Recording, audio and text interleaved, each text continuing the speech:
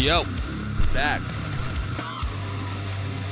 After 5 hours yesterday, we back. Oh, my camera's not working.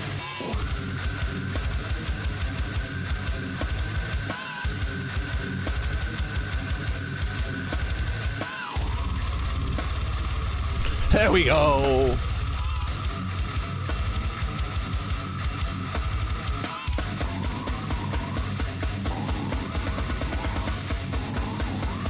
We got season 18 today. So welcome to the waiting room. We're chilling. We're gonna smoke some weed, drink some energy drinks, probably play some Exo Primal, hang out. Who knows? I'm like 106 on the battle pass. I should probably play to finish it, but I'm lazy.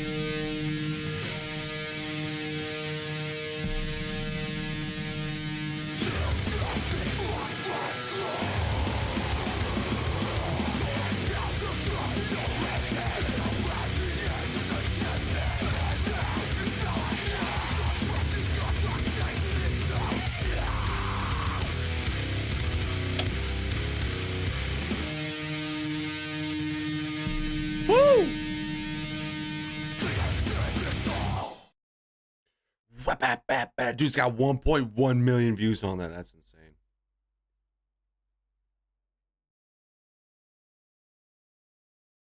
I don't want to watch this.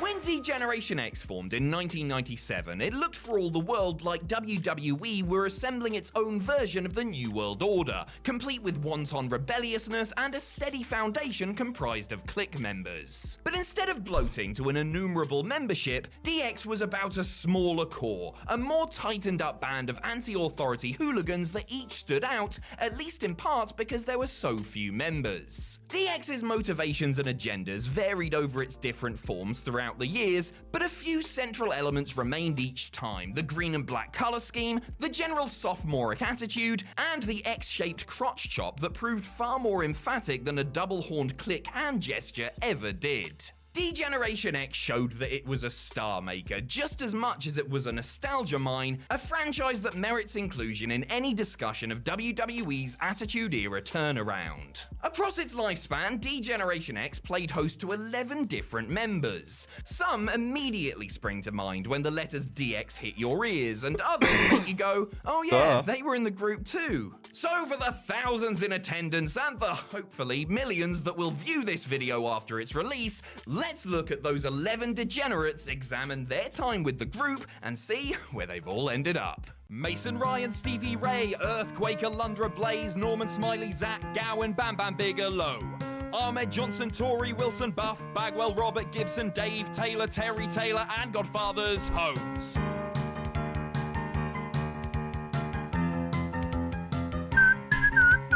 Dwayne Gill, Adam Bomb, Michael Hayes, Cor Von, S.A. Rios, Jim Manai, the manager from Kai and Tai, Jim Powers, Francine, Jack Swagger, Mean Gene, Fat Chick Thriller, Duke the Dumpster, Oklahoma Manta. What happened to that wrestler?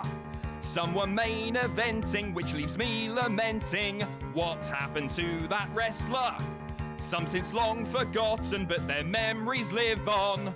Tory. The first year of Tori's time on the WWE roster was a bit middling and confusing. A veteran wrestler of 11 years under the name Terry Power, Tori's first foray onto WWE programming was as a well-meaning obsessed fan of reigning women's champion Sable. She then waded her way through the women's division before suddenly pivoting into a relationship with Kane that didn't really appear to make much sense. Before long, Tori turned on Kane and went with DX by way of leaving Kane for X-Pac. For 5 months or so in 2000, Tori seconded X-Pac in singles action, as well as he and Road Dogg in tag matches. Her last appearance with the group was actually a victory, as Tori teamed with both men in a win over the Dudley Boys in an unusual dumpster/table match at the 2000 King of the Ring.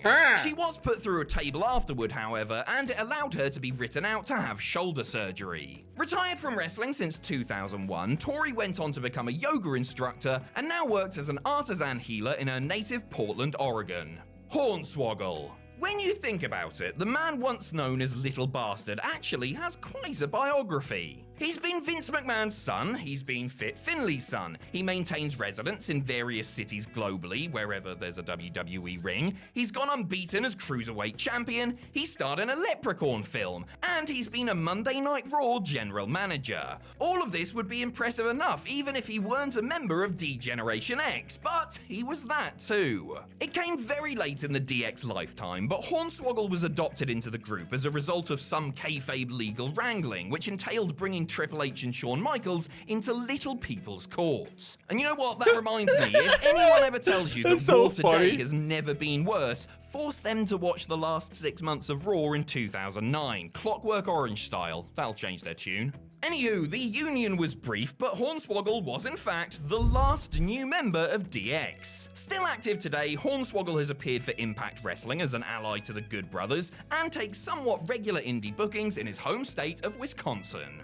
Rick Rude. That's awesome. One of only 3 individuals that was a member of both the New World Order and D-Generation X, Rude also holds the distinction of being the only person to appear with both groups on the same night. Working with WWE without a contract, Rude disgustedly quit in the week following Montreal. However, his exit came after he recorded a Raw is War appearance that would air the following Monday. And so, on broadcast nights, there was Rude appearing live in stereo on Nitro with the NWO. In his short time with DX, Rude was mostly a muted figure, a brooding, suit-wearing insurance policy that backed up Shawn Michaels. It was a stark departure from playing the amorous womanizer that had defined the Ravishing One in his wrestling days, and not exactly the highlight of Rude's storied career. In fact, if not for the 2 places at once stunt that WCW managed to pull off, Rude's time with D-Generation X would possibly be altogether forgettable. Sadly, while reportedly in the midst of attempting an in-ring comeback, Rick Rude passed away in April 1999 from drug-related heart failure at the age of 40.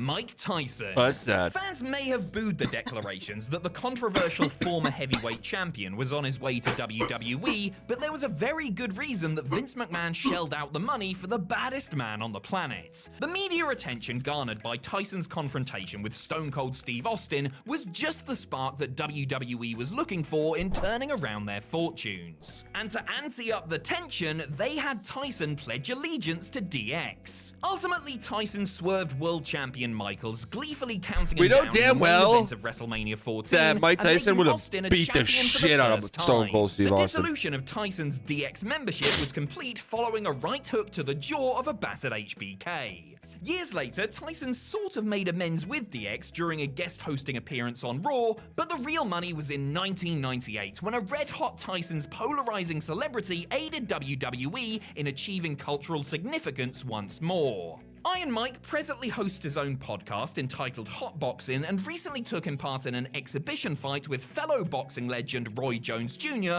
going to an 8th round split draw. Stephanie McMahon Helmsley. Despite what some contemporary descriptions of DX may tell you, the group wasn't always an anti-authority band of rebels. There was a time when, through Triple H's initially kayfabed marriage to Stephanie, Hunter had the power, as the so-called McMahon-Helmsley regime came to include some of her other relatives. Stephanie's membership of DX afforded the factions some additional sway, as power brokers Vince, Shane, and Stephanie McMahon herself aided DX's pursuits. Along the way, Stephanie became WWE Women's champion, and her scarce defenses of the title set a precedent for future part-time champions to follow. Eventually though, her and Helmsley outgrew the DX umbrella and left X-Pac and Road Dogg to tool around with whatever clout remained with the brand itself. It may not have been the era of DX that sold the most t-shirts or commemorative glow sticks, but it did give us the Run DMC mix of the theme song, which certainly counts for something. Stephanie McMahon, of course, remains high up in the corporate hierarchy of her family's business, serving WWE as its chief brand officer.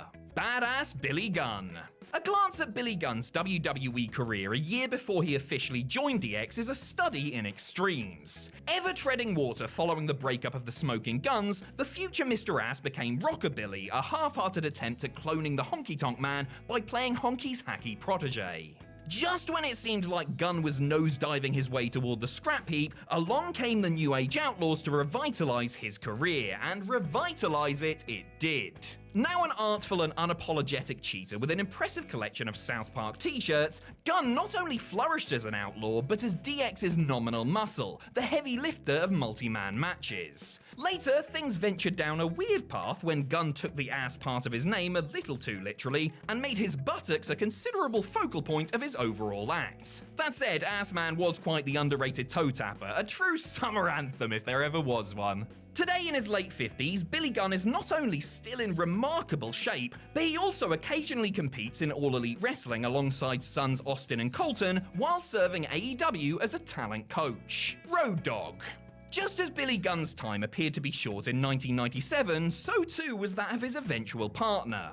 As the real Double J, Jesse James, Road Dogg failed to really captivate hardcore WWE fans with his friendly singing cowboy routine, but it shouldn't really be all that surprising. Though the youngest son of Bullet Bob Armstrong clearly did have some vocal chops, few would have figured he would turn his career around to such a head-spinning degree. Oh, they didn't know. Alongside Gunn, Road Dogg made the most of the new lease on his career. He first made his mark by serenading crowds and opponents with off-the-cuff taunts, mixing his father's charisma with some shock-jock charm. As a babyface later on, Road Dogg would have the 15,000 plus fans in the palm of his hand as he would recite the Outlaws' long-winded intro, each of them chanting every single word in unison with him. Quite the far cry from singing With My Baby Tonight to mostly bemused silence, you know? Road Dogg serves WWE today as a backstage producer while teaching promo and character development classes. How you doing, bro? Dude, I miss DX. I miss old wrestling, bro. Back in the 90s, early 2000s. Beautiful. Oh, I fucked that up. Singing cowboy routine, but it shouldn't really be all that surprising. Though the youngest son of Bullet Bob Armstrong clearly did have some vocal chops, few would have figured he would turn his career around to such a head-spinning degree. Oh, they didn't know. Alongside Gunn, Road Dogg made you the most didn't of the know? new lease on his career. He first made his mark by serenading crowds and opponents with off-the-cuff taunts, mixing his father's charisma with some shock-jock charm. As a babyface later on, Road Dogg would have the 15,000 plus fans in the palm of his hand as he would recite the Outlaws' long-winded intro, each of them chanting every single word in unison with him. Quite the far cry from singing With My Baby Tonight to mostly bemused silence, you know? Road Dogg serves WWE today as a backstage producer while teaching promo and character development classes at the company Performance Center. X-Pac. One of the seminal moments of the Monday Night Wars took place the night after WrestleMania 14. When Triple H assumed leadership of DX following HBK's move into exile, he acquired 3 allies, both outlaws and a man all too recently fired from WCW. Fans recognized the geezer known as the 1-2-3 Kid and Six as he bounded down the entrance ramp, but they may not have fully anticipated the verbal lashing that he would give former boss Eric Bischoff minutes later. Soon to be known as X-Pac, Sean Waltman's re-emergence into WWE came as the tide was turning in the Monday Night Wars, and X-Pac's caustic attitude was exactly what DX needed. Additionally, WWE also regained a tremendous in-ring performer at a time when maybe the wrestling part of the show was a little light on reliable talents. For the next 2+ years, X-Pac was a trusty DX mainstay, whether the gritty underdog or the punchable sidekick to the lead bully. Though Sean Waltman retired in 2019, he has teased a comeback in recent times and is also the host of the X-Pac 1-2-360 podcast. China. Sick. While Shawn Michaels and Triple H besieged crowds with their usual array of phallic jokes Well, we know and what happened to China. posturing, there was China, standing stone-faced and stoic. How you through it. been, Hud? I don't know if you're still here, but I appreciate you, big dog. Snow, I appreciate you. Blue Cane. Let me ask you something. I'm curious if you've seen it because I know you keep up with all the wrestling stuff. That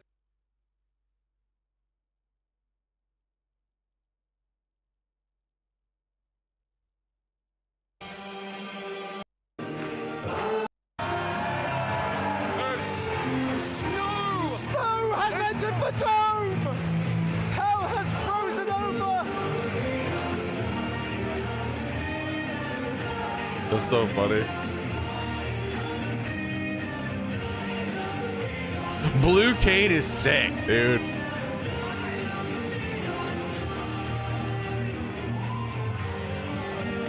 Imagine if the cane had different colors, dude. That would have been cool. It's got to be Blue Cane! Just 7 inches off 7 foot.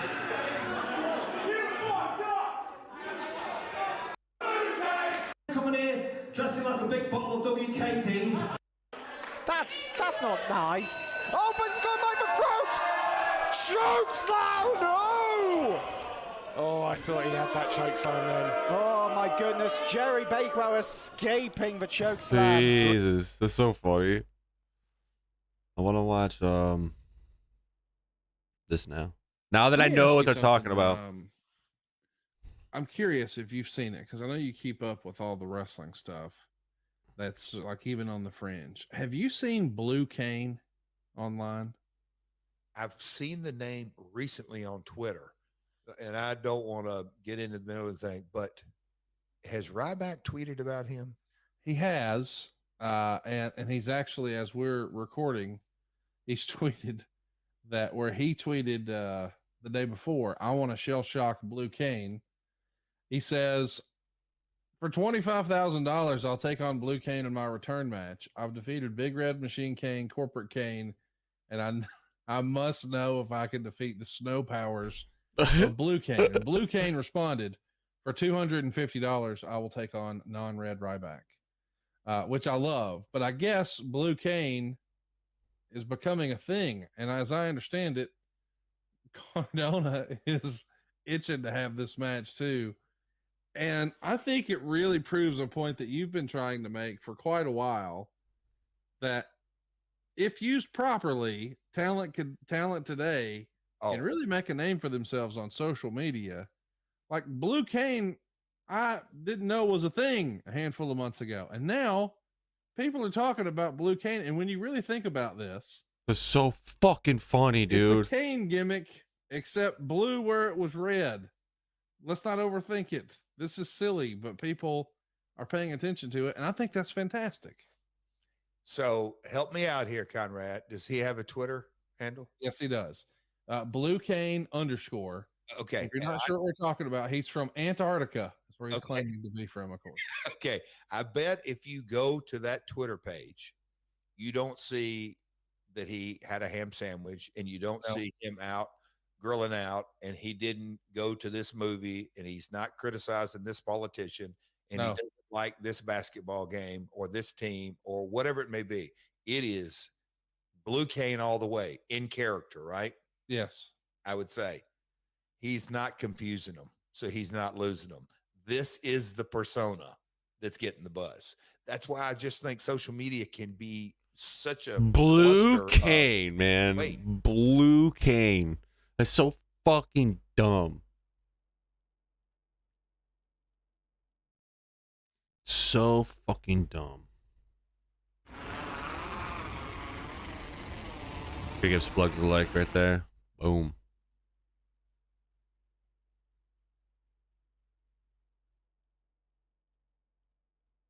Oh, there's a Fortnite update today, huh? Alvin's gonna be on that for sure.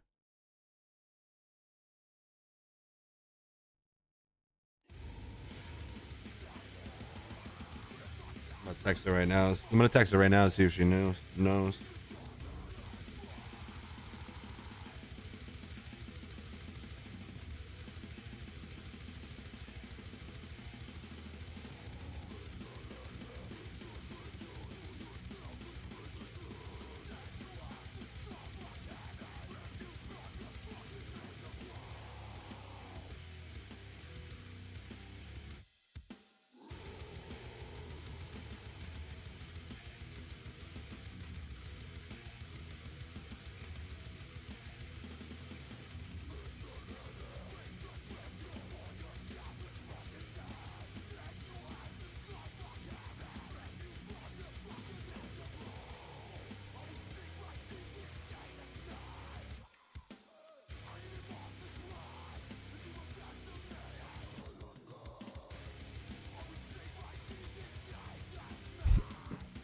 Sledge is so good. And we're gonna watch a couple more videos, hang out, and we're gonna play some watched this yesterday. Watched this yesterday. Oh yeah, I've been wanting to watch that. I watched this already.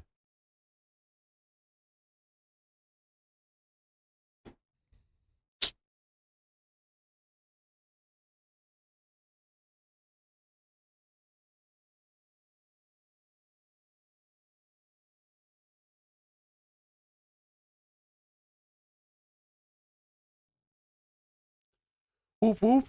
Saw my juggalos and juggalettes. Whoop whoop. We watched this yesterday. We're gonna watch these two videos, I think. How do you know PlayStation is not a normal game system? It carries these telltale signs. At the dawn of the 1990s, there were only two names that mattered in the world of video game consoles: Sega and Nintendo. So you had Mario on the left side and you had Sonic on the right side. And, you know, what was PlayStation bringing to the party? He looked me in the eye at the end of the presentation. He said, Sony will never make a good game. You'll never take on Nintendo. It may look like a harmless What? bagel toaster, but inside is a deadly donut. Back then, no one could have foreseen that a consumer electronics company with zero experience in gaming would disrupt the space so thoroughly that its name would soon become the de facto noun for home consoles. Not just that, but its impact would change the way we thought about games forever. Users lose all sense of reality and enter another world. There wasn't a lot of respect for conventional wisdom, quite a lot of possibly misplaced arrogance around the fact that we knew what we were doing, that we were going to get it right. Sony's PlayStation wasn't just a console. It was the revolution that began the modern era of video games. This is the story of how its legacy began, told by two former Sony presidents. Andrew House, one of the original minds behind the PlayStation's groundbreaking marketing, who rose to CEO status, and Sean Layden, who helped developers bring some of PlayStation's most beloved games to life for over 20 years. PlayStation really overturned the tea table. Everyone had to kind of deal with the world that Sony was going to create after that. Remember, do not underestimate the power of PlayStation. Yeah. I got a PlayStation 1 emulator on here. We're gonna do some videos soon. Just wait. I got some Technology cool plans. has transformed home entertainment, and many young kids now are growing up spending their time and their money on this kind of strange electronic world.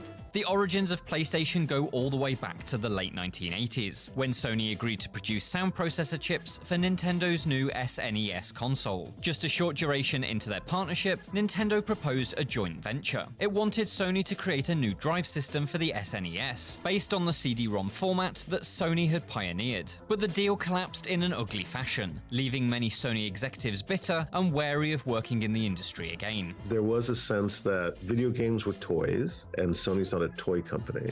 So what confidence do we have to fight on someone else's battlefield with unproven weapons and no experience in strategy? But Ken Kutaragi, the man who first arranged Sony's deal with Nintendo, refused to be deterred. Kutaragi-san, the often called father of PlayStation, was trying to get the company to not back down from their gaming ambitions, but rather lean further in and say that if we can't do a peripheral for Nintendo, let's just do our own machine. Kutaragi's vision was to create a machine that brought the cutting-edge experience of arcades into the homes of regular people. That would mean a console capable of 3D graphics. At the time, that felt like a true quantum leap beyond Sega and Nintendo's 2D offerings. But while stellar visuals would be what would sell the console to the public, it was the use of cheap CD-ROMs rather than expensive cartridges that would be Sony's secret weapon. Those shiny plastic bagels would convince the wider games industry to bet on PlayStation. At least, that's what Sony hoped. Getting flash ROMs manufactured and built in Hong Kong invariably or Taiwan, the lead times of getting those things done, the expense per unit was light years away from what we were able to do with optical disc. You know, you didn't have to have 100,000 unit plus minimum order on flash ROM, which was the order of the day for things like Genesis or Super Nintendo. With optical disc, you can just order 10,000 discs. And if your game sells out on Thursday, give us a call and we can replenish you by Wednesday the next week. And it really sort of changed the dynamic. That's around sick. And that, I think, was the aspect that people sort of lose sight of. By lowering the cost of how much it costs to make physically a game, you could have developers have more developer participation in the industry. You lower the barrier to entry so there could be lots more companies making games. That in turn opened up to creative risk-taking of a kind that hadn't been seen in the business before, which wasn't possible with the previous model. Despite skepticism among the executives, Kutaragi had the backing of Sony's new CEO, Norio Oga, who had previously spent over a decade as the president of CBS Sony Records. One of Oga's first decisions as CEO was to purchase Columbia Pictures Entertainment. He wasn't just interested in furthering Sony's electronics business, but its entertainment ambitions too. And Kutaragi's PlayStation could be the gateway into a new and lucrative market. Still, the first moves were made with some trepidation. When I joined the division, my then boss said to me, more or less you're an idiot and it's a toy and, it's destined for failure and why would you want to go and work on something like that? There was kind of a sense, I think, from the finance side of it. It's like, please lease everything because in 9 months you may not be there anymore anyway. So we're kind of up against this sink or swim dichotomy. But down in the newly dug PlayStation trenches, the staff of Sony's fresh gaming division were eager to bring the fight to their heavyweight rivals. Most of us still very, very junior in the industry. And so we had the advantage of there wasn't a lot of fear. There wasn't a lot of respect for conventional wisdom. And therefore, there was possibly quite a lot of, possibly misplaced arrogance around the fact that we knew what we were doing, that we were going to get it right. We were just all there to embark on this new venture with the enthusiasm and the gusto of the uninitiated. And just dived into the swimming pool and thought, yeah, Nintendo, Sega, these two entrenched, embedded leaders in the field. Sure, why can't we start a new platform and take them on head to head? This is Shigeru Miyamoto. Japanese youngsters call him the god of games. Nintendo now has 80% of the computer games market in the United States. The company's showing that, in one area of software at least, the Japanese aren't just successful, they can wipe the floor with their rivals.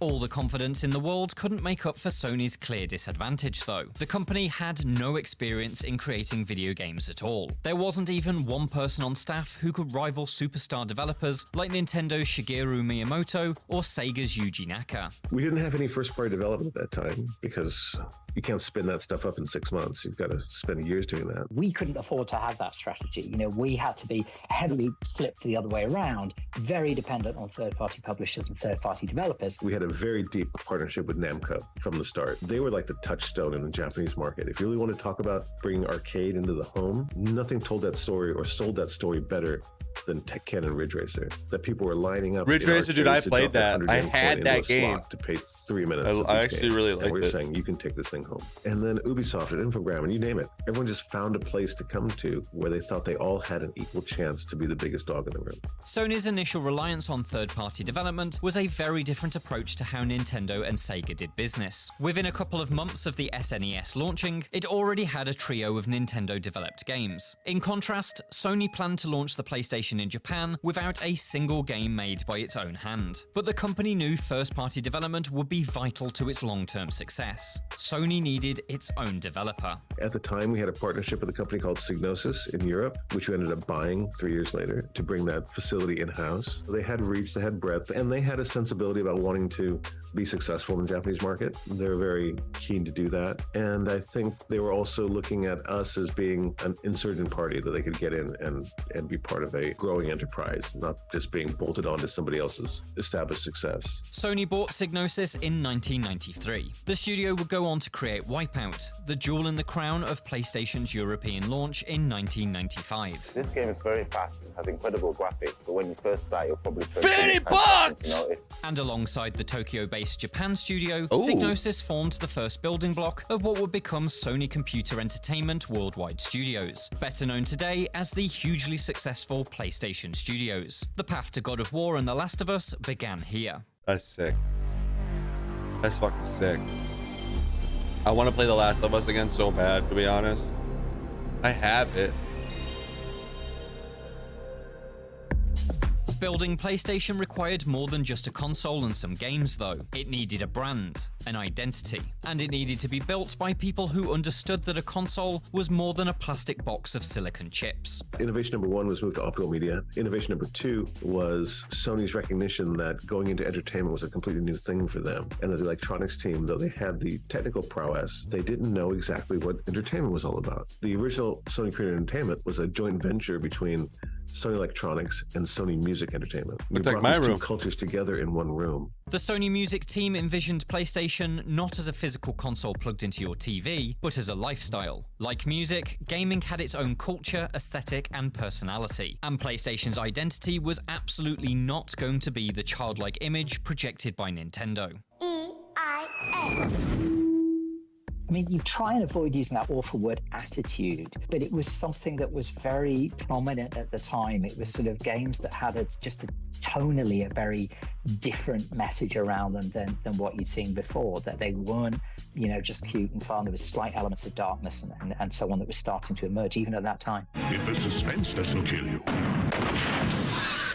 something else will. Everyone's gonna die. Particularly everyone's gonna die. Advertise for PlayStation games. It was like nothing anyone had seen before. Early PlayStation advertising was groundbreaking, and it was taking that music sensibility and putting it into an interactive entertainment medium and seeing what they can do with that. So it spoke differently, it pitched differently. PlayStation really overturned the tea table. Everyone had to kind of deal with the world that Sony was going to create after that. By the final months of 1994, the PlayStation identity had been found and forged. It was time to launch the console in its first region, Sony's home territory of Japan. It was sort of a bunch of sort of very deliberately people in their 20s sort of hammering on a sort of closed storeroom door, shouting 1, 2, 3, Ichi-ni-san, which was also the launch date 12/3. No one had seen game campaigns like that before. There was a very simple idea around, the targeting of the initial campaign around PlayStation. And that was that the mindset was going to be of someone who was 17. If you were older and in your 20s and upwards, it was that sort of fun mindset that you had when you were 17. And that's what the platform's going to offer. If you were younger than that it was what you aspired to be, that you aspired to be a 17-year-old because that was cool and hip if you were a young kid. 100,000 PlayStations were sold in Japan on launch day. By the end of the year, 300,000 had been sold. Despite tough competition from Sega, which launched its own 3D-capable Saturn console just weeks before, the PlayStation was an instant success story. The next step was to bring PlayStation to the rest of the world. Sony knew it had to make an impact ahead of its US and European launch in September 1995, and a brand new summer trade show called E3 was the place to do it. But on the first day of the show, it seemed as if Sega had stolen Sony's thunder. The rival company announced that its Saturn console, which was also planned for a September launch in the West, was available right there and then in US stores for $399. It was a huge move from Sega, but one that Sony was well prepared for. For the PlayStation presentation, Steve Race, the head of development at Sony Computer Entertainment America, took to the stage to deliver the industry's boldest mic drop. $299. We all understand that created bad blood between SCE and the Entertainment Software Association, which was sponsoring the event, where I think the ground rules were, we'll have this keynote panel discussion, but you can't bring a commercial message to it. You just have to talk about the warm fuzzies of interactive entertainment. And for Sony guys to come up there and go, yeah, thanks for the rules, but $299, mic drop. That's just amazing. Kind of fed into the That's narrative amazing. that PlayStation is the rogue platform. You can tell it things, but it won't necessarily listen. But while the statement created headlines, this Sega undercutting price point came with incredible risks. Let's say a lot of the costs were sort of dollar-based. And the thing that everybody was really frightened about was currencies, right? And being put in a position of selling a unit that the more that you sold, the more money you lost. And, whether it was $299 or not, that's exactly what happened. Because I went back and checked exactly what it was. But the yen strengthened to, I think, 80 yen to the dollar in the summer of the launch year, which was a historic high. And so you're in this, really, really awful position now of, $299 sounded great on stage. And then when you start to look at the economics around that, it's an absolute disaster, potentially for that first year or two. On Friday, you'll you'll finally be able to get your hands on the PlayStation. What could have been a disaster was instead a monumental success. PlayStation significantly outsold the Sega Saturn in both the US and the UK, and the console quickly became the flagship games machine of the generation. Within its first year, Sony took control of 20% of the entire American video games market. The PlayStation needed to provide more than just initial novelty if it were to survive though, and despite strong success in its first year, there was still some doubt that PlayStation could really contend with the industry heavyweights. I was trying to get a business off the ground distributing other internal Sony studio games in Japan, and I went to the editor of the sort of most prominent magazine in games that was out there at the time, and I remember he looked me in the eye at the end of the presentation. He said, "Sony will never make a good game.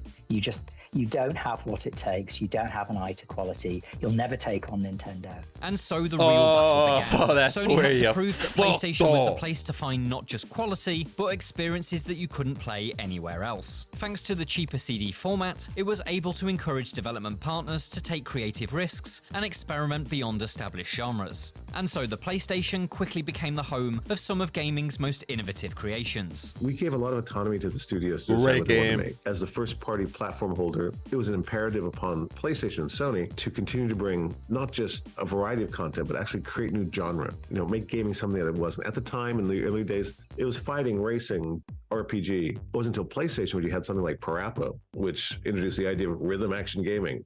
Had to make that one up because they didn't know what to call it. That game was so hard when I was a kid. I wonder how it is now. Something like Parappa the Rapper was certainly not without risk in terms of making that somehow a big AAA title in the US. There's an element of the quirky, a mindset of trying to find the somewhat unconventional or giving the conventional a twist. I think Crash Bandicoot, very much fell into that category. It was a platform game on its surface, but had other elements, and the choice of a Bandicoot to be the sort of lead character, the ad campaign of having a guy dressed up in a suit shouting outside Nintendo headquarters, which was one of the first large-scale campaigns that I did. Hey, plumber boy, mustache man, your worst nightmare has arrived. So you had Mario on the left side and you had Sonic on the right side. What was PlayStation bringing to the party? That's so funny. They put some energy in trying to make Crash Bandicoot into a type of mascot for the platform. But I think the breadth of our offering diluted the impact of having a mascot or not. You want a piece of me? You want some of this? Crash Bandicoot showed how PlayStation was thinking differently about established video game staples. But elsewhere in the console's library, developers were exploring uncharted territory. Where the Sega Genesis and Super Nintendo have thrived on platformers and fighting games, some of PlayStation's biggest successes were in action-fueled adventures and blood-drenched horror. I remember Biohazard in Japan, aka Resident Evil, was the first game to go out with an explicit content sticker. This big red triangle, danger, danger. And of course, nothing helps sell a title faster than a government label telling you shouldn't play this. I think the best example I can give is sort of Tomb Raider. Both the gameplay mechanics are different and represent sort of a real move, shift forward in what games could be, coupled with a strong female character as the lead, an adventure setting, shades of Indiana Jones. All of those elements together led us to believe that this is something that you want to really get behind and make emblematic of the platform. Perhaps Sony's most significant move, though, was to convince Japan's most prolific RPG developer to leave a decade of Nintendo loyalty behind and bring its most ambitious game to PlayStation.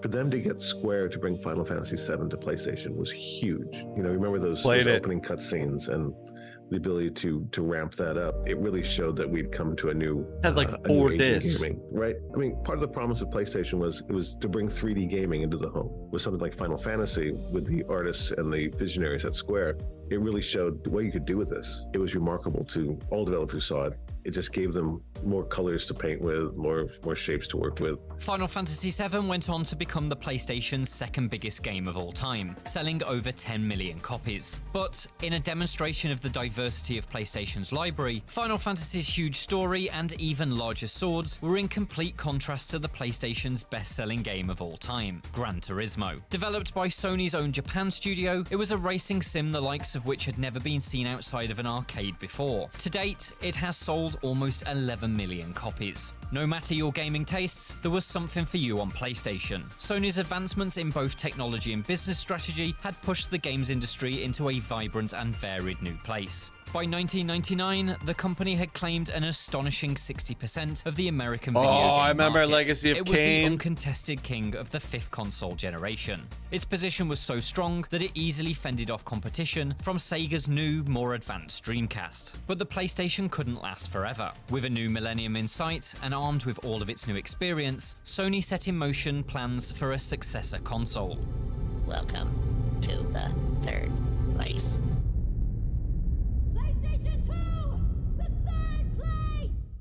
The concept behind the PlayStation 2 was simple. Never had one. Do it again, but bigger and better. But despite its success with the original PlayStation, the sequel initially proved to be a difficult second album.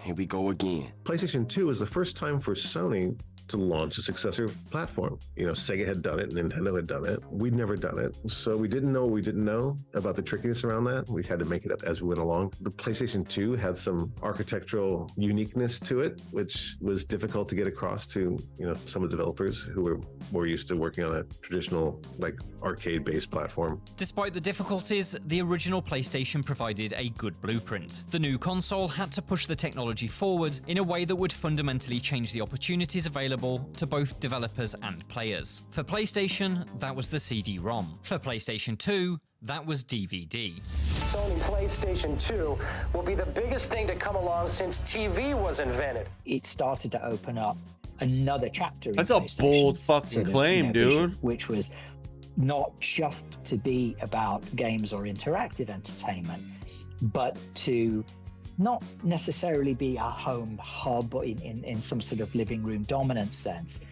but to allow you to have lots of different members of the family still interact with PlayStation, potentially for different reasons. The PS2's DVD drive wasn't just a movie player though. Much like how CD-ROMs allowed developers to think beyond the limiting boundaries of cartridges, DVDs provided the space to create significantly more ambitious games. Oh boy, it's a very tight schedule.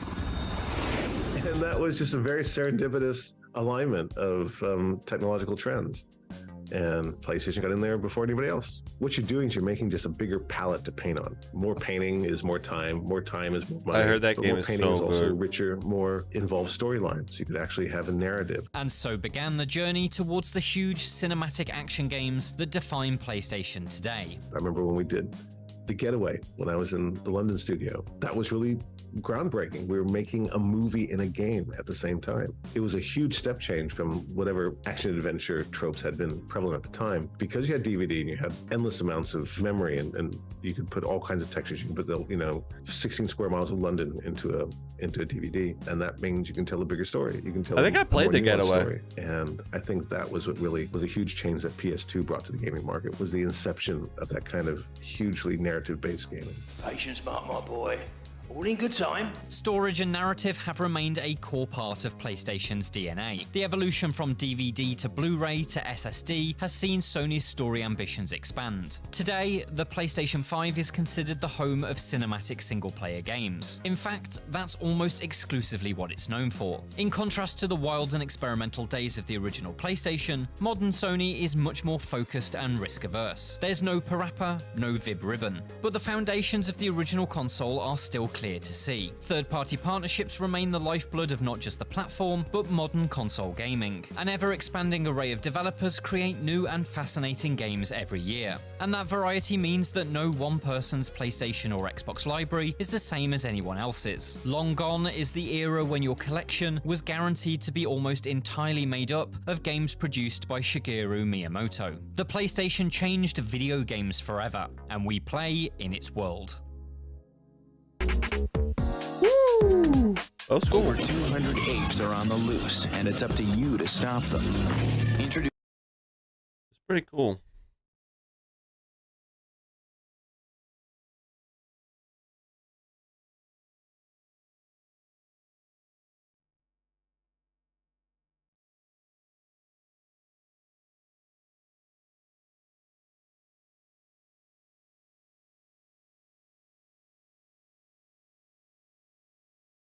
All right, swing that. Come. 15 below, come. Swing this. Take the space, mirror this. You're by yourself for a little bit. I just got a frag nade. Yep. We need to hold her back. Here soon. Big ult on them. Big nades. All one shot, all dead. All right, watch our back. Yes. Good kill. Go back and hold. Watch our. All right, swing that. Come. 15 below, come. Swing this. Take the space, mirror this. You're by yourself for a little bit. I just got a frag nade. All right, Courtney, are you ready? Oh!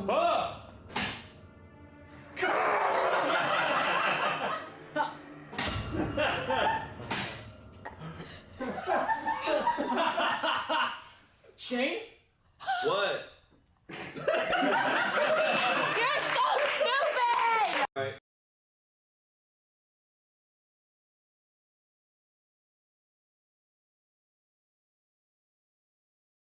My stomach is going fucking crazy.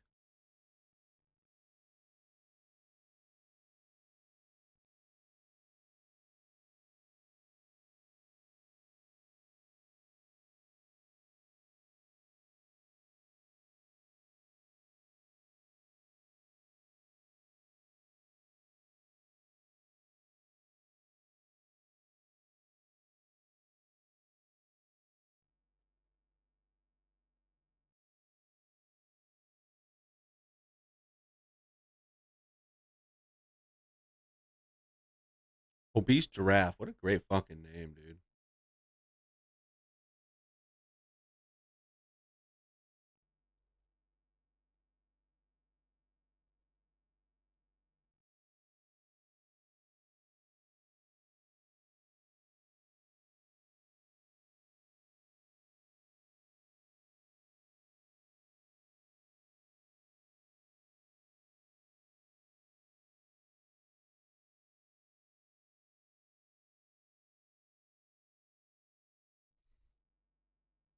And then you mentioned Spawn. We had Todd McFarlane in not too long ago, and so Spawn. What I thought, because because you see a guy who's doing a lot of research, guy who's doing with character. Even those questions you were asking Nolan, you got all these.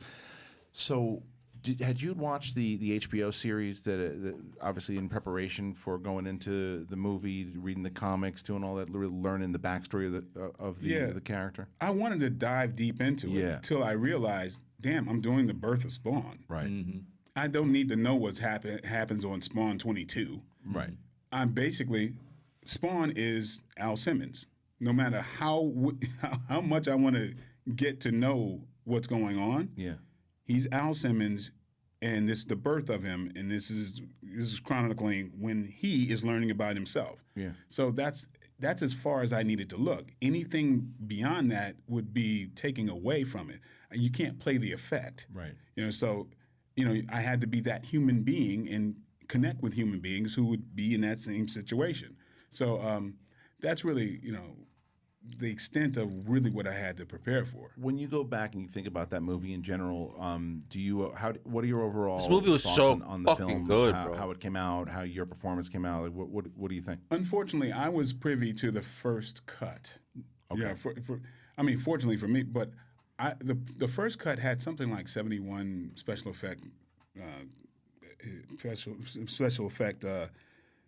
things in it, and the story was absolutely intact. You see, my character starts off, in a loving relationship, and you see what his home life is and why he wants to get out of doing the things he's doing. Right. And then there was so much editing and so many changes that the director, who's a special effects guy, I believe by the end of it, there was like 414 special effects shots, and he was excited about doing special effects shots, Right. and the story elements just suffered and suffered, and there were no longer any scenes that depicted, Al Simmons' early life. Right. So I felt Which like is I kind of can't. the crux of what it's all about. Yeah. Exactly. It's about storytelling. And so Yeah. now I seem to come off as a disgruntled, hamburger face who's trying to I guess jeopardize my best friend's relationship. Right. Because now it shows him with my ex-wife. Right. And so I was like, well, how does that happen?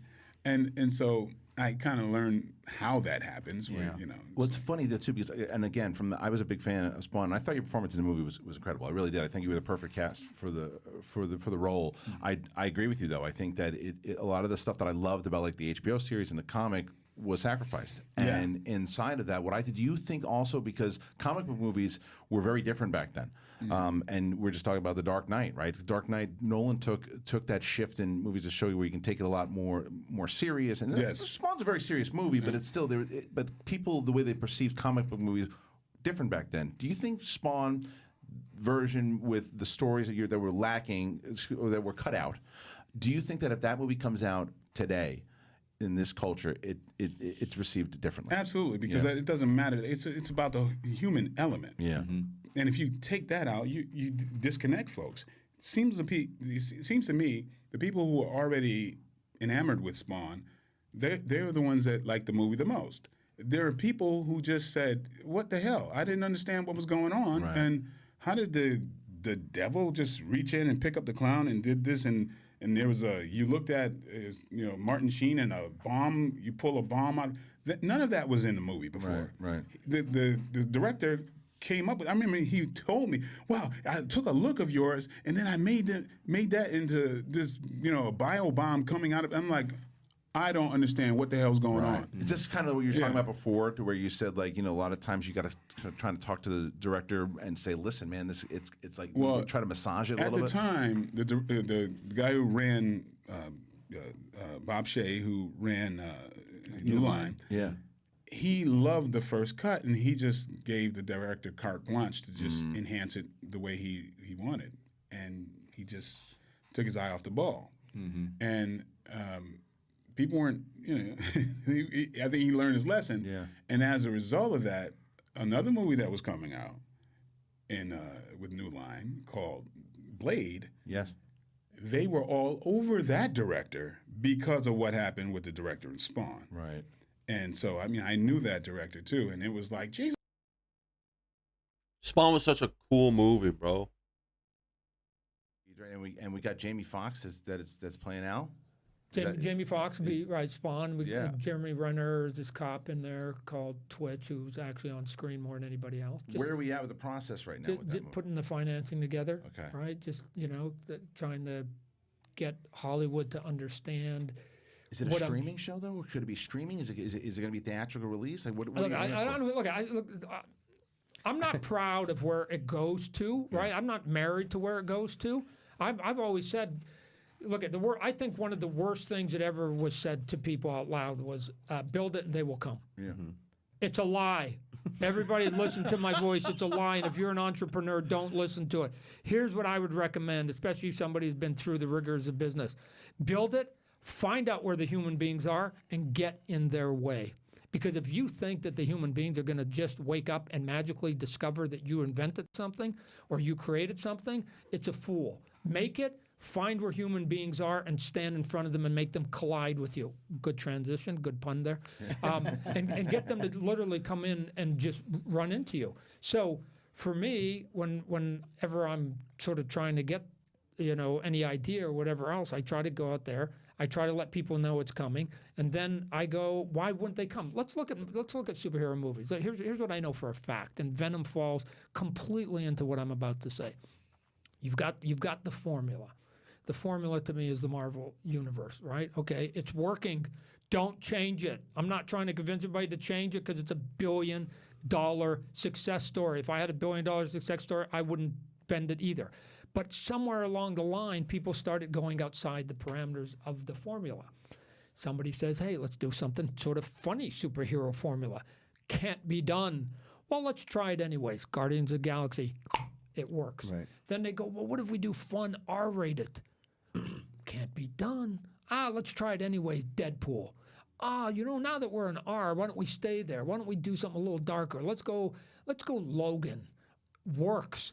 Well, let's do heroes. They work. That's superheroes. What if we do an anti-villain? An anti-hero? We'll call him Venom. No, that won't work either. Boom, it's going to make about $1 billion here right now. So here's what I'm trying to say is every corner of superheroes right now is working. Right. It's just there's the formula in the middle that's giant, and then there's all these spikes that are coming out of it, and they're all working. I'm just saying to Hollywood, if any of you are listening, I'm just saying I want to go in another corner. And given that every other corner has worked, I think this one will work too. And it's the deadly, serious, nothing is funny. There's nothing humorous in this movie, and it's a real movie. And if you take the boogeyman out, which is Spawn, it is a real drama movie. I think, as a matter of fact, I know because I go out and do panels with people just like you, and there is at least a hunger to sample that at least once. Yeah. And now if they don't like what we deliver, we'll never do it a second time. But I look at the adults that are 98% of who's sitting in front of me when I'm doing panels, and I'm saying serious drama, hard, scary, and I can feel the hair on their neck go, somebody feed that to us at least once. Right. Because everybody else is doing half versions of it. Nobody's going there. I don't believe that Warner Brothers will deliver a scary Joker movie. I hope that what I just said, I will look like a fool. You think they won't deliver a scary Joker movie? I don't think they will. Okay. What do you think the Joker because movie's it's going to be? Well, but it's owned by a corporation, right? And it has to, because at some point you can't send mixed messages. You can't have an R-rated sort of message of Joker on one hand and then say, oh yeah, in 3 months he's dropping down to the PG-13 version. And it's not going to be as scary because we can't do the same things, and we got to sell, shirts and hats and whatever. So you have to moderate it. I've been around the city enough to know that when they say scary and my scary, no, those aren't the same words.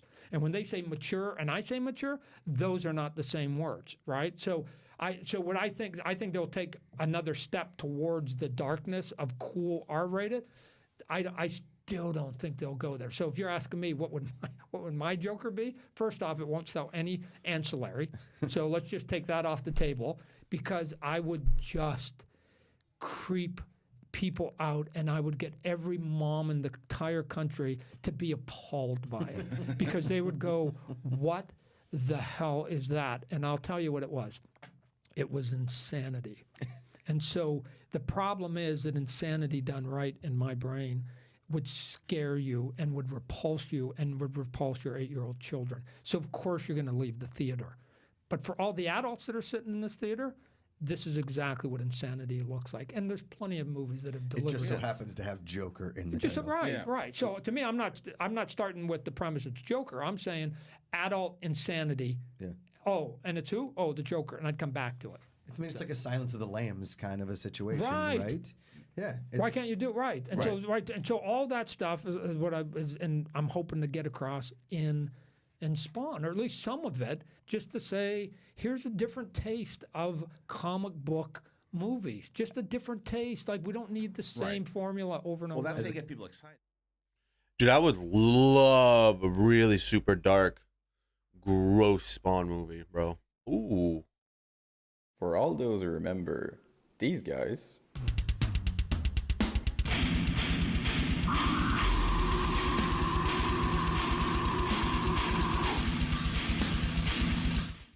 They're easily one of the biggest bands we've seen, but how did they get so big? How did they make their way to the top?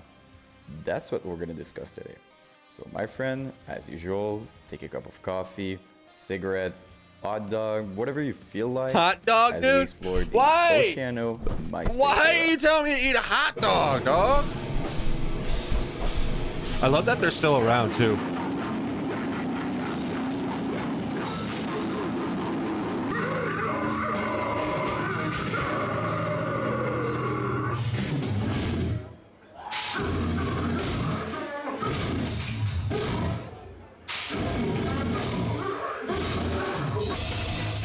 I want them to redo District of Misery so bad.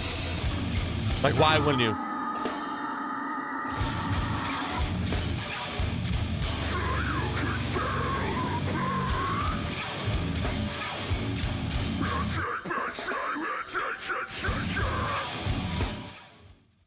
So Oceano was founded in 2006 in Cook County, Illinois.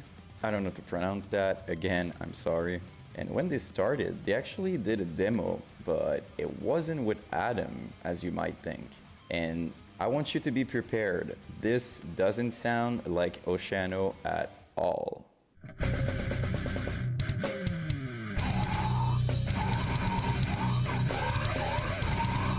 Yeah, it does. It sounds exactly like Oceano. What are you talking about, dude? These dudes say whatever the fuck they want on here, man. I'm telling you. They say whatever the fuck they want. Interesting, right? Sounds super guttural and brutal death, kind of. But the thing is, the band didn't really want to sound like that. They wanted something else, so their old vocalist actually played bass instead. And their lead guitar player, Jeremy, was talking to Adam, you know, for him to join. Which brings us to 2007, when not long after Adam joined, they released a small demo of 2 songs, including Empathy of a Leviathan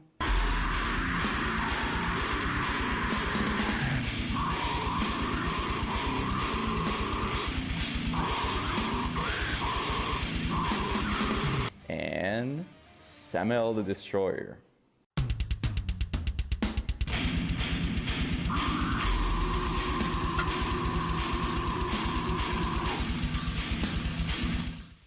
Amazing, right? I mean, even as a demo, this song was a masterpiece.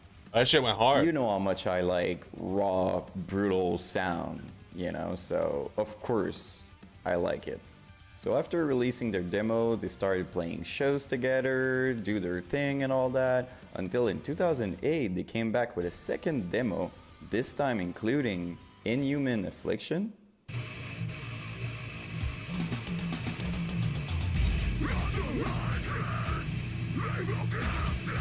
ooh, that's hot, bro.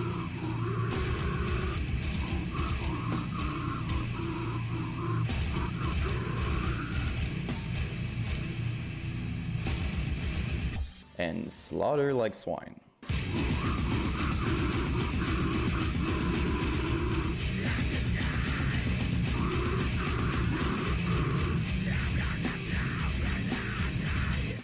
So now, with all the love they were getting with MySpace and the live shows and the demos and all that, they got noticed. They finally got signed by RH Records. I don't know how to pronounce that. Again, I'm so sorry. But whatever, the point is, they got signed, which was awesome.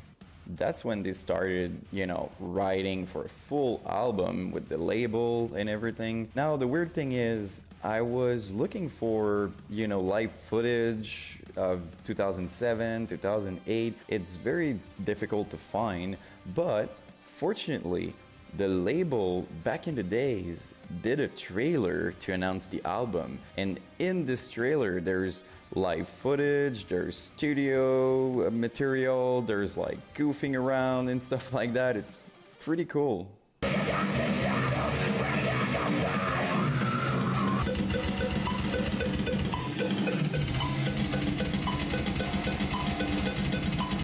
This is Adam's introduction for the DVD.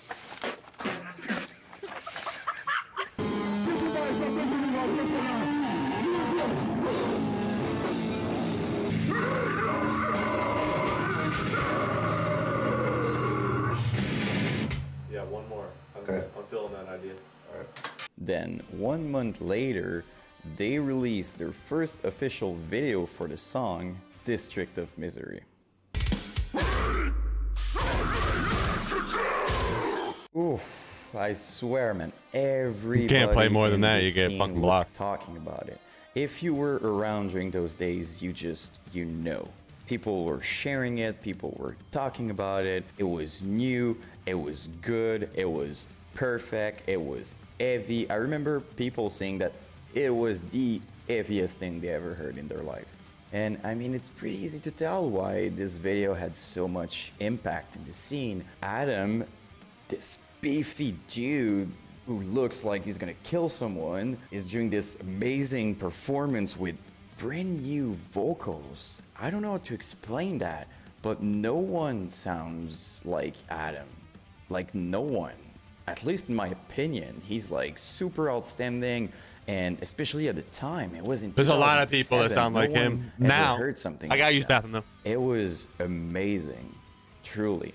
And if we talk about the music, I mean, the drums, super precise and well executed with amazing riffs. And while their peers were kind of trying to go super fast, even with the breakdowns and all that, don't get me wrong, some bands were like slowing down with the breakdowns, but Oceano just came in with a different approach, if that makes sense. It was great. And to be fair, it's even great today. Listen to this song again, it's amazing. It's the type of video that you have to watch. You just can't stop watching. I'm pretty sure everybody watching the video is gonna agree with me. It was a big step in deathcore history. Anyway, I'm gonna stop because I could talk about this song and this moment for hours. But yeah, they released literally one day after the video their first album called Depths.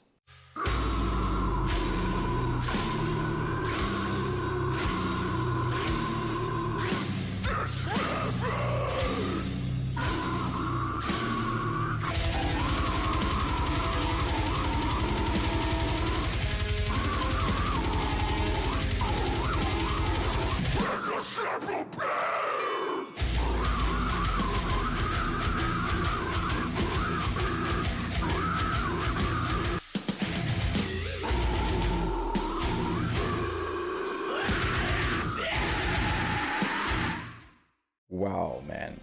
I mean, I'm gonna repeat myself, but what a masterpiece, you know? Everything was perfect about this album. Like, the riff, the style, the sound, the vocals. It's just, you know, in my videos, I often say that an album is like on top with other albums, like the Chelsea Green EP or Dara Does Murder EP and stuff like that. Well, I think it's fair to say that this one is on the list. And I don't know if you noticed, but every single song that they've put out before in their demos, they're all re-recorded on the album, which means that basically everything Oceano did with Adam, with their new lineup, everything they did was amazing. Then not long after that, they did a live performance official video for A Mandatory Sacrifice. I love live performance videos. I don't know if they still do that, but I think it's cool, you know, to hear the song you like, but to see the band performing, you know, because there's so many live videos that the sound is, you know, not that great. So like to hear the sound with like perfectly placed crowd moments with the band performing, there's something magical about that, especially during those days. But yeah, anyway. The band was getting very popular, you know, like I told you they were getting more traction with their demo, but it's nothing compared to after District of Misery and Depths and all that. They were like that thing, you know, everybody was talking about Oceano. It was crazy. And as in every videos I'm doing, they were blowing up like crazy on MySpace. This was a very big deal, you know, they were different and they were like being welcome in the scene with open arms, really. Alright, so now, do I really need to tell you how amazing it was live? Probably not, but I'm still gonna show you.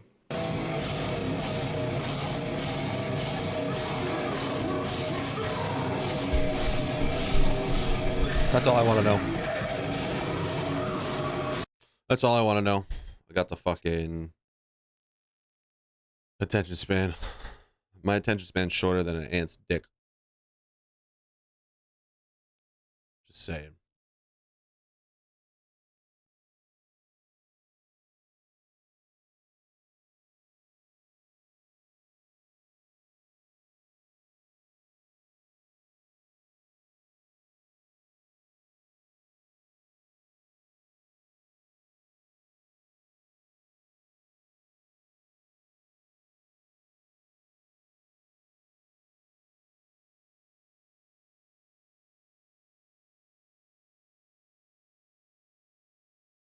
Oh, fucking stomach hurts for some reason. I don't know why. I didn't even do anything.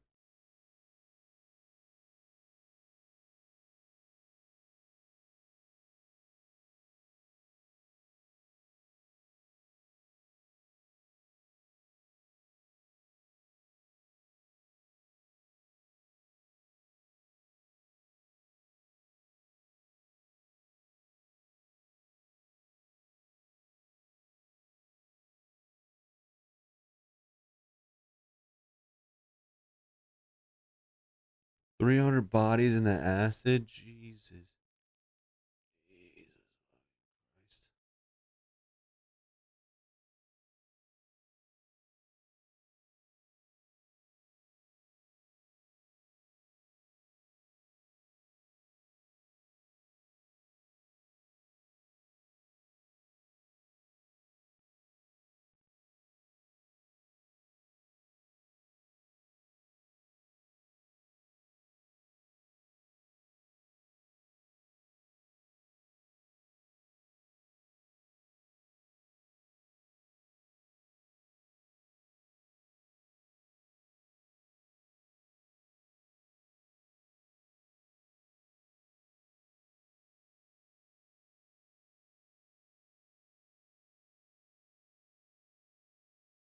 Ranking every saw trap. Like the type of videos that people can just make are crazy, dude. How do you think of making shit like that?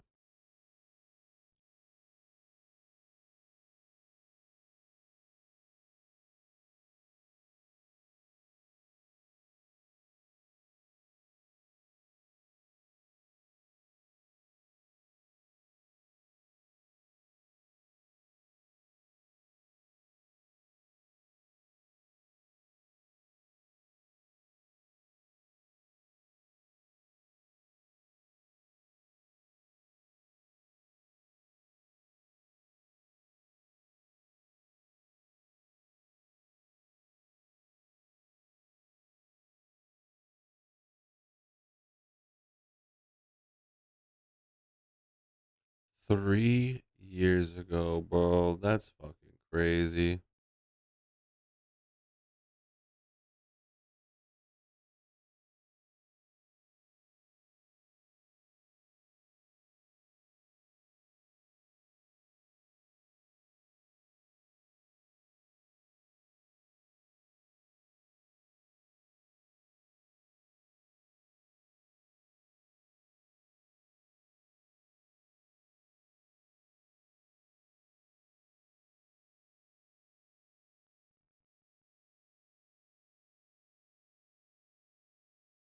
So FouseyTube has been on a bit of a renaissance with his content. You know, this guy was famous for making prank content years ago and blowing up to 10 million subscribers. Well, he fell off. He went into a bit of an irrelevant period, but now he's back on Twitch and he's actually been getting viral clips of his stream every day at this point, right? Until now, although he has gone viral, it's not for the best of reasons. FouseyTube decided he was going to rizz up a drunk girl at the airport. He went to the airport bar, saw this girl sitting alone, talks to her, finds out she's a sex trafficking victim, and decides to go for it anyway and have sex with her, and now the entire internet is calling him out for the creep that he is. Yeah, no, he like completely just showered her with everything you could possibly give to someone, like affection of all different kinds, money, physical, attention, mental, emotional approval. Like, God gave me a lot of money before, a lot of money, and guess what I did with it?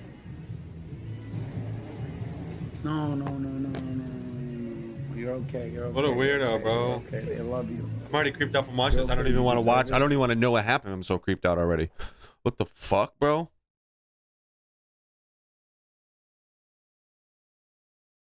We need some new Twisted Minds, dog.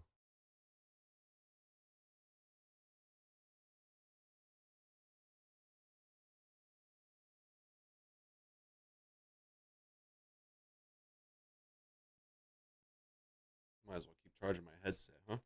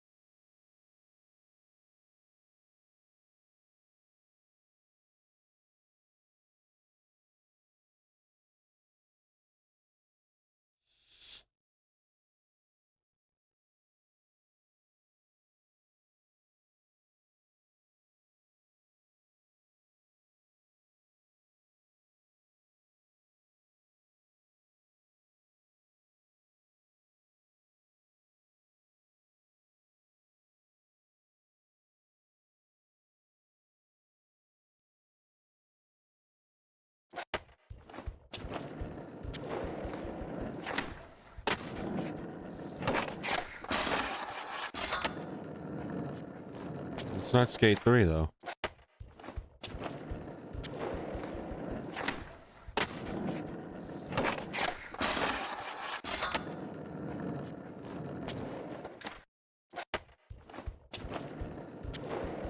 You've given the Stone Cold Stunner to just about everybody. I could defeat you in bowling.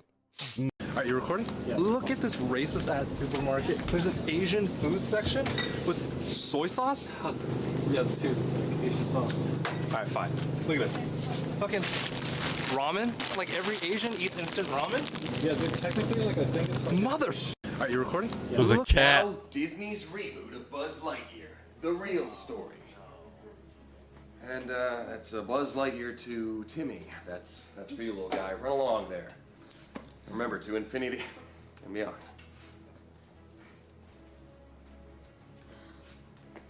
Oh, you know, I used to be somebody. I was the first man in the f***ing moon.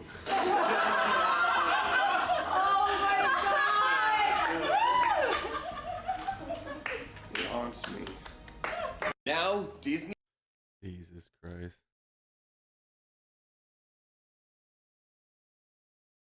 Yo, Cheesy Smalls! How you doing?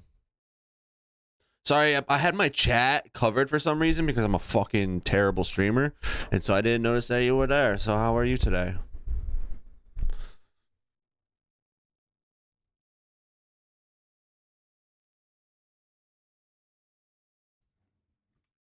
We're gonna listen to Born to Hate and smoke some weed now.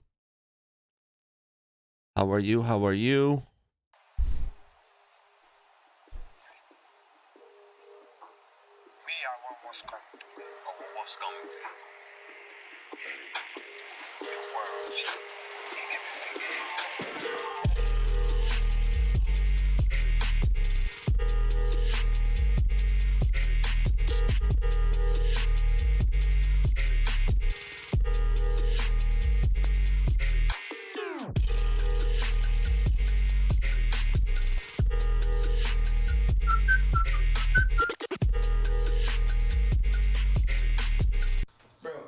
This game is multiplayer. No, it's not, bro.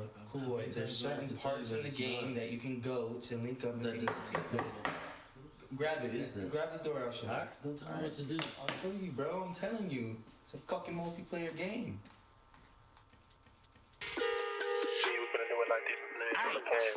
Bitch, I'm born to hate. Know you love it, y'all can shove it, never glove it. Better tuck it when I'm right around with my nuggets. Suck it, dick. This shit, she don't want to knock me on my face.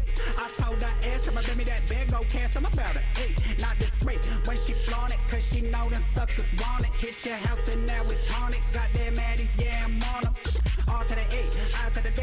Hit that switch, lean back in the seat. Frozen throw that MIA, been cold, but I know you take the hit. Riding around with a pistol grip. Mama tell me, baby, don't take no shit. Face to face with a fake ass bitch, don't say no names. These lame ass boys deserve it. Chest in the cut like a whole wood. Jumping up on my whole wood. Baby Bone got scars on the Maybach. Been getting money since way back. Baby Bone just wanna get paid back. Burn over that as I'm trying to say me, I'm going down with the ship. I die for what I believe in, and believe me, it ain't you, bitch. Down south Florida, boy, say what you want about me. White leather seats on a CT3, black tints on the window so you can't see me. Yeah. Cut it booming out, pushing. Every time I'm in the midst, motherfuckers looking at me crooked. Got some metal on my list, ain't with the hit like what you got. A staring problem cut, looking for a reason to fight. We gon' have to do it.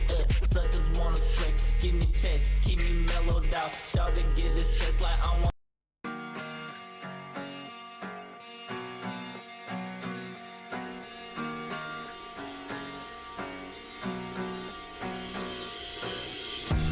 Stuck in my head, I can't get out this.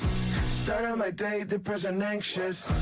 Feeling like shit, I think I like this. Losing one too many friends, I still smell like fragrance. Bottle at the bottom, cause she's hands down. Getting way too jealous, I can never hold a gun down. I think I'm addicted to the come downs. Long nights, high hopes, blurred sights, cop lights. Over it, but heartbreaks are addicting. Shorty said she loved me, I need me convincing. Said this last time, fuck another repeat. I've been on blow, coming quiet, you can't reach me. I got too many problems. She said I'm not man enough to solve them. Woke up, hung up, life on up a repeat. First coke in the backseat. I've got too many problems. She said I'm not man enough to solve them. Woke up, hung up, live my life on repeat. One too many friends. First coke in the backseat. I can never tell just what you're thinking. When you said that we're forever, did you mean it? Suicide, you ever think of leaving? Got a heart of glass, I'm too far in the deep end. Oh, I've been down on my luck, living in the nightmare, someone wake me up. You got me so fucked up, cigarettes and sour fucking up my lungs. Over it, heartbreak's addicting. Shorty said she loved me, I need me convincing. Said this last time, fuck another repeat. I've been on blow, coming quiet, Can't reach me, I've got too many problems. She said I'm not man enough to solve them. Woke up, hung up, live my life on repeat. One too many friends, with folks in the backseat. I've got too many problems. She said I'm not man enough to solve them. Woke up, hung up, live my life on repeat. One too many friends, with folks in the backseat. Woo! It's so good.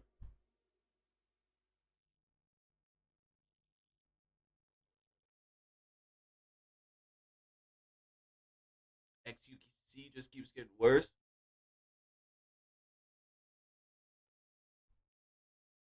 Down for it.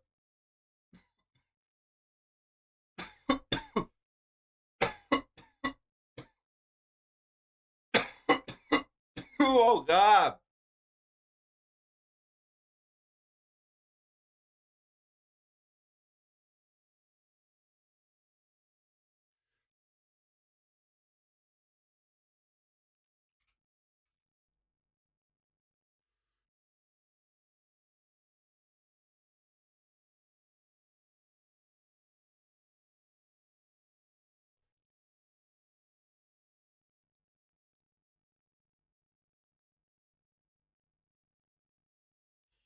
Melodious.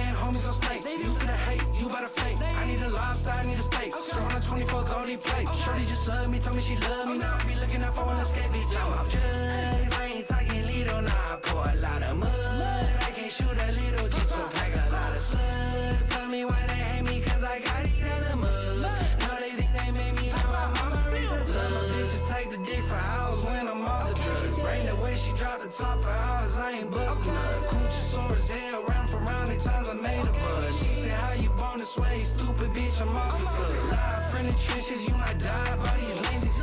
Big buzz song, thought he tried me, now he hitless. Bro, boy, stupid, could've caught them at the Cartier. Now we smoking loud on no pack, I never learned his name. Got a new I could give a fuck, he's scared to slide his way. Told you I'm the fuck the verdict is, cause I could die today, let's fly away. I could do that, but I got pause plays. Fry the cake, break the cookie down and serve it to the J's. Not bad.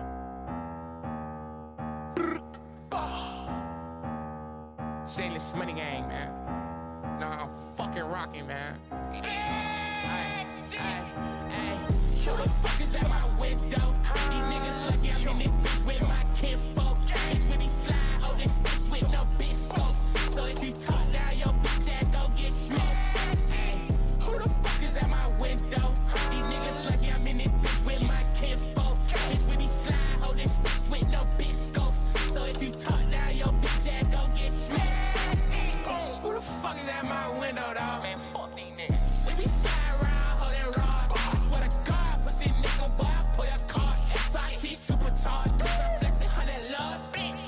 Creeping while you sleeping, and we geeking right on top of that. 308 is what I'm tucking, boy, we way on knocking that. Tory back to back, Hellcat back to back, whole strap. Bentley back to back, Cully back to back, whole back. Russell when I'm smoking, I'm a backpack, boy. Man, fuck all these niggas, I'ma smack that, boy. Lie with the choppers and the sticks and the toys. Who the think they fucking with? SNG them boys. Who the fuck is at my window? These niggas lucky I'm in this bitch with my kinfolk. Bitch with me slide, hold this bitch with no bitch scopes.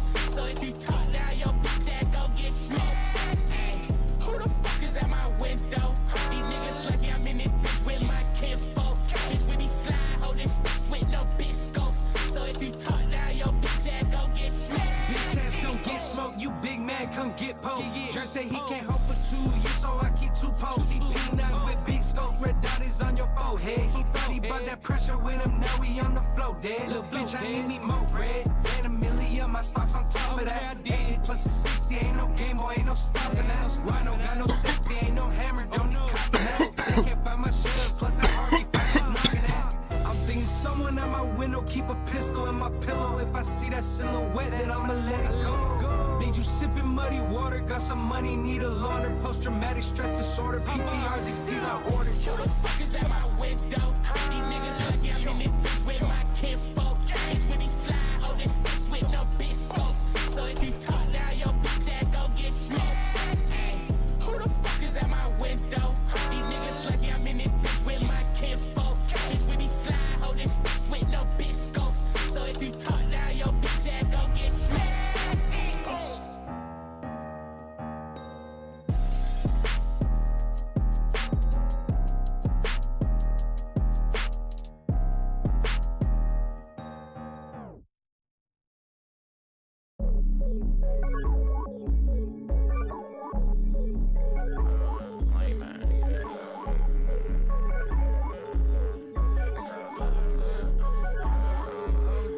It's a bird, it's a plane, it's a straight nigga duck. Why don't when I walk my pockets falling, come pick piggy up. Popping shit like soda, light 'em up, they ass ain't had enough. Through the past, I'm having motion, I can teach you how to stop. It's a bird, it's a plane, it's a straight nigga duck. Why don't when I walk my pockets falling, come pick piggy up. Popping shit like soda, light 'em up, they ass ain't had enough. Through the past, I'm having motion, I can teach you how to stop. It's a goon, it's a shade, Mr. Walk up, I'm down. Got a broom, it's a dream, come and sweep.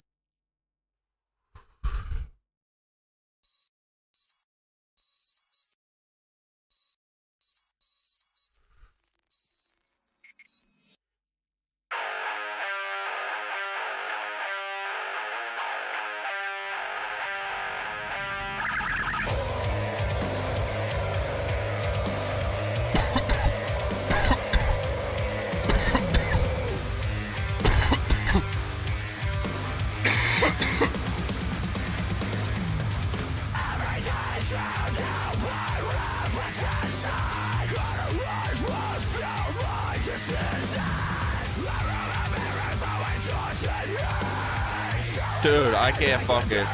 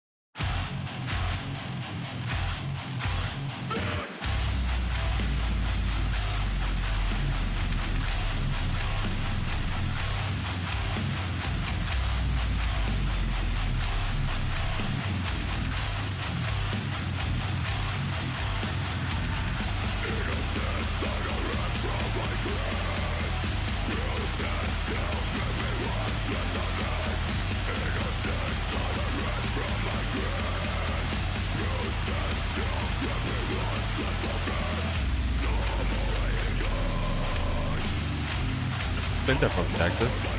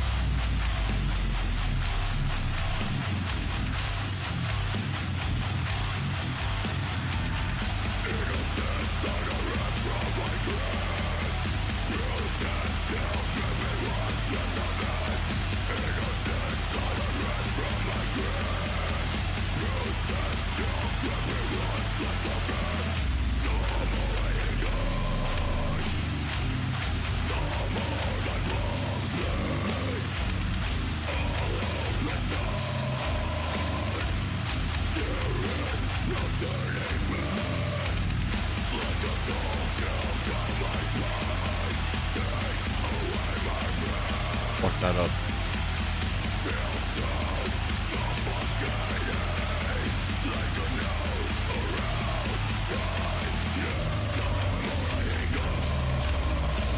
Sheesh! What's up, buddy?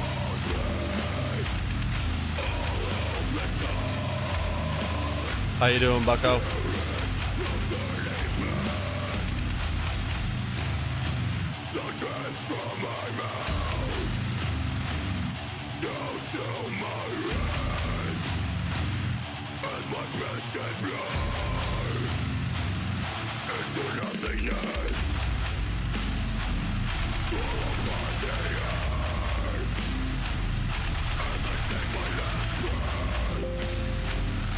Just woke up? Hell yeah, brother. I've been up for a little bit. I decided to make thumbnails and post some videos.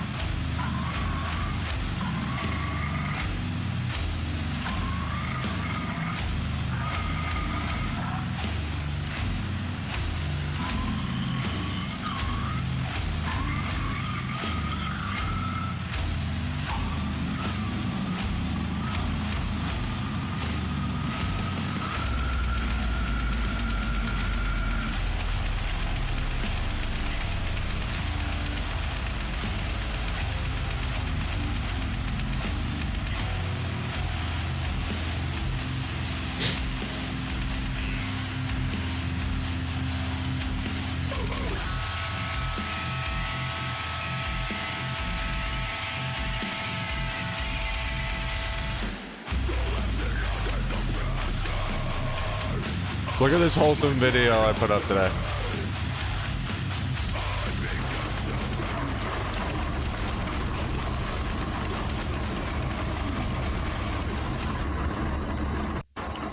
Look at this big motherfucker right here, bro. This is outside my house. He's huge. He's so big. There's a lot of stuff coming for the new season, bro. You want to watch some gameplay videos with me? That just got dropped yesterday and today.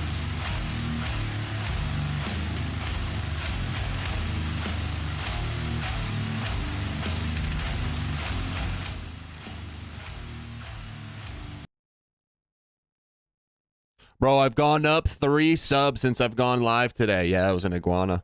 So I've gone up 3 subs since I've gone live today. That's fucking sick. It's probably from this iguana video right here.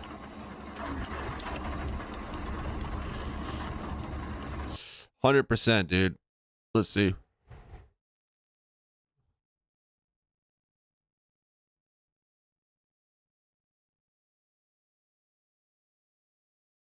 I got a sub from it. I got 1 sub from it today. That's fucking awesome. Dude, it's growing like crazy. 892 views. They just posted it. Look at this. Whoop. People love animals, man. Iguanas are dope. But yeah, I was at 686 this morning. I was at 687, lost 1, and then I gained 3. That's fucking gnarly, bro. Where did I get those subs from?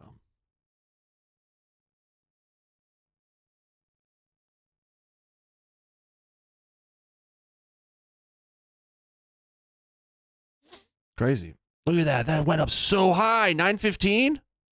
Yo, this shit's growing like crazy right in front of my face, son. Oh yeah, bro. God damn. That's fucking awesome. That makes me feel good. If you're disliking my fucking iguana video, you're a dickhead. That's all I gotta say. Here we go. Battle Pass is sick, bro. Battle Pass looks great. They made me into this thing. No dreams, just a killing machine.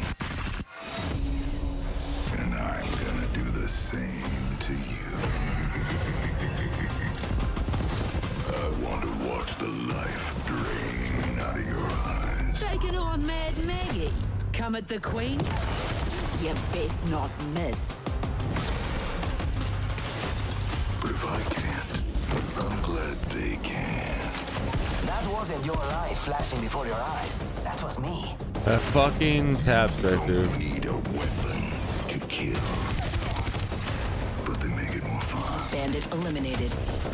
This is going to be fun. They built me to be a perfect killer. Let's take you apart and see what you're made of. I'm always watching. Go ahead.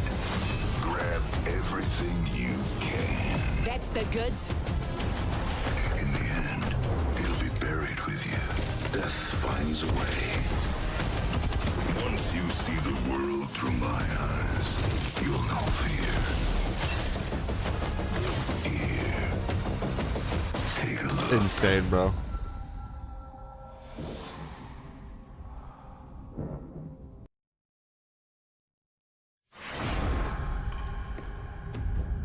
Here you go, Sheesh. The strings on me continue to pull. Someone new tinkering in my head.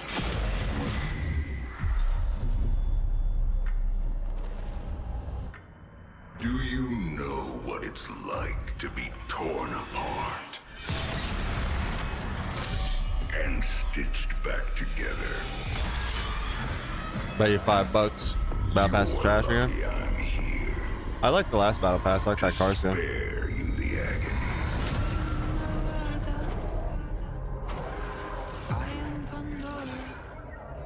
They just won't let me die.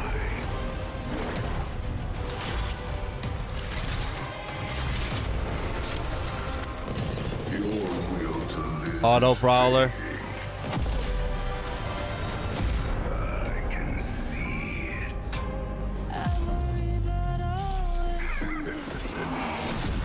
Are you scared? I'd love a closer look.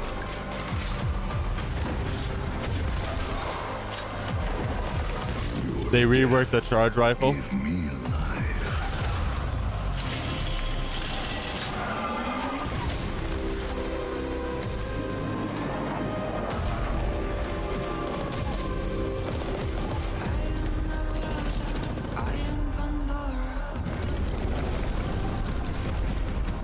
Tell me, what does my future hold?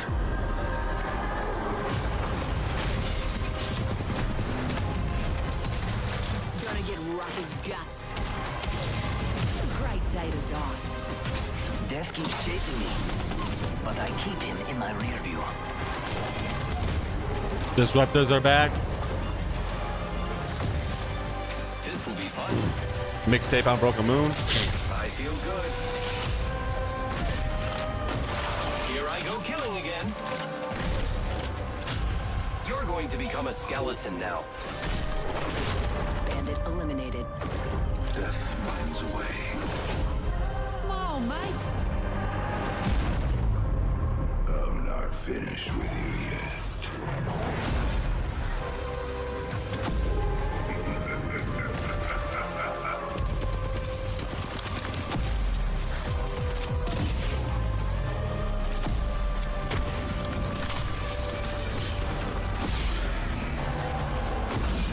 Some skinbag out there thinks they're in control. Control. I'll rip it from their cold, dead hands. That starts in 1 hour. 1 hour we get all that. So excited. In 1 hour.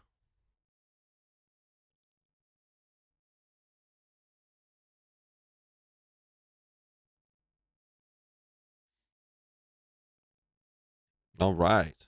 Yeah, it looks cool. I'm excited.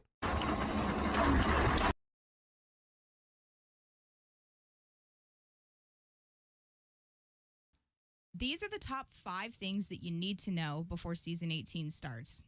Yeah, guys, season 18 is coming out tomorrow, so just a few hours away. We're going to do the top 5 things here. We're going to start with the first thing on our list today is going to be the Prowler. It's going to be the strongest gun we've ever seen in Apex Legends. As you know, right now, it's extremely strong with 15 damage per bullet. It's going to 16 damage per bullet. It's also getting full auto. So it's just going to be literally erasing teams. Juka, what do you think? Yeah, so the Select Fire is coming back. Thankfully, it's a care package weapon, so we won't see many of them, but it is going to be really strong. If you see it, make sure you get your hands on it, or else you're going to die by it. Yeah, the next thing we're going to be looking at, number 2 on our list right now, is going to be the loot spawn changes. Guys, this is going to pretty much just be a Loba buff, as well as a gear nerf overall if you don't have a Loba on your team. And so what Andrew's talking about is there's going to be a 30% less chance of blue and purple shields onto the ground, which makes Loba so much more important. A 20% less chance of finding blue or better attachments for your gun, which again makes Loba so much more important. So Loba's a legend that's already solid, but even more so solid now, we would say, because that's going to be really helpful to get better shields and better attachments on your gun, since they're not going to be all over the map. Yeah, it's going to be rough. I take PP. Be right back. Now at the number 3. Sheesh, I appreciate you hanging out in my YouTube chat. The I love ring that. is getting a nice That helps me buff on the second get closer to round. partner. It is going to be ticking pretty hard, so you're not going to want to sit in the ring, especially that second ring, and craft medkits like you used to. Well, medkits now, I'm funny you bring that up. Now they're going to be 20 crafting points instead of 15. So yeah, that just makes the zone all that more powerful in Apex Legends. So that's why it's our number 3 thing. All right, what about number 4? Number 4 on our list is going to be the ranked improvements, and that is because they are increasing the entry points, and they're also decreasing the points you get overall. So everything up into Diamond seems to be about the same. So I think we're going to have pretty much the entire Apex community will be hitting Diamond 4. No changes to that whatsoever. But once you hit Diamond, it looks like it costs double the amount to enter into a game. I think you still break even if you hit 10th or 9th place, no points. If you hit 8th, you used to be able to get, 40 points, and now it's going to only be 10 points. So you have to work for your points a bit more as soon as you hit Diamond. Yeah, it's not going to be the hardest season we've seen, but it's going to be much better than last season. We're going to see a lot more teams late game. And what is the final thing that you need to know for Season 18? Final thing is the Hell yeah. beacons. The ring beacons are going to be randomized now. Currently, they are specific to POIs. This is going to be interesting for just landing anywhere on the map, especially in comp. In comp right now, it is very specific which POIs teams are landing in.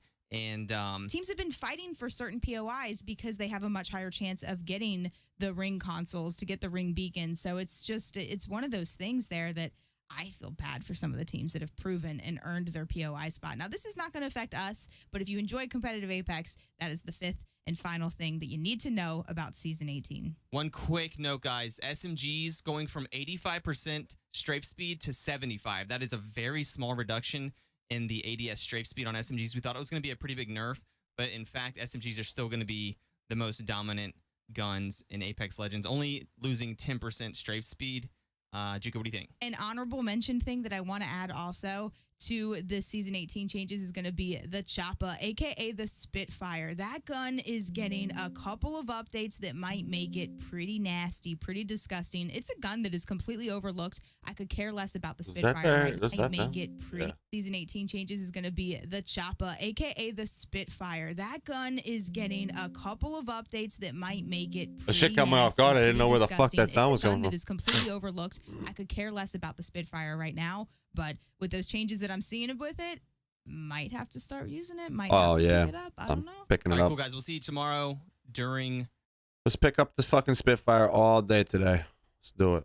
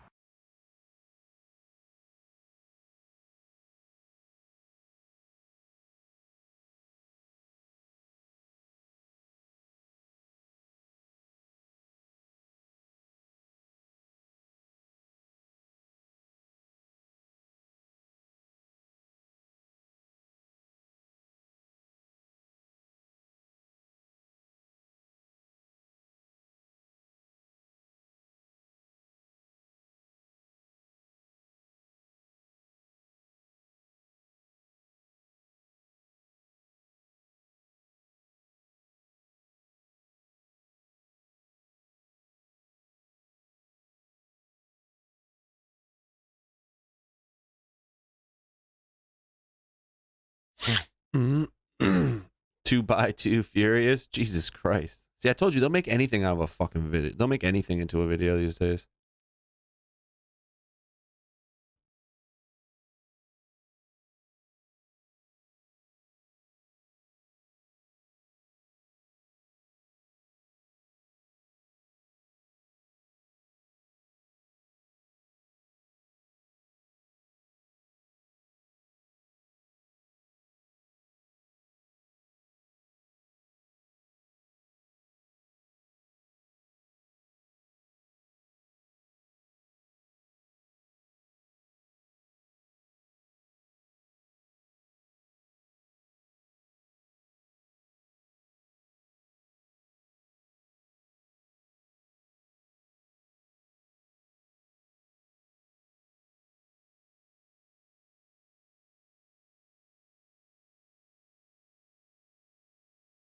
if you're white in hip hop, you have to contribute to black culture in some sort of fashion. You can't come into this from the vessel of hip hop and use the clothes and the language and the music and then go off and start doing something. Are you talking about Post Malone? You know what? This is the thing is I remember when I first started, there was this whole like white rappers can't like white rappers. It's like this rule. Oh, you know? yeah, I promoted Remember that for rule? 20 years. It's like, no. And it was true. It was kind of like when you know, it is how it was, but that's just got to go.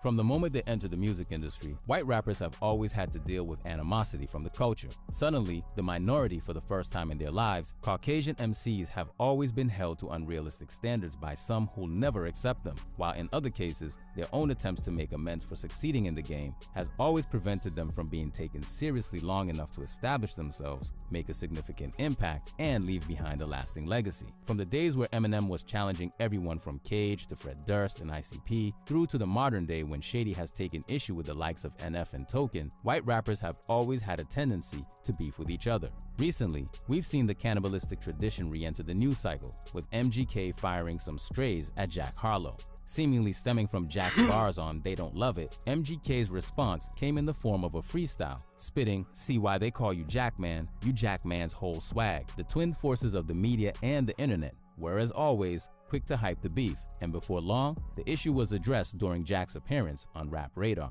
But you did say you're the hardest white boy since Eminem, and then That's right. certain people got in their feelings. Are you gonna clap back at him lyrically? How do you take it? And I guess you just take it. I don't know.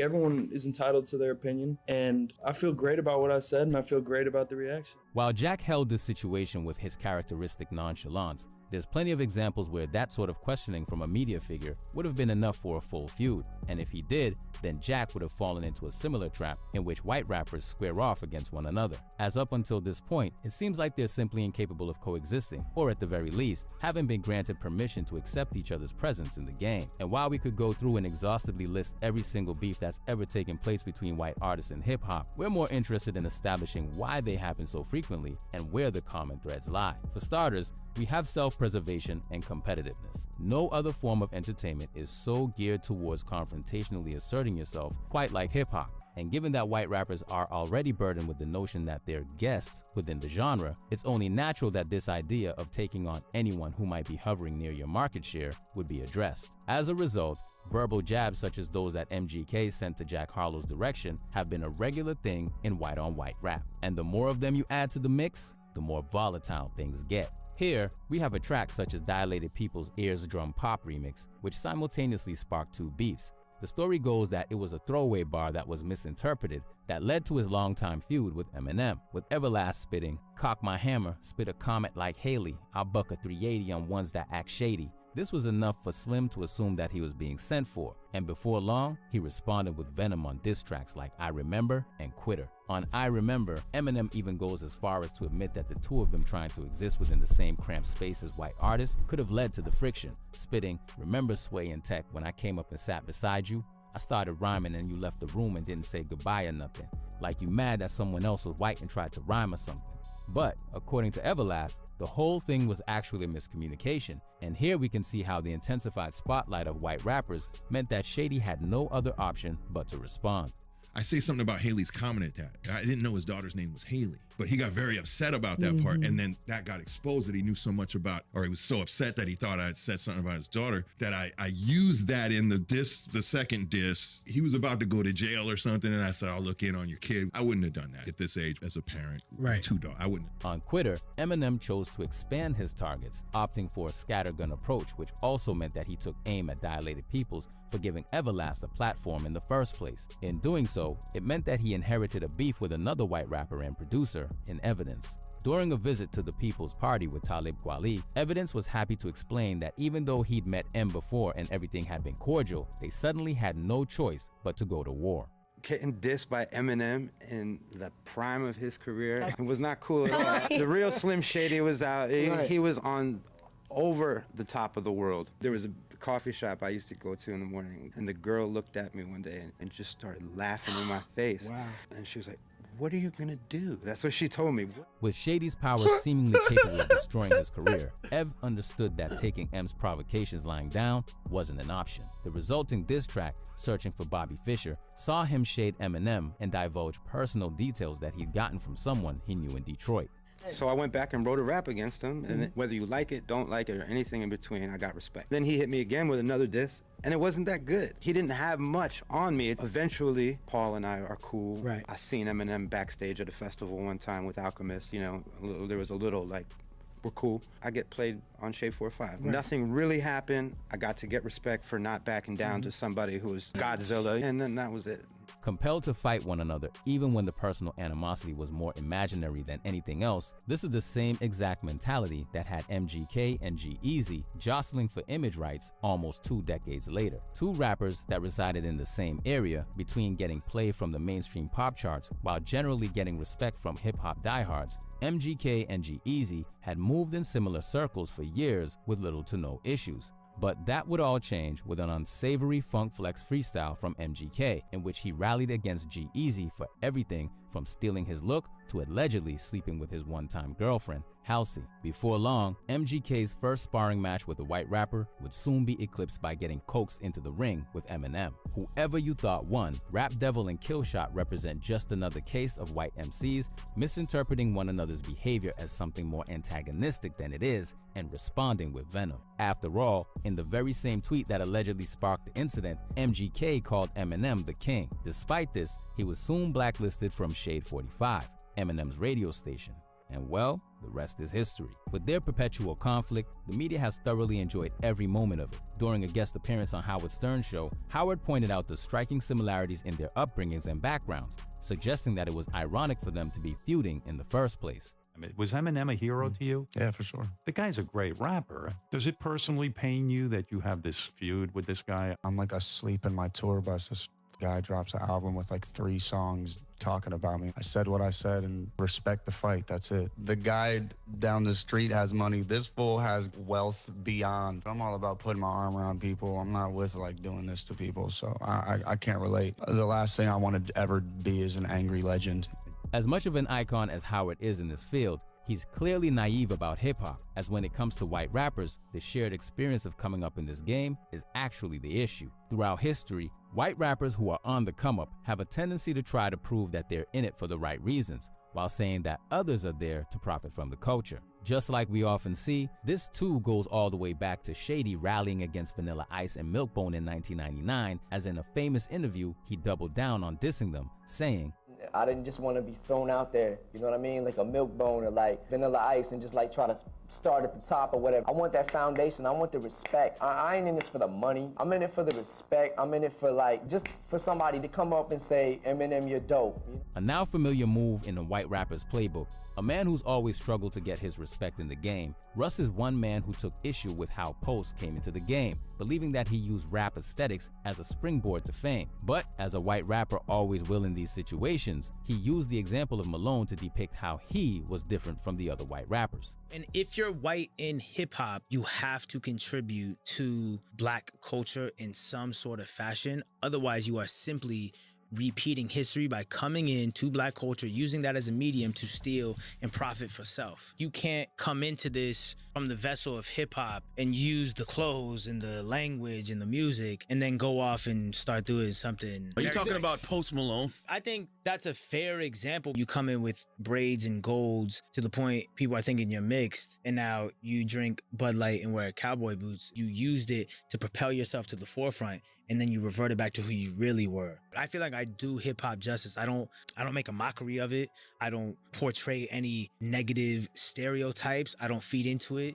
Painted as a need to police themselves and condemn those who break hip-hop's codes, there is an honorable intention to be taken from this. But where this might be the most admirable reason to take issue with a fellow Caucasian in hip-hop, there is one other common cause of the beefs that can't be ignored, and that's the nature of the music industry. Where Yellow Wolf's Bloody Sunday freestyle took aim at Post Malone, G-Eazy, and MGK to generate buzz for his forthcoming album, others were incentivized by in different ways. Here we have R.A. the Rugged, an underground legend that was once headhunted by a record label purely to diss Eminem and capitalize on his hype. Man, when M blew up, I had every label on the planet calling me to do a diss record for us, do a diss record, diss Eminem. You're calling white boy to diss white boy. Holy shit, thank you so much for that subscribe.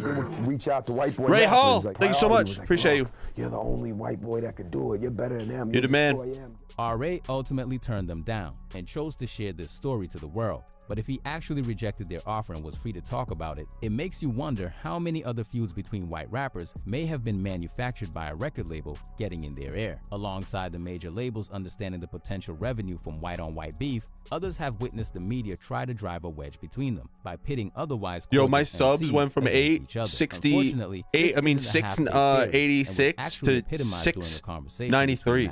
That's crazy. 97's Ebro. You know, people always, oh, what do you think about Macklemore? Because he's killing it now. I'm like, nah, he's killing it. Yeah, that's good. awesome. And he's a good dude, too. That's fine. Two things I'd like to do. One, Macklemore. I don't know him, right? And I'm cool with Ak Iller right now. You're going against everything that he just said. We don't have to say Macklemore to like Mac Miller. Right. It can just be cool. Yeah, it can fine. just be cool. There's no because issue. I'm gonna tell you right now, there's plenty of beef between black rappers. I need white rapper beef. Oh, but since white rappers were traditionally the minority in hip hop, they had the most beef. It was like quiet, like sincere. No, I just don't want him to win because I am the white rapper. There's only so many There white can rappers. only be me. All right, people. I'm about to do you a big favor here. Next time somebody approaches you at the mall or at Walmart or Costco and they say, hey, excuse me, but you look like somebody with undiagnosed mental health issues, personality disorders, possible autism, and trauma response. And you say, oh, I am. How did you know? And why do you ask? They say, well, because I was wondering if you could recommend some good metal songs to me. You seemed like the type of person with the list of characteristics that I just named, which means that you must be a metal fan. And he would say, that is correct. And they said, well, I've been meaning to get into deathcore for a while. Where should I start? Well, today I will give you a deathcore starter kit so that next time that happens to you, next time a stranger correctly diagnoses you as having a long, long list of personality disorders, you will be able to say, I'm glad you asked. If you're looking to get into deathcore, here it is. You know, I can't name every band, but in more or less chronological order, these are the bands that I would suggest you start with. And if you like this, you know, go from there, look up the Spotify artists like blah, blah, blah, similar to that. But if you wanted to get started, if you're wondering what the hype is all about, here it is. And really quickly, I also wanted to mention my Patreon. If you like what I do on YouTube and everywhere else, joining my Patreon really helps me do this full time and worry less about videos getting demonetized by YouTube or copyright claimed by labels. Patrons get all my podcasts and main channel videos early. There are members only channels in my Discord that I'm super active in. I also do giveaways. For example, I've been giving away a lot of Emo's Not Dead merch, and you can also have me review your music, artwork, or anything else. All you need to do is join my Patreon at the $10 level, and then every month I do a call for submissions. If you want me to review something, just drop it in the comments of that post, and then I will review it live on Twitch.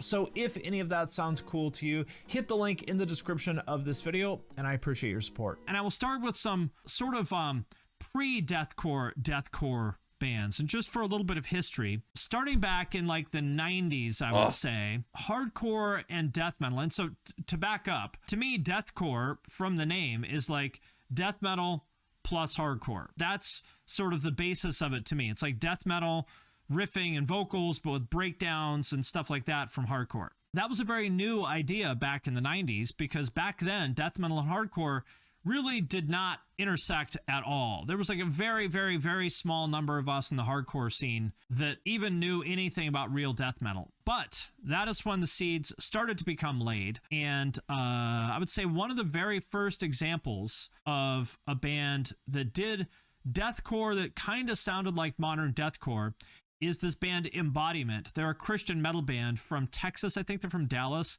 And this is on Solid State back from like 98 or 99.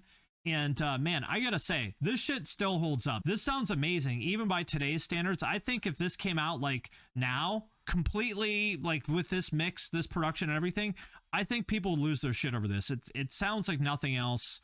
I've heard before or since. Nasty riffs, tons of groove, very crunchy. And remember, this is from like 98, super ahead of its time. Kind of sounds like Animosity, right? It's true. The first step of the starter kit should be to try to talk them out of listening to metal. That is true. Deathcore before I Deathcore, think wow. people would still love this if it came out now. The cover art is so 90s too.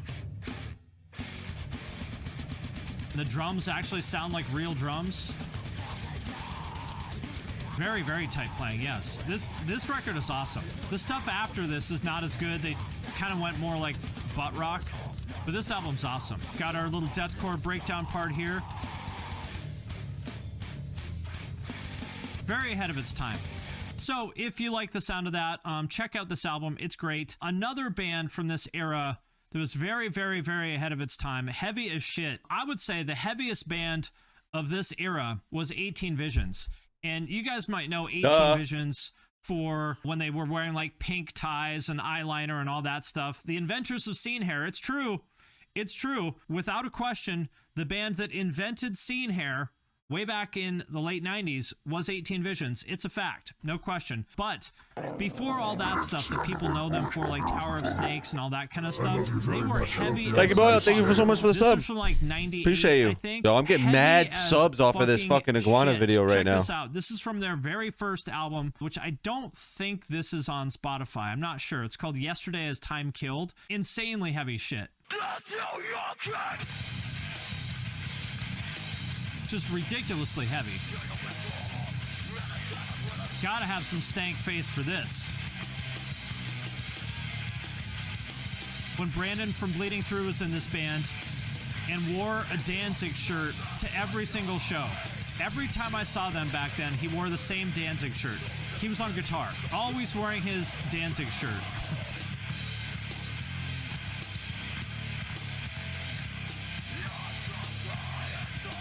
I actually like their later stuff too, but this shit is just so heavy. And the term deathcore didn't exist at the time, but to me, this is deathcore. This is like deathcore plus hardcore. You know, it totally sounds current. Absolutely. Heavy as shit. This could come out today, and all the people who are into like Jesus Peace and shit would love this stuff. Anyway, you get the idea. So that is the very first song on the very first 18 Visions album. I think it's awesome. The very foundations of deathcore. Another band to check out is Undying. They're from North Carolina, I think, right? This is Tommy and Paul, I think, from Between the Buried and Me, were both in this band. This is like 99, I think. And again, back then on the hardcore scene, it was very rare to find people in hardcore that like knew anything about like real metal. You know, back then, and like me and Mike Seatown, who you might know from YouTube, we were like some of the only people that were listening to like really foul shit, like you know, Incantation and shit like that in hardcore. Now everyone likes that shit, but back then, unheard of. But Paul and Tommy from Between the Buried and Me and Undying were also super early to sort of that combination of hardcore and death metal. And this is their band. I think this is from 99. Pretty raw. But like doing this in 99 was wild. This is like really, really, really ahead of its time. Like with modern production, I think people would still like this. Obviously, it just sounds not the best because it's a hardcore band from 99. Did hardcore kids not like this stuff? I mean, I doubt this band ever played to more than like 100 people, you know? Yeah, and Prayer for Cleansing. They were just very, very, very small bands. Love that snare sound. I could just listen to that snare all day long. So you get the idea. Again, the very, very, very beginnings of deathcore way back in the late 90s. Now, those to me were not really deathcore. They were like hardcore bands kind of experimenting with death metal. I would say the first bands Yo, Sheesh, you still here? to kind of really be deathcore in kind of its own thing that wasn't part of the hardcore scene. Three bands that I would maybe point to. One would be As Blood Runs Black, who I think, were they from San Diego? I forget. Kind of doing more like melodic death metal influence stuff. Gotta love his Diesel shirt here. This is when hardcore kids started wearing bootcut jeans and Diesel shirts. Gotta love that. Yeah, the very beginnings of like MySpace deathcore. And in hindsight, damn good band. Shout out to the Sideburns on the bassist. Also, what happened to Zilbells? Come on. Remember when every local band had a drummer who looked like this? Some dopey little kid with like moppy hair and a Zilbell? Come on. Are you even a local band if you don't have a Zilbell? Back. I wonder where they filmed this. This looks like a church youth lounge. I think this shit holds up, and man, look at this fit. I paused this just at the right time. He's got his Old Navy boxers, his boot-cut girl jeans. 'Cause remember, back then, you couldn't get like tight pants for guys. It was really hard to get like tight boot-cut jeans for guys. So you would have to buy like larger I wore a pair of girl jeans that had flowers on the butt. His Diesel shirt, Old Navy boxers, and bootcut girl jeans. Fellas, what's stopping you from looking like this? That's all I want to know. Another band which unfortunately has been kind of ruined for me because their fans are just absolute punishers. I don't know why. Despised Icon fans these days, just unbearable. They stand this band so hard, which I find very interesting because Despised Icon is a great band and always was, but people fucking hated this band back then. Hated them. Just despised this band, ironically. Speaking of fits, look at this. Look at these fits, people. This is the real reason deathcore was great. Here we go. Look at this. We got Paul Wall #1 and Paul Wall #2 with his Nike SB polo, and this other guy Argyle with a printed like Argyle polo, fitted hat at a jaunty angle. Men will never look this good again. They are arguably one of the first deathcore bands. It's true. I fucking hate how much people stand them now. Oh, look, just everything in this frame. Everything right here. His D's Nuts shirt. I mean, just everything about this. Absolutely iconic. Deathcore will never, ever regain its former greatness unless we bring this look back. People, bring it back. It's time. I will say, this band is very catchy. I wish the drums weren't so fake. That kind of bothers me a bit. Morgoth, you remember how much people hated this band back in the day, right? You remember this? Metal people fucking hated this band. It is funny to see how few tattoos there are. Look at these OnlyFans girls at the funeral. Shout out to the boys in Despised Icon for bringing the big titty goth girls to the funeral. Say, you know, I'm kind of sad that my mom died, but on the brighter side, somebody brought some thoughts to the funeral. If you ever wondered what Andrew Tate was doing back in 2009, now you know. Andrew Tate, original singer of Despised Icon.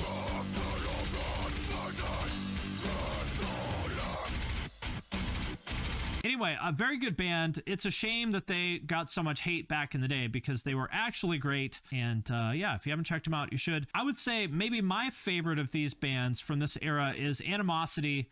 Were they from San Jose? I think they're from San Jose. Somewhere around the Bay Area. Probably my favorite of these bands. By the way, is this man sleeping in a fucking do-rag? Oh my god, he is. This is why deathcore sucks now. No do-rags, no polos, no hats at a jaunty angle. This is what we need to bring back, people. This is what's been missing for the genre. I liked Animosity because they were a little bit more like hardcore influence. Look at, oh fuck, look at that. Look at that. All I ever wanted was to be this guy answering a call on his flip phone from a dude in a do-rag. These fits are indeed out of control. Iconic. Man, these guys were so young, too. I think they were like 16 or 17 or something. This shit is so good. And I love the party videos. Like, I'm sorry, people, but modern deathcore fucking sucks compared to this. This has so much energy. Like, the video looks fun. It's like dudes moshing at a house party. The guy's got a Zilbell. You see, people, he's got a splash and a Zilbell on his drum kit. Just everything about this is fucking awesome. The new deathcore fucking sucks compared to this. I'm sorry, this is so much better. This actually feels like real music, not just fucking over-edited riff salad. This shit is so good. It's true. I feel like it's also become a contest of vocal techniques. I think it's true. You know, the modern like vocal deathcore gymnastic stuff, I respect it, but it doesn't make it good music. You know what I mean? Like these bands actually had songs. Anyway, True. great band. I think they have what, 3 albums, I think, and they're all great. Very big fan of Animosity. Great band. That brings us to what I would consider the golden years of deathcore, the MySpace years. And of course, I guess there's like, you know, I think of it as like the big, 5 or 6 bands of the genre. Of course, the greatest deathcore band of all time is Suicide Silence, The End. If you disagree with this take, you're a clown and you're wrong. This is the best deathcore album of all time. There is no discussion. This is the greatest deathcore album ever made. The definitive album in the genre. The End. Just everything about this is perfect. The production, the mix, the performances, like, I mean, God, this is so nasty. So nasty. Nobody will ever beat this. It's fucking legendary. It sounds so filthy, you know? Just listen to how filthy and nasty this is compared to all this like sterile, overproduced shit now. That's the difference. Is like this early deathcore actually sounded raw and full of energy because it wasn't edited to death and they weren't trying to be perfect. This is the best. Nobody will ever top this. Gotta love Suicide Silence. 10 out of 10 album, 10 out of 10 band, just absolutely iconic. And again, very, very, very hated. Oh yes, all the metal people hated this shit at the time. They called Suicide Silence Scenecide Silence because, oh, God forbid girls liked Suicide Silence. I remember they would get very upset because scene girls liked Suicide Silence. Oh my God, cute girls showed up to a show? No, this is not okay. Fact. This is facts. Why would you want hot girls? I used to get in a made fun of in high school for Someone listening get to those Suicide girls Silence. out of here. No. They called it fake metal. It was They stupid. must be stopped. But also another great band of the era who obviously is still around. Gotta talk about Whitechapel. I think their first album is really good, but in my opinion, personally, I think the best thing that they did, this is from their EP, I think, right? Or maybe it's their demo, I forget. This is my favorite Whitechapel stuff. Very, very, very like nasty, raw stuff again, but so tight.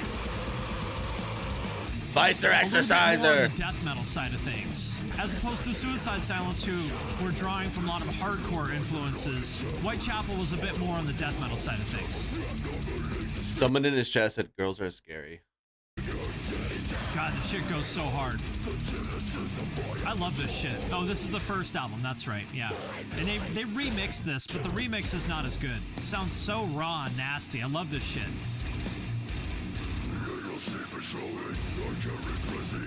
I think Suicide Silence is better also, but I do think this like early Whitechapel stuff is awesome, and I do think they're an awesome band. I personally like Suicide Silence better because they have a little bit more of like a punk influence, but Whitechapel, great band. Definitely check out their old stuff if you haven't. Carnifex also has to be mentioned. I always thought of Carnifex as kind of the second tier below like Suicide Silence and Whitechapel and stuff, but they were good. Especially this old stuff.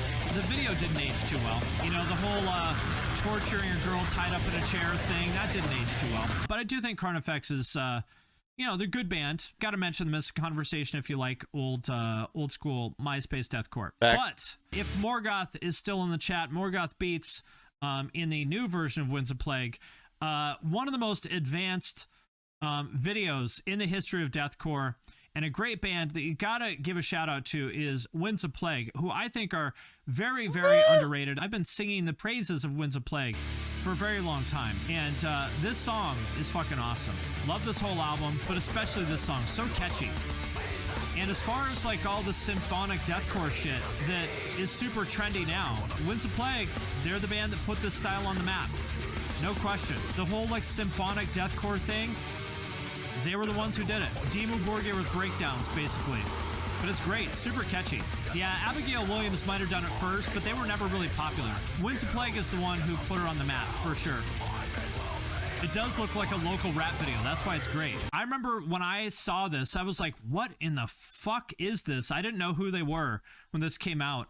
Like, they look like a hardcore band, but it sounds like Dimmu Borgir. He's wearing a Behemoth long sleeve, and this is like a rat video with somebody's Jaguar in it. Like, what in the fuck is this? I had no clue what this was, but it's great. This breakdown, so sick. And this whole album is tuned to standard E, very rare. Too advanced for its own good, it's true. We didn't know what we had. Look at this jaunty hat. Again, if you want to make deathcore great again, people, here's all you need to do. Take your hat, turn it about 30 degrees, and there you go. That's the key. Deathcore will never be great again without flat brim hats at a 30 to 45 degree angle. I don't make the rules, people. It's You just might be how it right. is. You might be Definitely right. give Winds of Plague a shot if you haven't. And of course, Chelsea Grin still around, but their old stuff, super catchy. Video, not cool. Way too much weird misogynist torture porn back in the day. This is so catchy.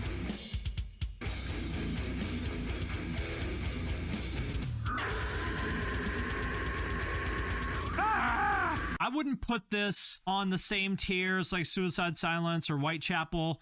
You know, to me, Chelsea Grin is up there with We Carnifex. got 20 minutes until Pretty new good, season of but Apex. not truly elite. Woo!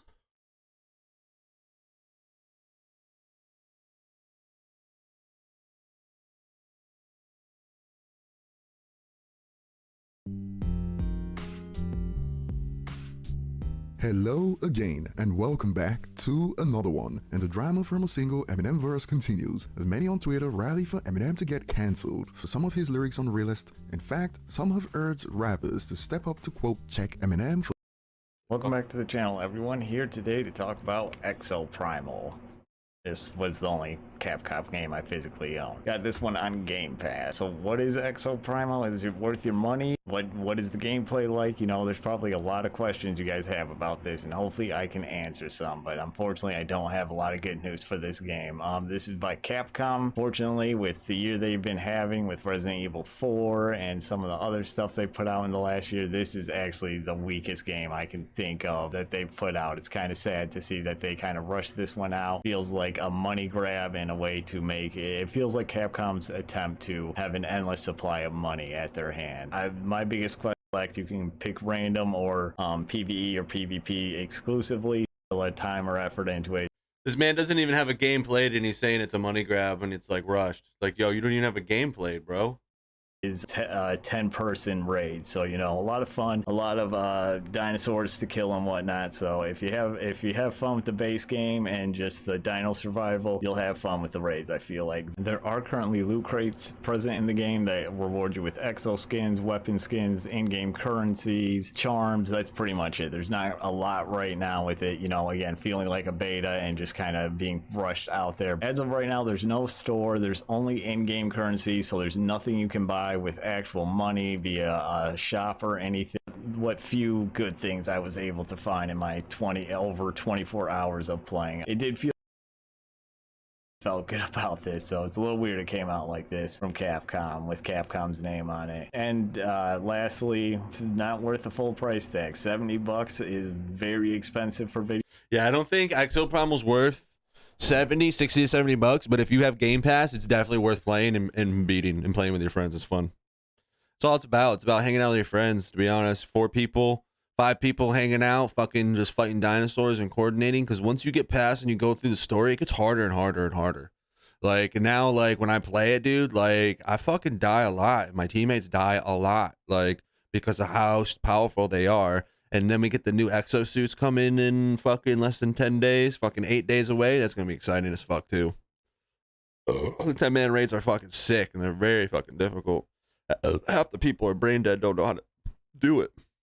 Sorry, I keep fucking burping.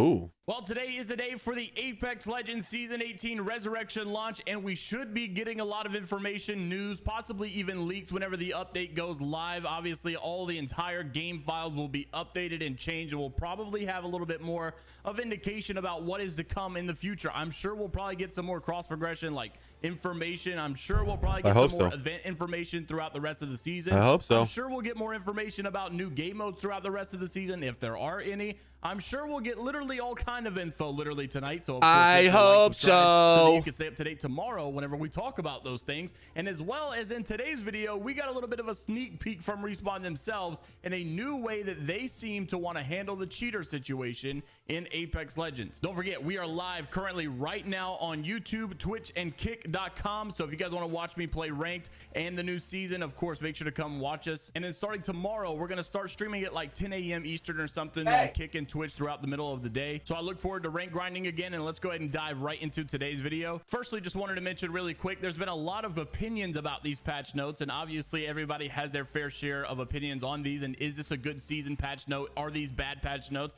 I've actually seen a lot of mixed opinions. Like whenever I posted that these were W patch notes, in my opinions, obviously I've got some things I don't like about it, but overall I got a lot of really like negative comments. People say like, no, these are terrible patch notes, this is horrible, these are all bad. And then whenever I asked on stream what you guys felt about these patch notes, I got nothing but W's. 10 out of 10. This is amazing. I can't wait. So it's just very interesting to see like the different perspectives that you see in different types of communities as well. So interested obviously to see what you guys have to say. This was the CEO himself, TSM Imperial Hal, who said that the rank changes seem pretty great. Hopefully that is the case, because I know ranked has been a big one, and I'm just really glad that rank changes seem to be going in a little bit better of a direction. Blue and purple loot nerf though, why in the world did that happen? POI beacon crafters and all that stuff having the same spawn rates, we already talked about it. The pro players were not very happy about that. The character meta still seems to be the same. I'm not sure if I immediately agree with that. I mean, I think obviously, you know, Imperial Hal knows a lot more than I do, but I think that Gibby might be just considered. I don't know, like I just feel like that, you know, blue and purple loot nerf though, why in the world types of communities is like negative comments. People say like, no, these are terrible patch notes, this is horrible, these are all bad. And then whenever I asked on stream what you guys felt about these patch notes, I got nothing but W's. 10 out of 10. This is amazing. I can't wait. So it's just very interesting to see like the different perspectives that you see in different types of communities as well. So interested obviously to see what you guys have to say. This was the CEO himself, TSM Imperial Hal, who said that the rank changes seem pretty great. Hopefully that is the case, because I know ranked has been a big one, and I'm just really glad that rank changes seem to be going in a little bit better of a direction.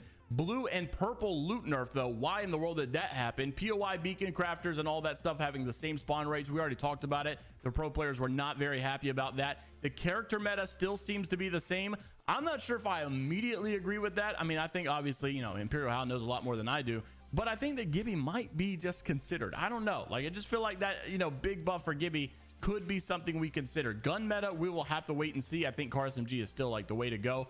Overall though, he likes it on paper, so it's good obviously when the big streamers, the big content creators are saying positive things about the season, and for him to say that overall he likes it right now, that is a good sign. Obviously I think a lot of people are going to give it a try. It's just whether or not this will actually turn out to be something that's going to be permanently good, or if it's going to just be a flop like last season was. I don't know, we'll have to wait and see, of course. Now also wanted to mention Apex Legends bringing out a brand new call out feed when a player gets banned in the middle of the match. Now there's two sides to this coin that I really want to talk about, because on one hand I think it's a really good idea, on another hand I feel like it could actually be a pretty bad idea, and here's why. So normally you see a lot of hackers, especially back in the day where you had like 2Feed running around and just terrorizing streamers and stuff, stream sniping their lobbies and then cheating in their lobbies and forcing these streamers to do whatever he says to do in order for them to not kill him or whatever. So obviously some people like that want to get their name out there. They want to be talked about. They want to be, quote, publicly shamed. They want to get that attention. They want to see that, you know, oh, so-and-so was removed from the match. 2Feed was removed. Oh, he said my name. 2Feed was in. So everybody wants to know who that name is, right? Some people want that attention. So for some people, I feel like the call out feed may actually be an incentive. Like, oh my gosh, I can just go stream and go, you know, like cheat in their match and they get removed, and they'll talk about me getting removed middle of the match, and I know a way around the, you know, consequences, so I don't have to get permanently banned. I get a new account, I got a new piece, or whatever it may be, right? You know, there's always these ways around it. So on one hand, I feel like it may be some type of an attention seeking grab for these guys that like to cheat, that like to get all of the attention here. However, on the backside of this, I feel like it's way more beneficial than that scenario I just explained, because it is going to be unreal and amazing to see if we ever have someone cheating in Pro League that gets removed mid-match and you have a call-out feed that exposes them and explains to it live on stream that so-and-so was removed from the match. How many times have we seen in the Challenger circuit scene, in the Apex Legends semi-professional scene, where people are not streaming their tournaments and everybody thinks that they're hacking, everybody thinks that there's cheating? Imagine how cool it's going to be now whenever everybody's live streaming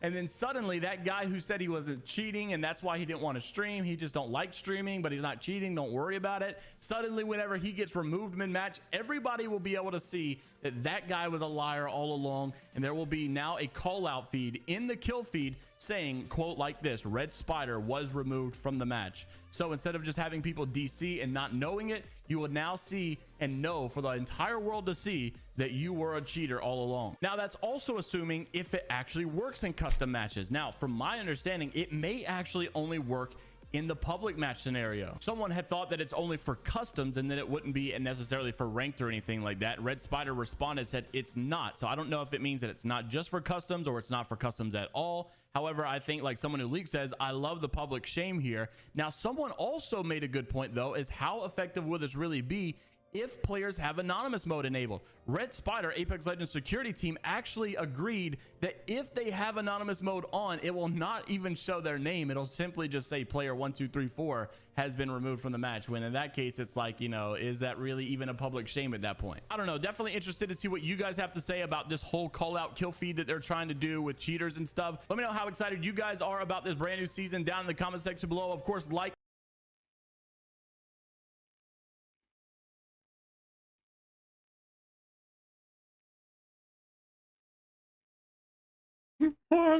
Steven Seagal trash.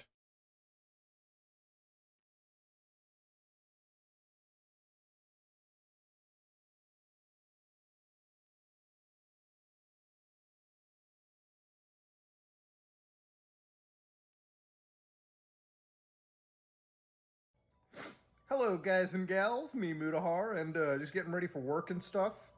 Actually, researching a really creepy privacy-breaking crypto later today. It's going to be exciting. Half of the fun of my life comes from coming home and researching the goofiest stuff on the internet, so get excited for that one. Now, ladies...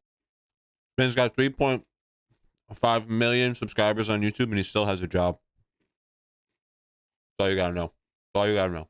Ladies and gentlemen, in the last several days, I had this argument with like XQC. Not really an argument as much as it was like a full like body slam into discussing like, you know, the reaction stuff, right? And obviously, as we all know, the reaction stuff is a problem on YouTube. It's been a problem since Jinx. It's come back. It's resurfaced in the same sense that we've got like, you know, Sniper Wolf basically like downloading 15 TikToks of the day and just going, wow, they jumped, wow, oh my god, wow, I cannot believe that.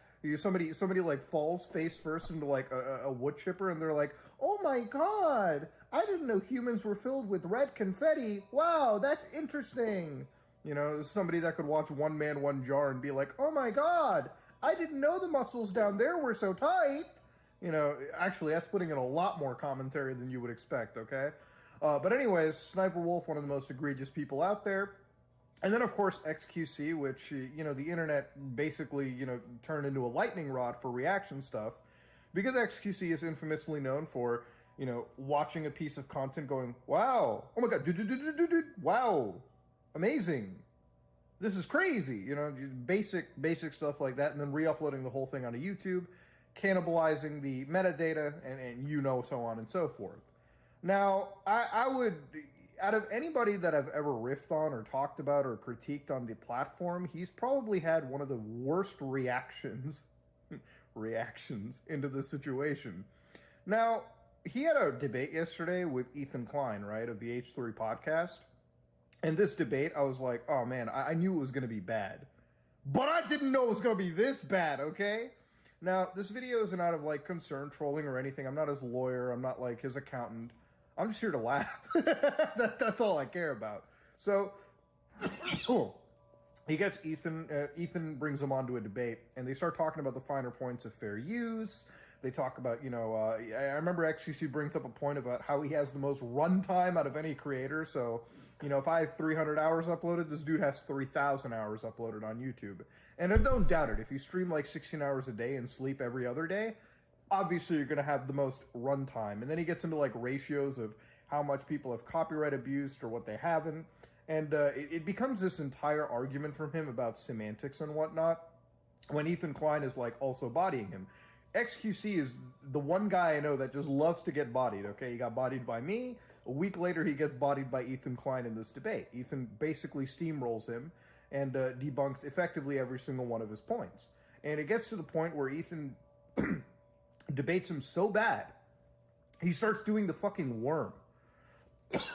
Like, he actually gets on the ground and starts, like, literally caterpillaring across the floor. Like, he's, like, bro straight up emotes in the middle of a debate, dude. That's the first time I've ever seen that. That's like the greatest debate.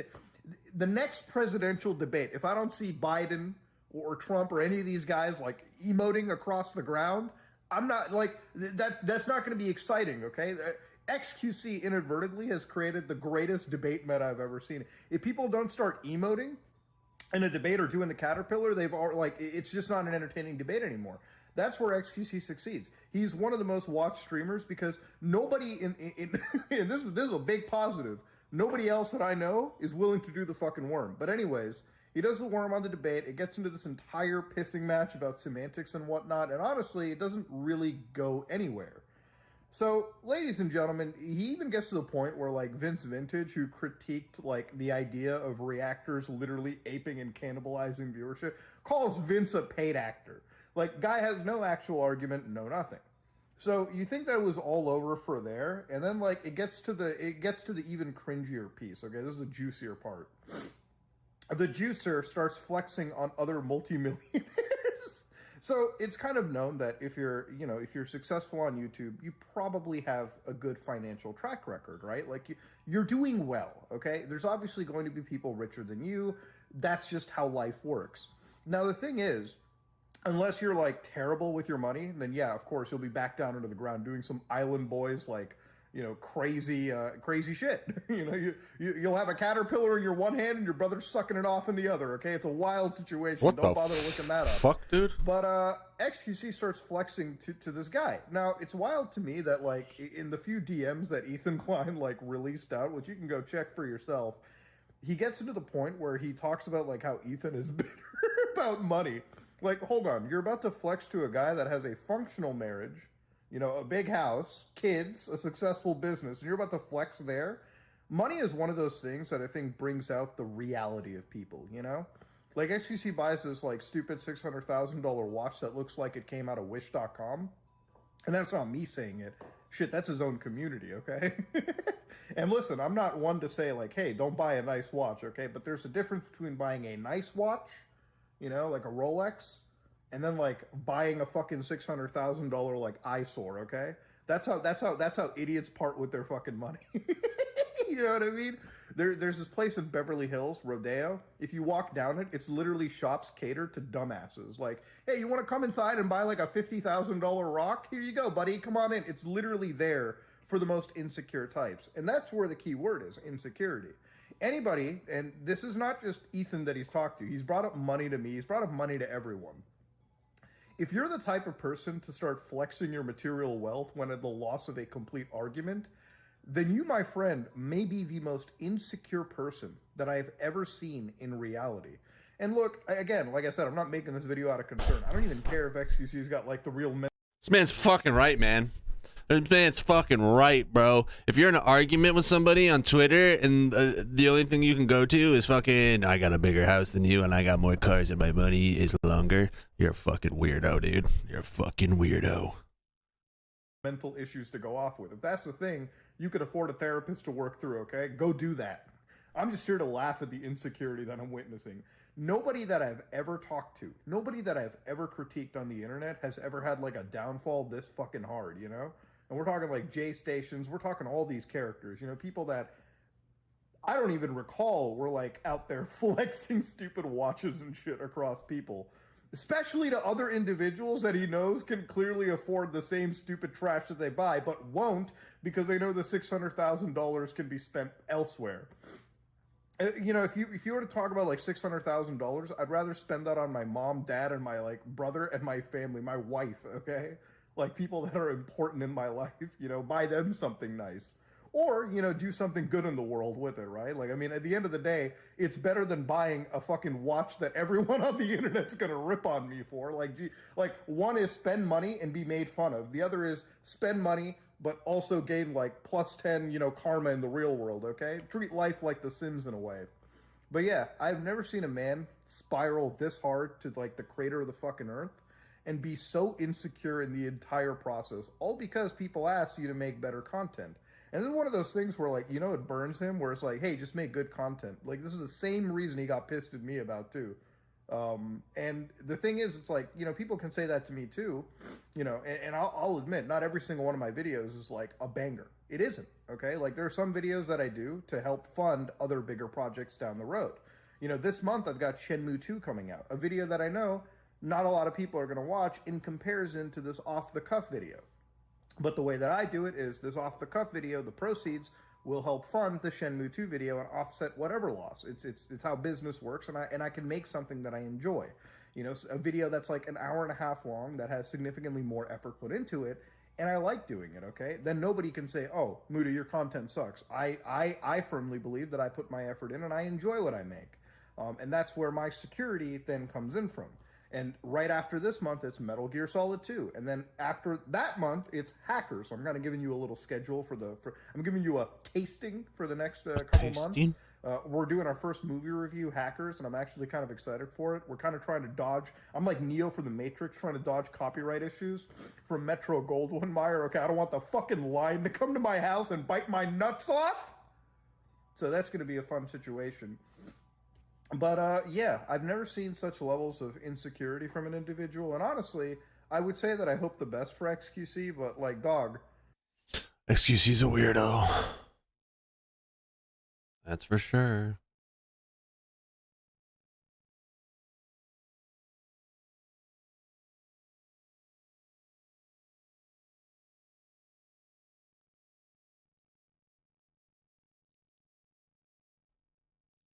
I'm gonna take a piss, get a joint going, download this update at 1 o'clock, which is 4 minutes.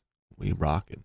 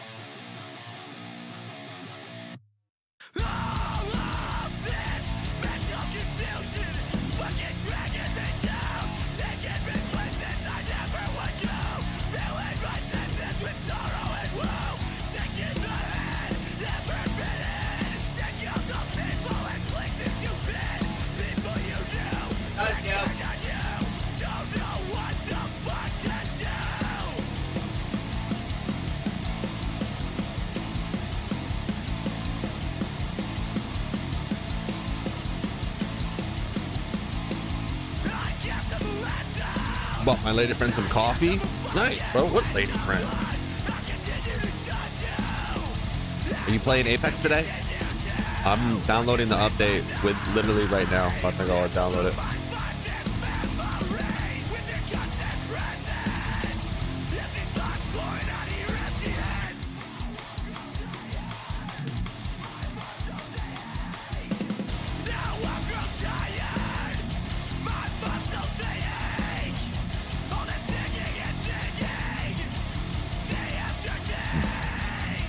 Oh yeah. Remember, you take your fucking time. You take your fucking time. If you don't take your time, bro.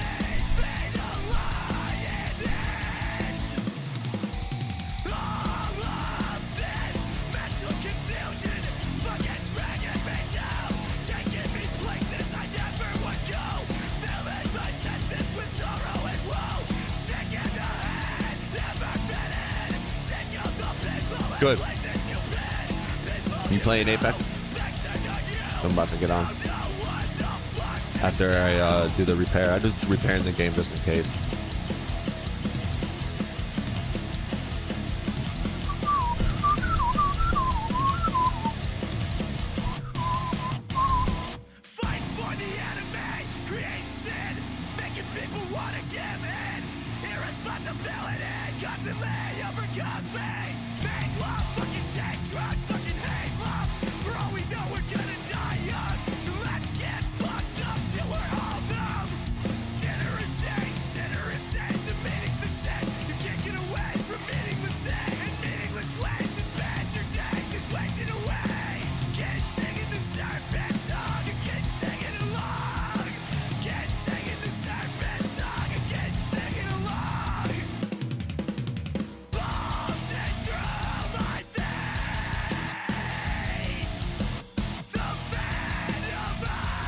I'll probably have to make a couple eggs. Yeah.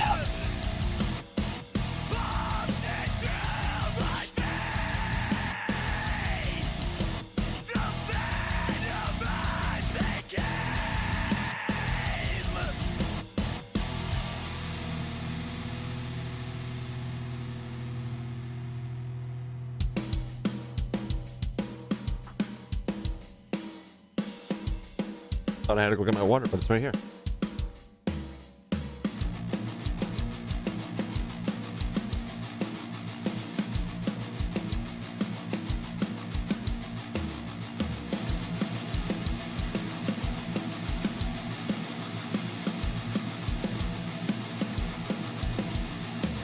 Day shall you wish.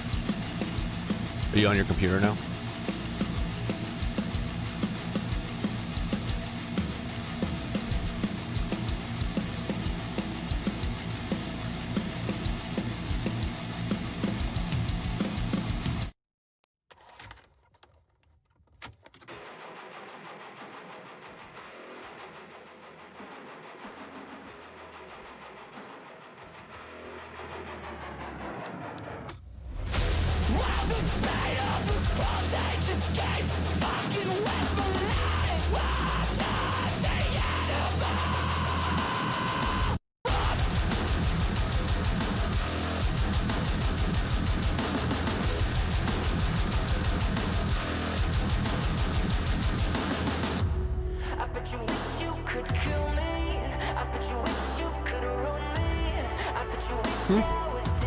I don't like this singing right now.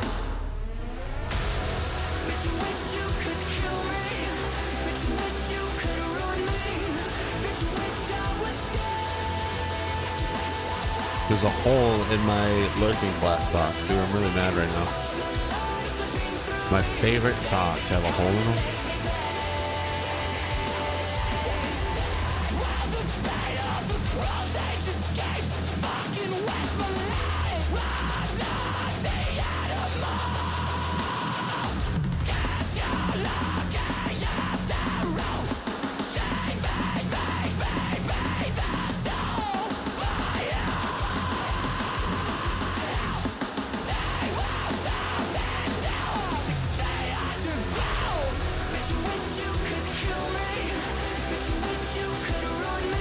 I like the music.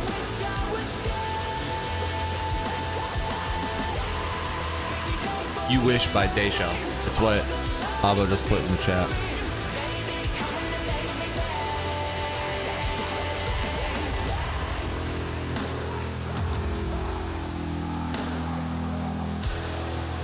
Ooh, that's cool. I like it.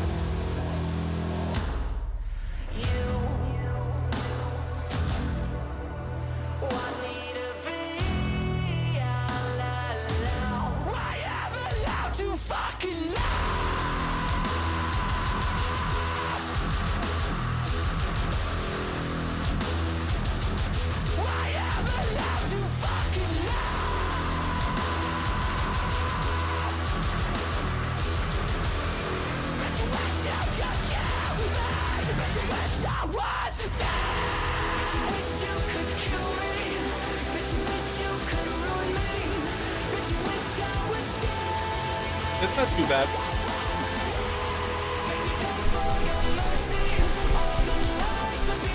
Definitely not bad at all.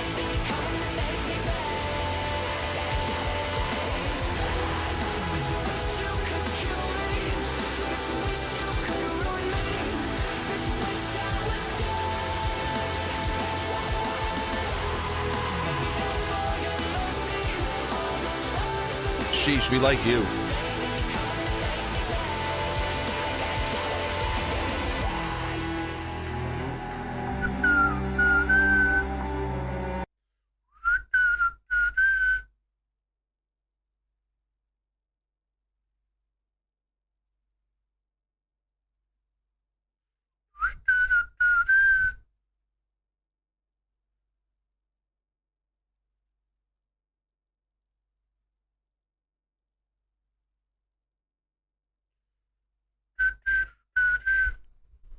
Love you, guy. Love you.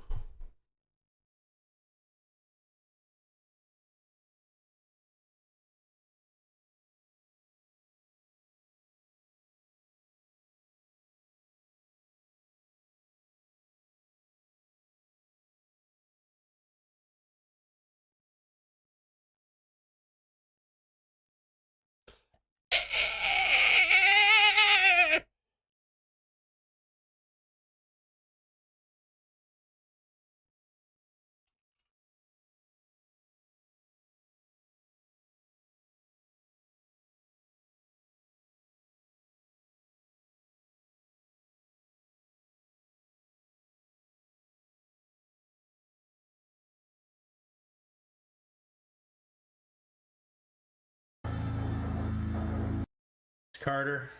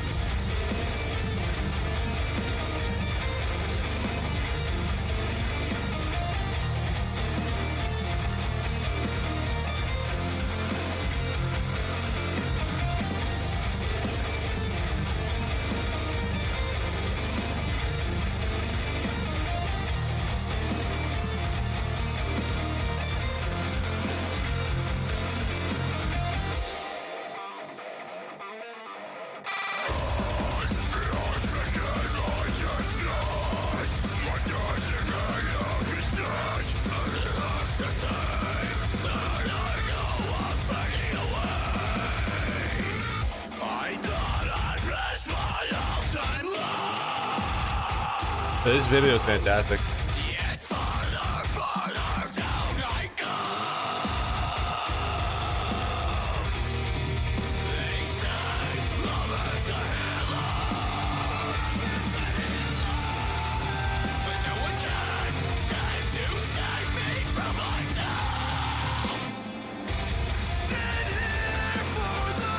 Yeah, it's hillbilly metal.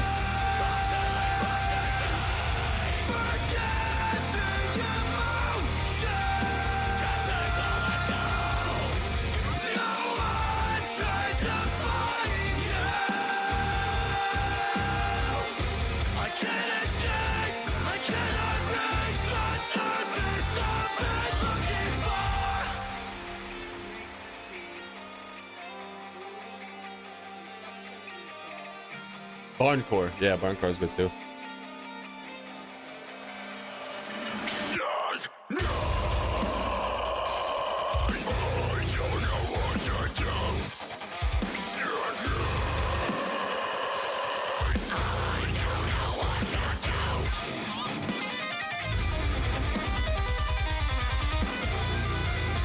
Do you leave now? Drive safe, babies.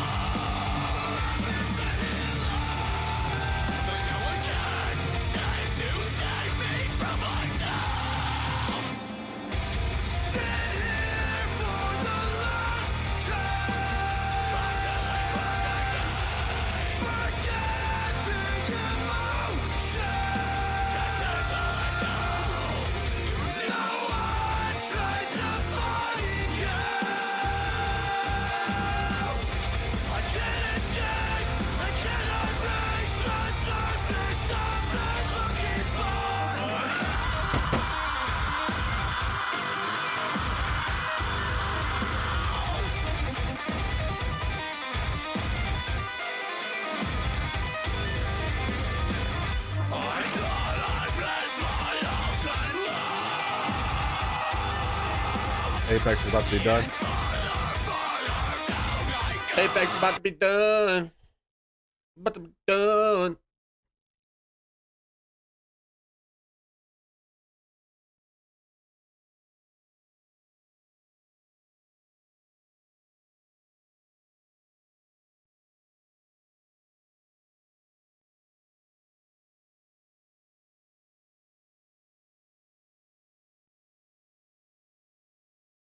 Hey. 78%.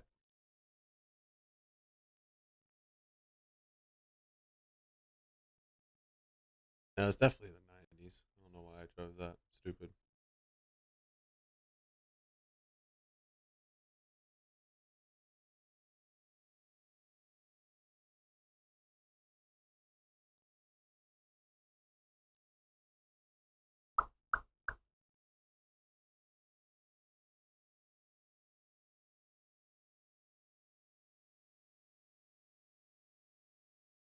That wasn't even, it didn't even update. It told me that it updated. And so I was like, all right, let me repair it too, just in case. Nutsack buttholes.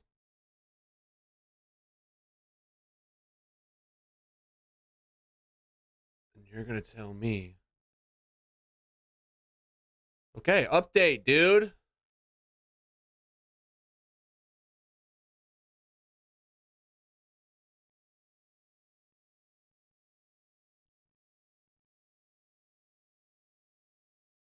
Bruh. It keeps telling me to update it. I already updated it.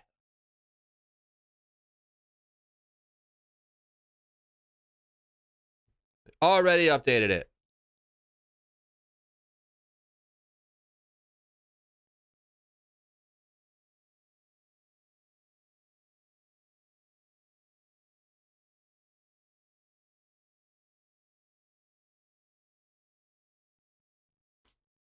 How you doing today, Kai?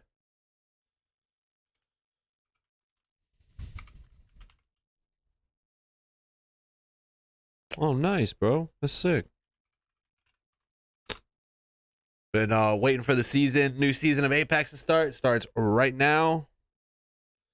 Trying to get the game to open.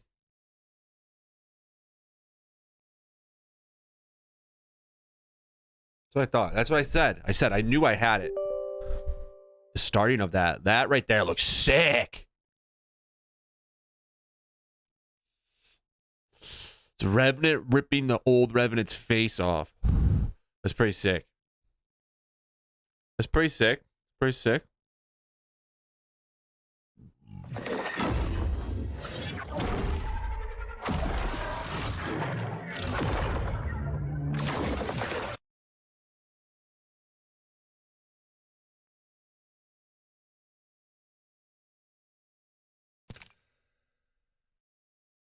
I would expect it to be Loba on the screen with him, to be honest.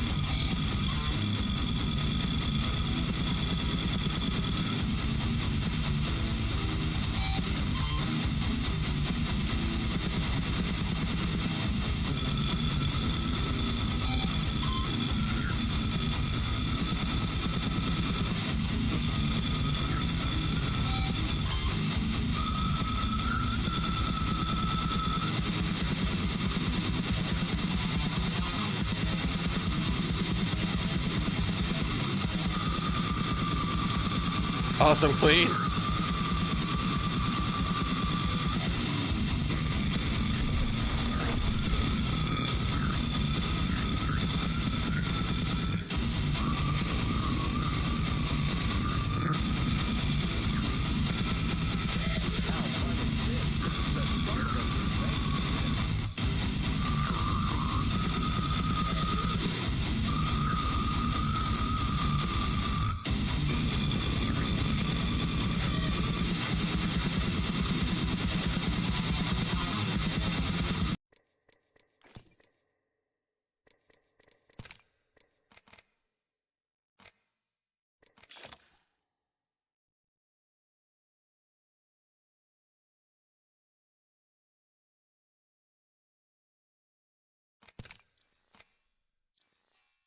Phone's vibrating. Phone's vibrating.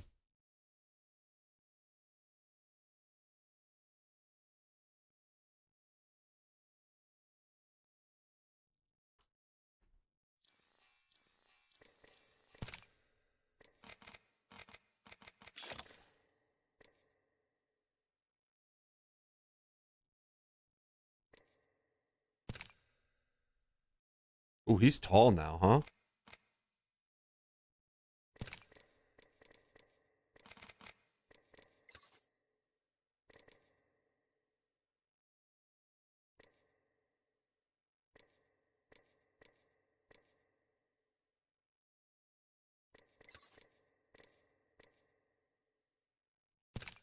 Oh. Oh, it's fire.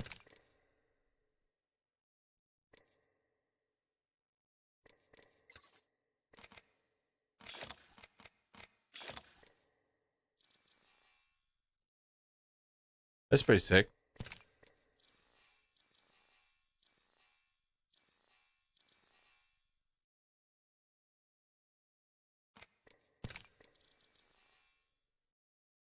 That's sick.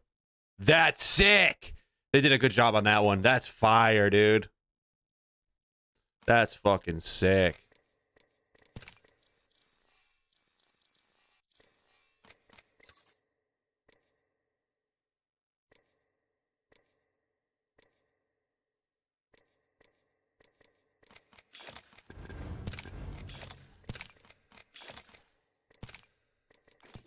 That's fucking fire, man. Now we just need friends to play with.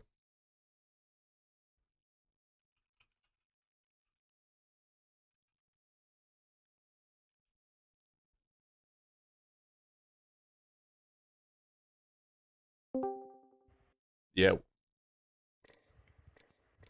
What up? What up? I just saw you said that as I was joining, huh? That's funny. That's funny.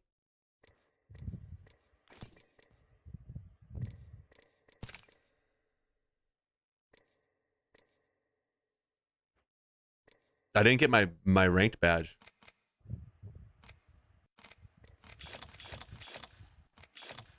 Your master's badge? Yeah. They didn't tell me I got it. Did the new season start?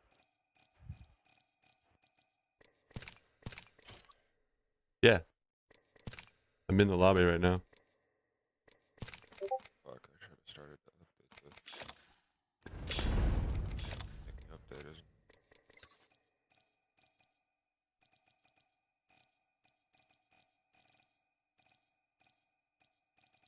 Oh, I got it. There it is.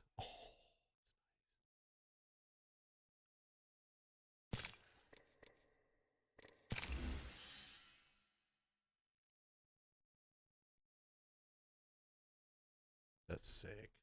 Is it animated? Yeah. Nice.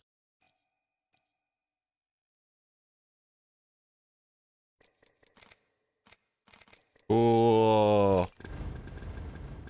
Ooh, Revenant. Revenant's picture is different now.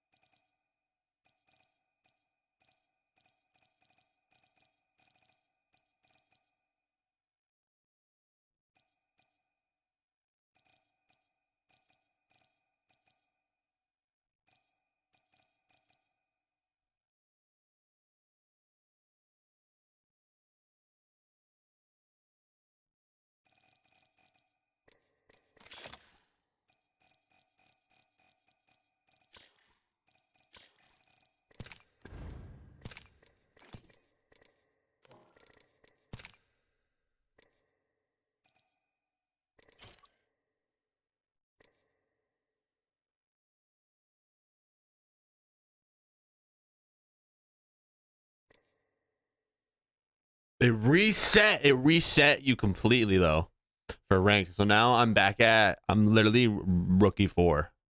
Like I have to do placement matches again. I think that's crazy. But ranked is on. I finished my placement matches last time. It just put me in something. Ranked is Broken Moon, Kings Canyon, Olympus.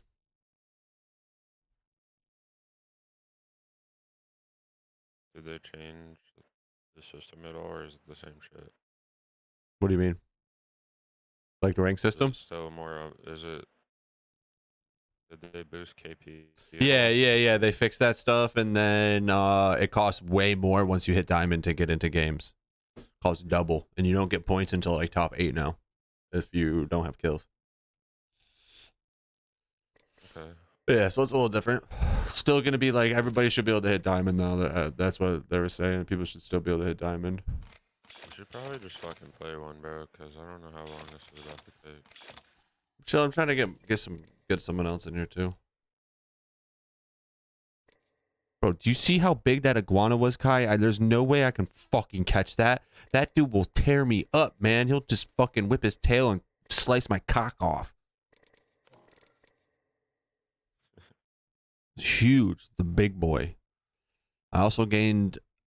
Do you have a pet lizard or something? Yeah, I have a bearded dragon. I'm gonna start posting pictures of her because videos of her because apparently people want to see that shit. Cause I've gained 7 subs off of that iguana video now. 694, bro. Like that's dumb.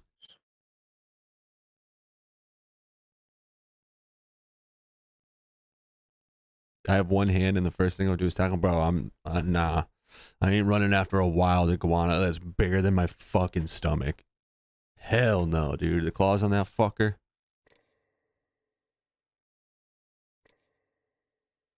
I posted a maggot being eaten by ants once. I got 5,000 views on it. Now that's content, bro. What the fuck? Yeah, right.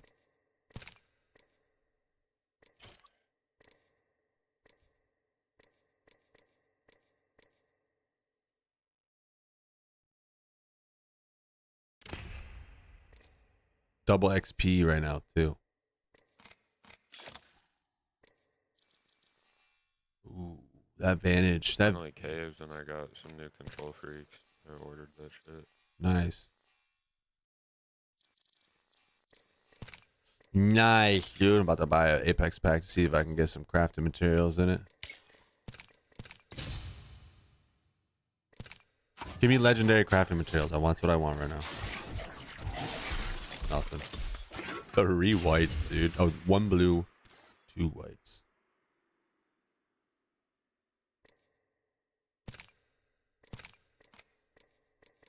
Think I might be a Revenant main this season.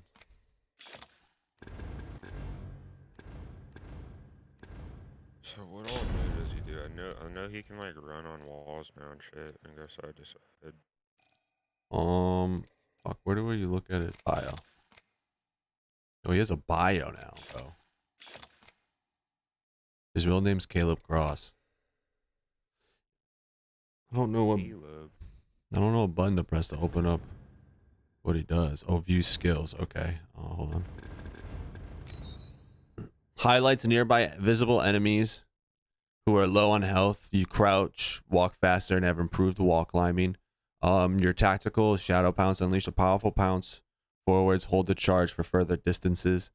Your ult is forge a shroud of hardened shadows around you to block damage and regenerate. Your shadows are tactical or refreshed on knockdowns. And you get to see what's in care pack. What?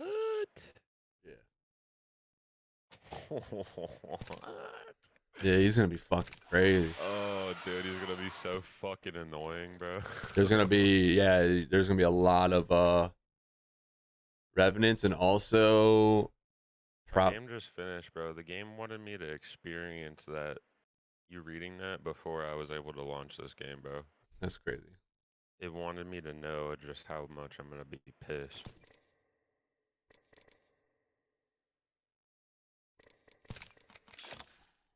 They changed his menu screen animation too. Yeah.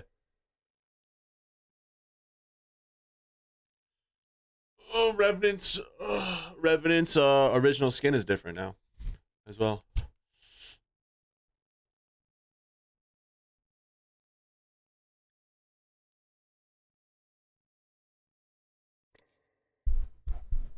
There's someone saying he's gonna eat iguanas on my video. That's wrong. We're gonna go tell him that he's an asshole. Let's do it. He's trying to get himself some iguana jerky.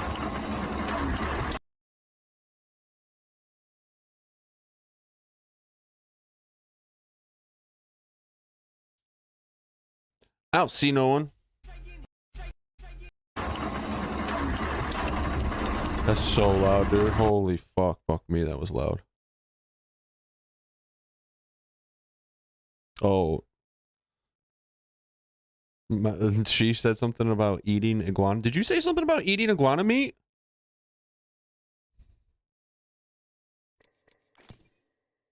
What? No. No? I didn't say anything about it until he said that, and then I said iguana jerky. I feel like that would be the most disgusting thing to fucking munch on.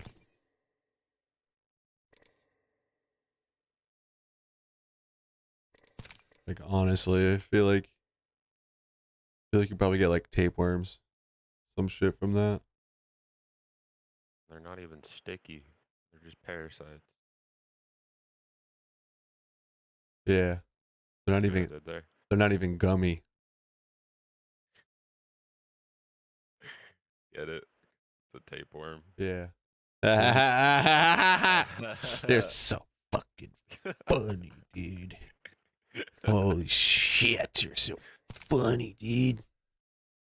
Dude, I know. They fucked up. They don't have all the Broken Moon maps for mixtape. You ever smell a turtle? No, I've never smelled a turtle, bro.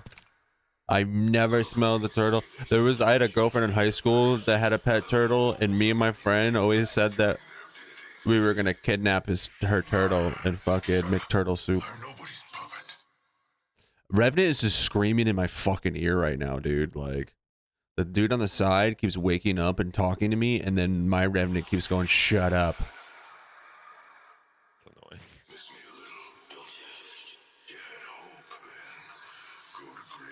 Processing and compiling shaders. I feel you. Love that. These bodies mean nothing to me.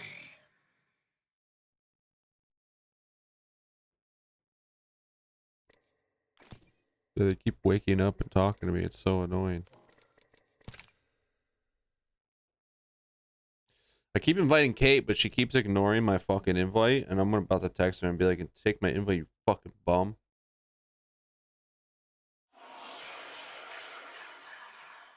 Was she the one that changed her name to Lil Meow for R99? Yeah. But I'll make them suffer, and then I'll kill them.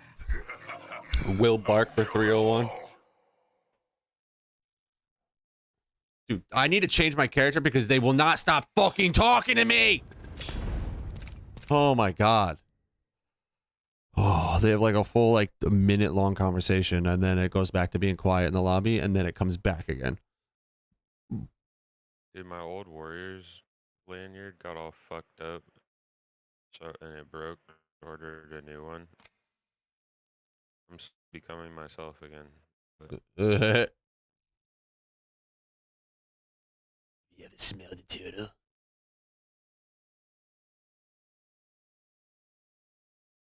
Bet you never smelled a turtle's dick before. I was thinking about getting. I want to get like I want to get a Steph and Clay jersey. Yeah. I also kind of want to get a custom jersey with my favorite number and my last name on it. There was a massive Klay Thompson podcast that just came out recently. Yeah, I watched it. You did? Oh, I was gonna ask you if you wanted to watch it together, Paul but George. yeah, yeah. Hey, listen, another thing good is Steph Curry's Hot Ones episode that he just did. Yeah. I heard it was good. Awesome. I thought you were gonna be like Steph Curry's hot wife.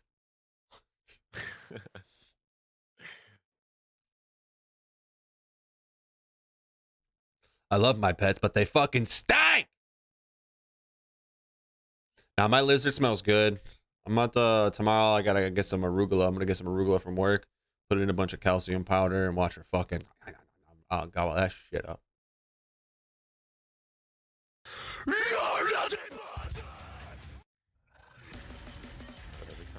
This game after an update, it just fucking Takes forever, yeah.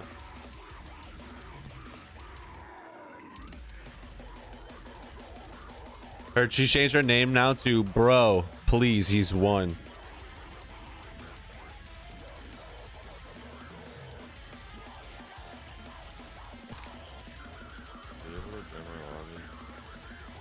What?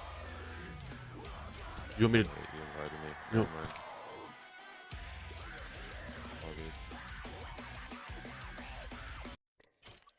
Oh, I'm talking again. Oh, okay. There's the fucking Broken Moon maps. Patrol yard, production yard is 1, 2, 3, 3 maps away, and fucking mixtape. All right, so I'm in game chat. Do you want to do trios or do you want to do duos?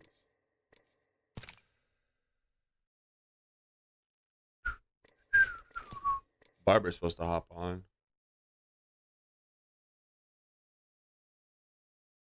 You don't want to play ranked? Do you know how many people are going to be in ranked today? No.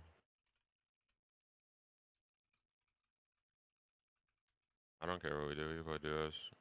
Doesn't matter. Well, I'm messaging Barber. He just said that he's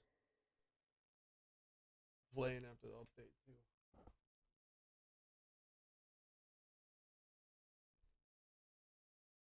Told him that we're in Discord.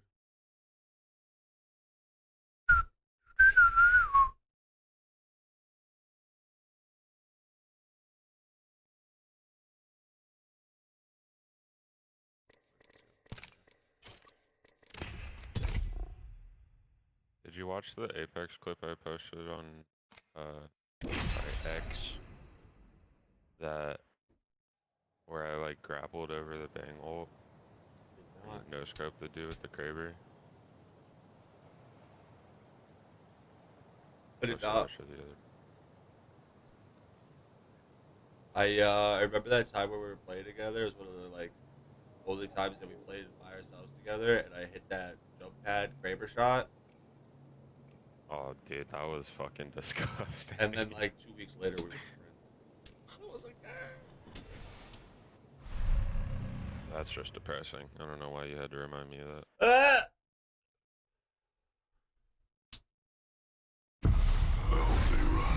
With the right moves, we'll take this win.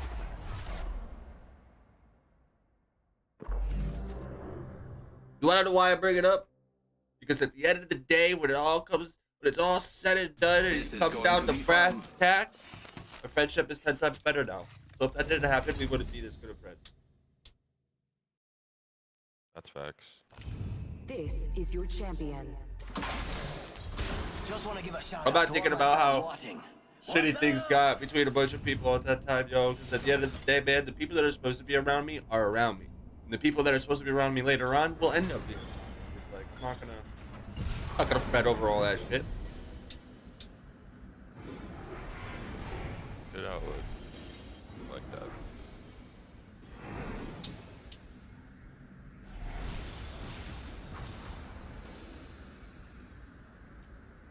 It just took losing a bunch of friends and being upset over it for me to realize how much it really doesn't matter in the long run. I say we move there.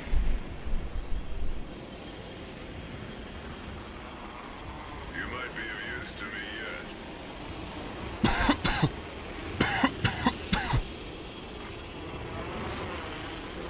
I'm flying.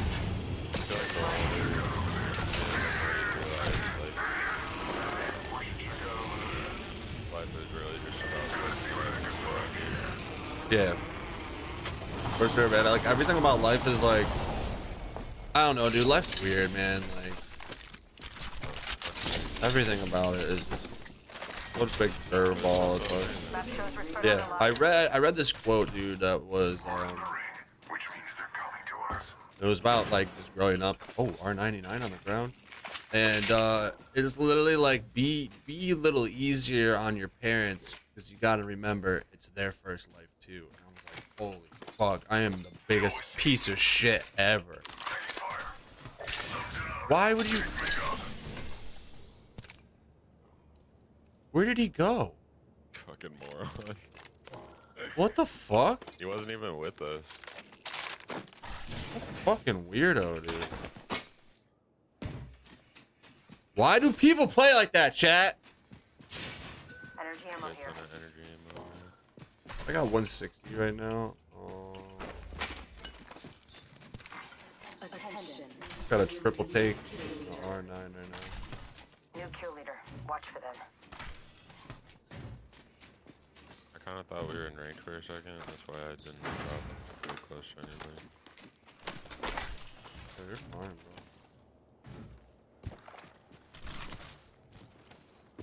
Contact with hostile. Lucky us, we are already inside the ring.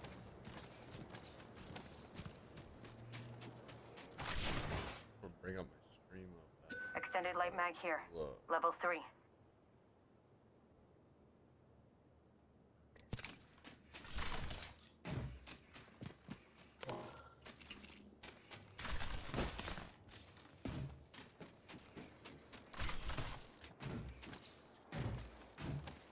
Looks fine. Oh yeah. Care package being delivered. Wish it was in 1080. I wish we could put it in 1080. Oh my god, that scared me, bro. What the fuck?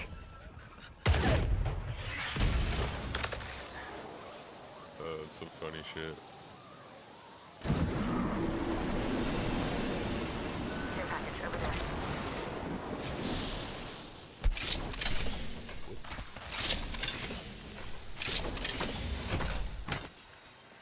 Care package over there.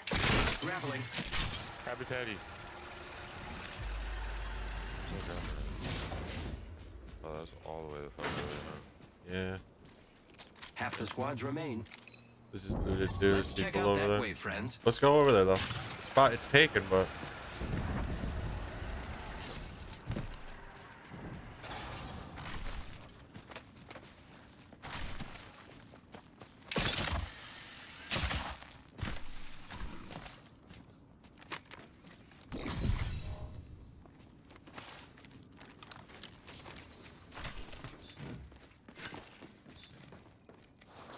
Boosted loader. Is Skull Piercer gone? I have no idea, probably.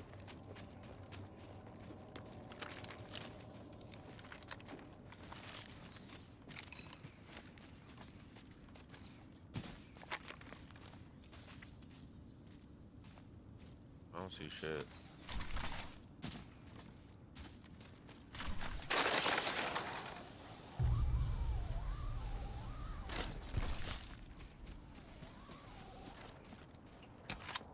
Barrel stabilizer here. Level 2.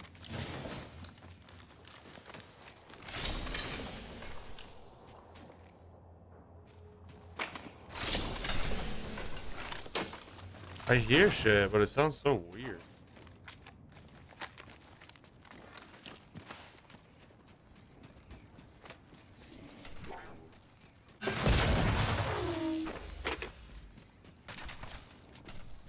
Disruptor on. Got a hop up here. Disruptor. I got a R99 in football. Where does that go on? Alternator, PK. That's it.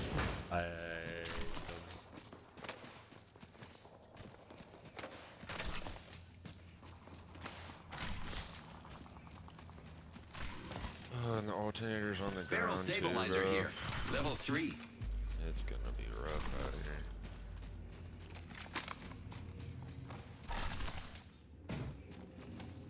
Prowler got a damage increase as well. Yeah, package. Watch out for the new kill leader, friend.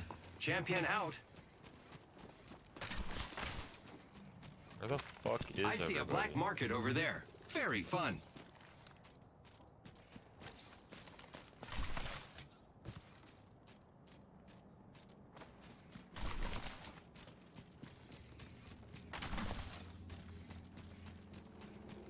I heard shooting.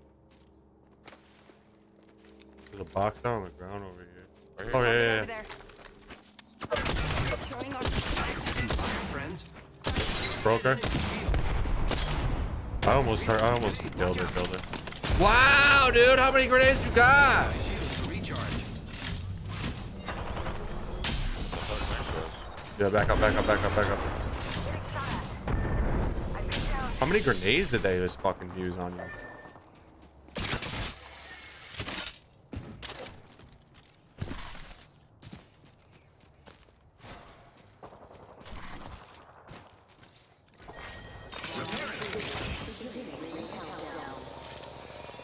The next ring is not close.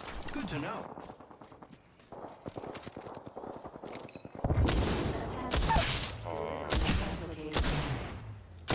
Replicator incoming, friends.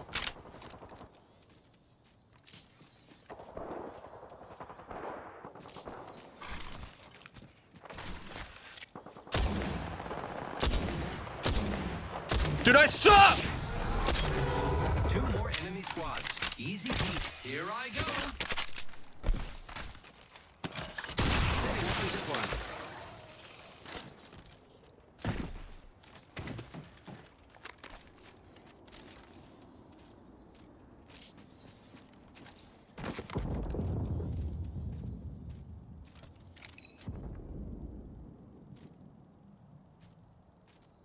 Rings far. Minute to go.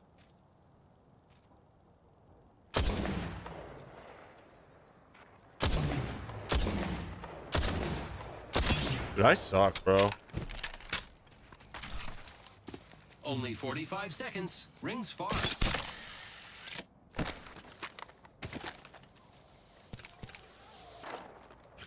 Fucking losers. Fuck you.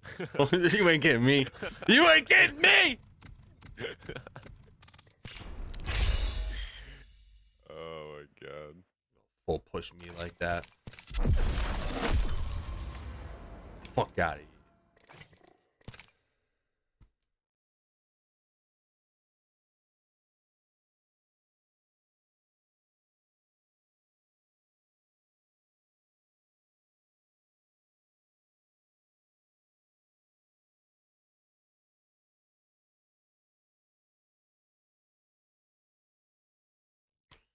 Ooh.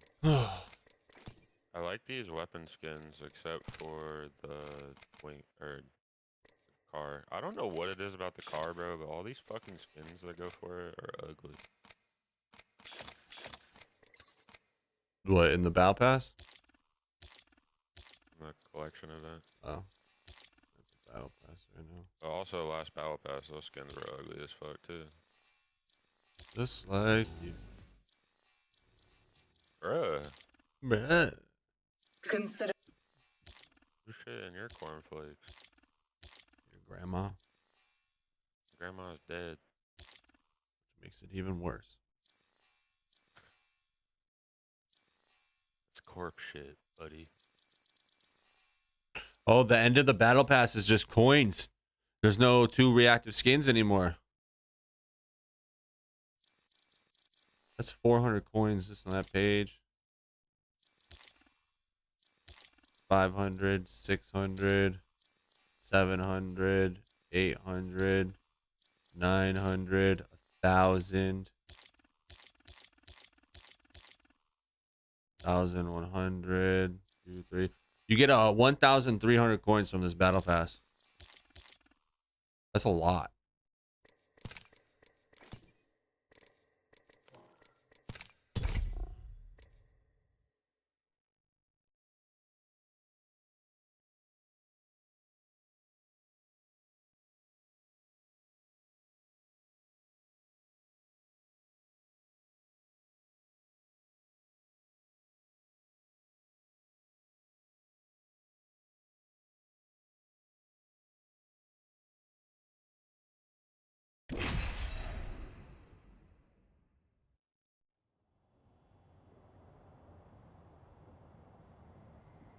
I watched a little bit of that review that they did, Kai.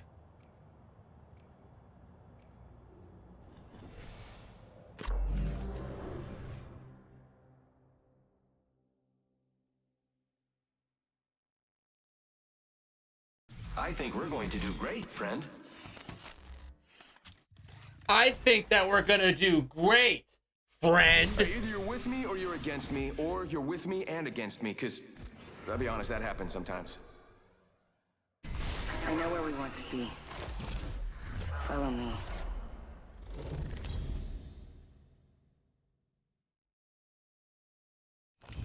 This is your champion. It fights blood in the water to a shark like me.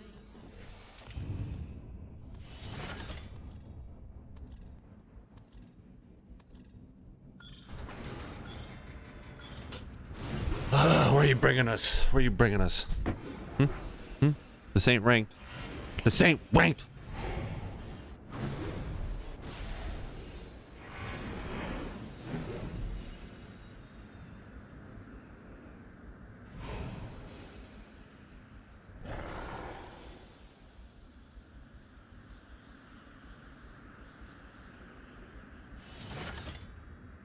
Oh, okay. What happened, Sheesh? I'm the jump master. Okay. I won't let you down, except by falling. Here we go. It's a long drop. Fun.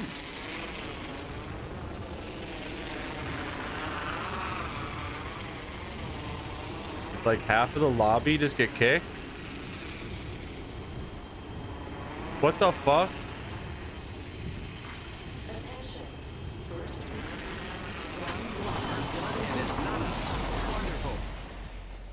Next ring's far.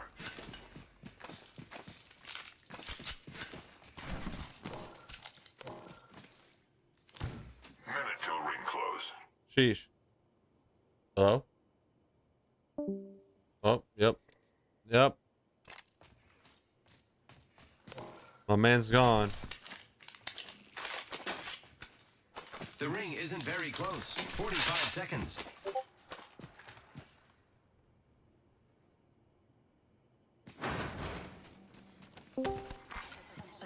Hello? There is a new kill leader. New kill leader. Hola? Next on my list. ¿Cómo estás? There's a team here. Hello?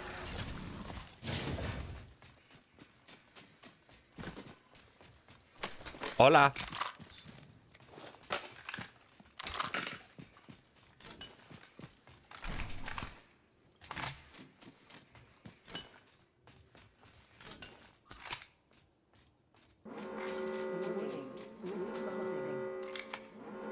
The ring's moving, Hello? friends.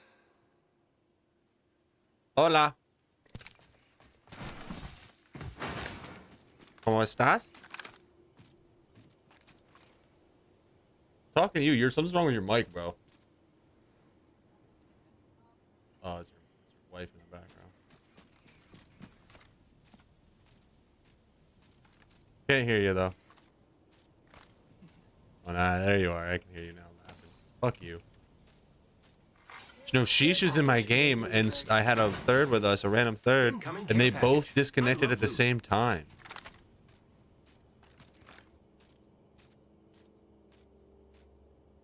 Weird. Yeah, Brittany's on the phone, so I'm on it. That's fine. Attention. There is a new kill leader.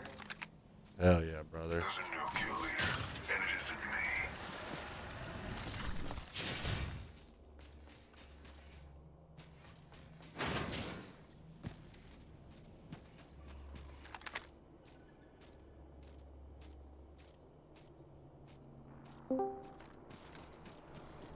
Hello?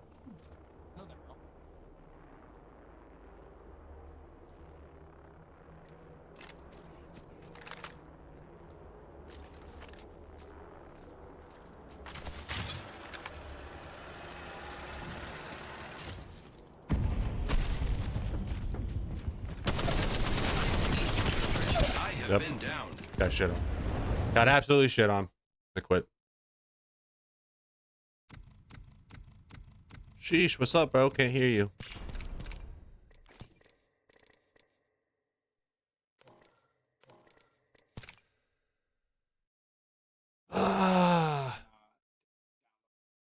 when you sign in Apex, it's not going to tell you that you got a master badge. You got to go find it. At least for me, it didn't tell me any shit. It didn't tell me shit.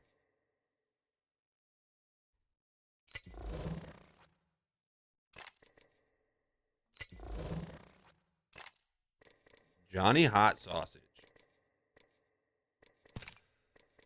And now you're gonna have to compile shaders for the next 3 minutes, so I'm gonna go use the potty. You shade compiler?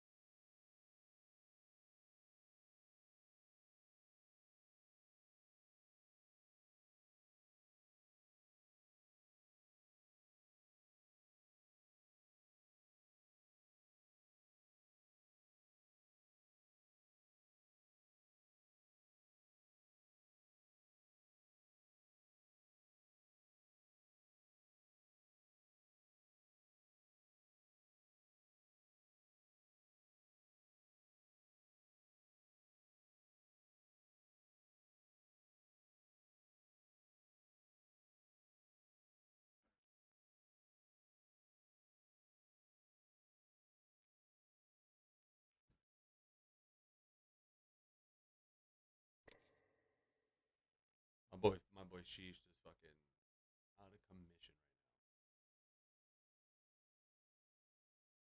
You're muted.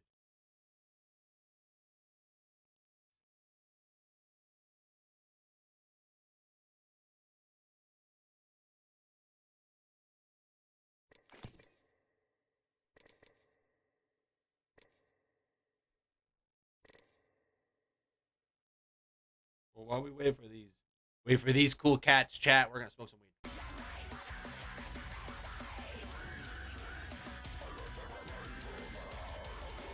Make sure you hit that fucking like button on the stream too. Don't be fucking skeezy about it either. Fucking bums.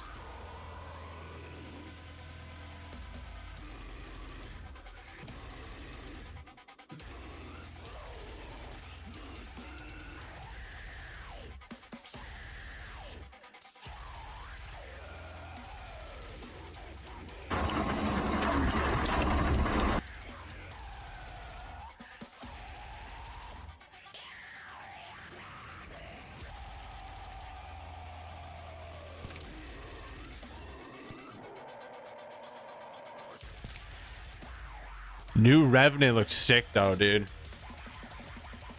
I'll say that.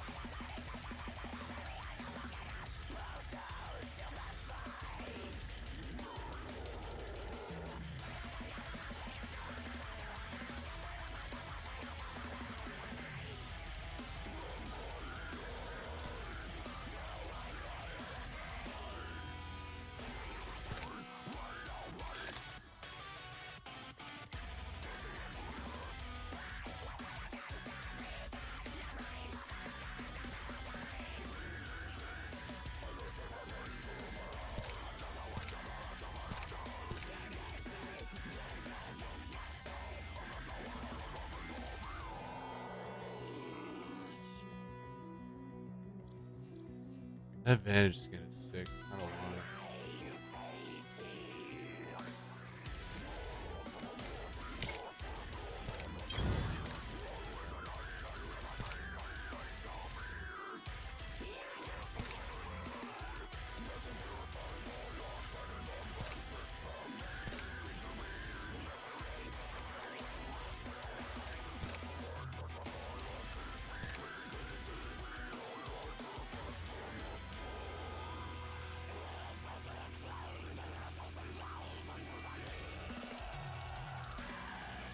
That fucking crypto banner is crazy.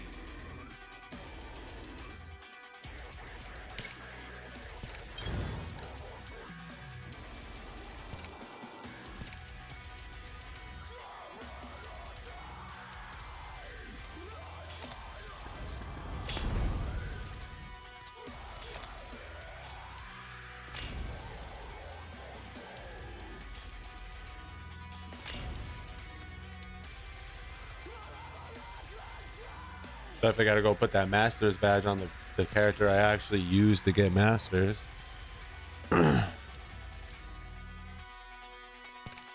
I played all of Ranked as fucking Catalyst. She's my favorite character for sure.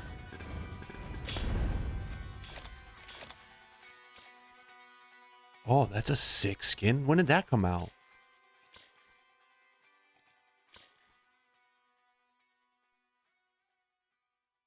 I don't remember this skin at all.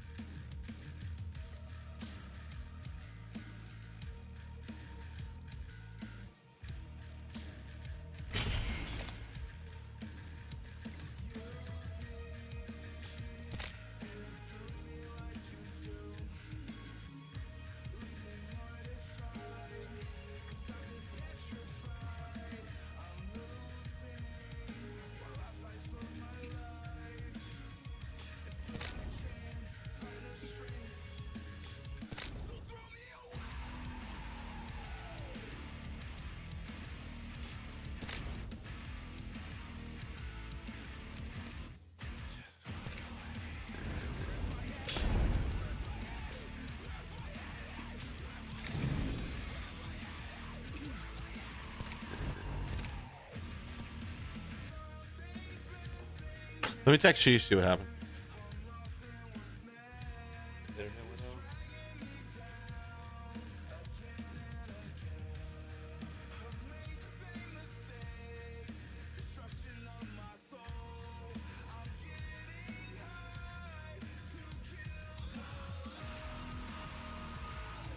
Oh, he's pooping. Okay. So we got Broken Moon mixtape maps. That's pretty cool. I like that a lot. I definitely like Broken Moon the most. I haven't played in 9 days, so we'll see what happens.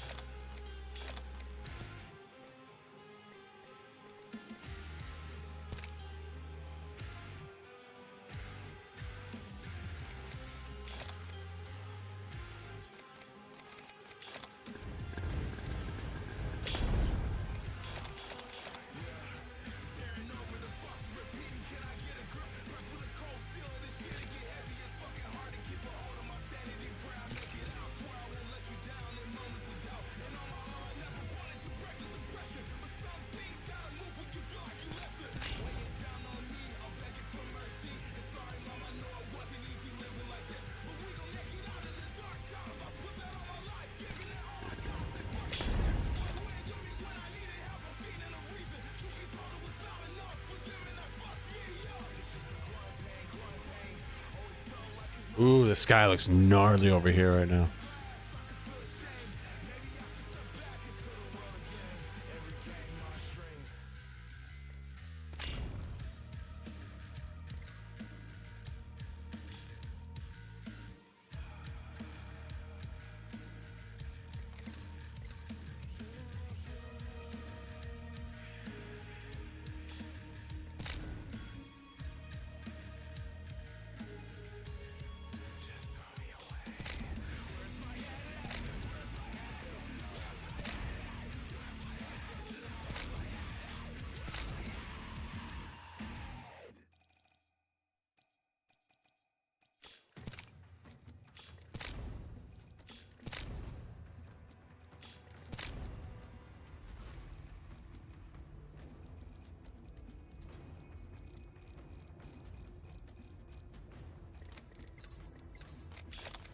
Do they all have bios now? I think that's really cool. You go into the character screens, they all have bios. They have a story with it.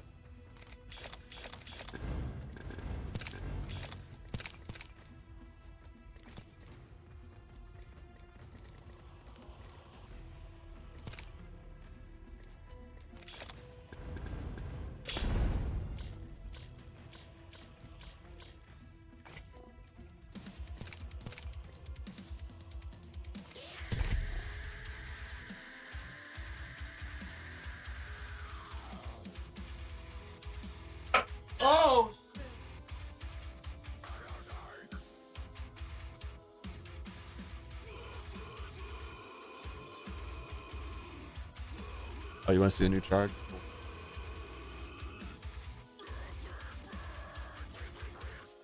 Do it. Why we need 12 people in queue for it, huh?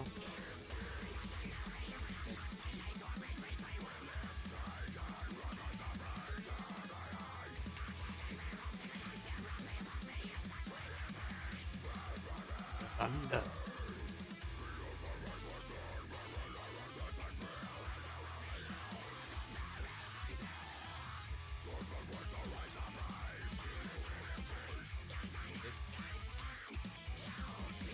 Thank you, bruh.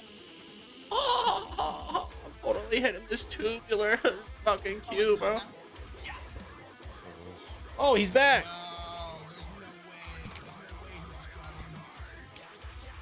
Why? We're not even in game yet.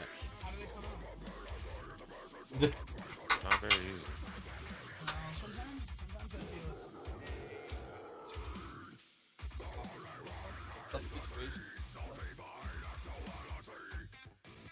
It's character development. The harder the food, the harder it goes. Why are we going into the fire? That's why I just want to check out the chart real quick. I just pooping it like and it's super. Shut the fuck up. You shut the fuck up. Get better internet, dog. I would. What's up, Token? What's up? Fist bump? Fist bump, bro.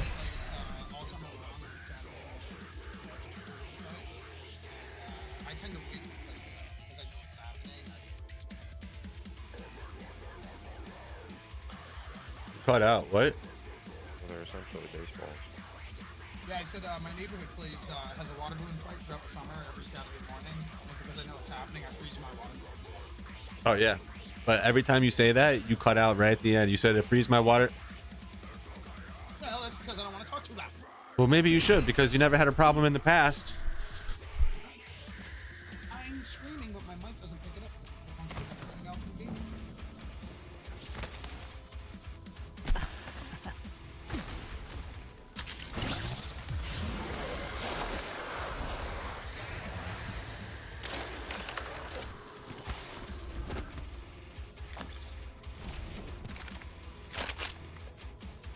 Great Ball takes extended mag now.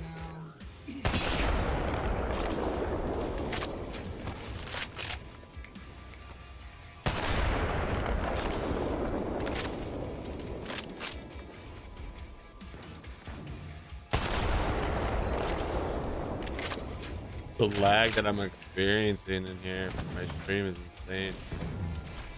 Can't hit shit with this thing. You can charge it up and like idle it right beforehand. You can tap it and it won't lose a charge. Yeah, it's just like Titanfall's charge rifle. A little bit easier to hit your shot if you tap it a little bit. Yeah. Go back to hard.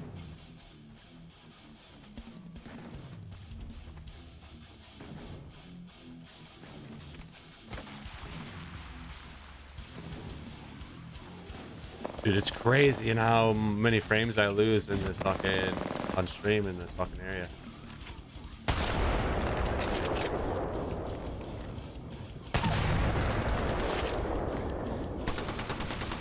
Kind of blows my mind. Yeah. Oh.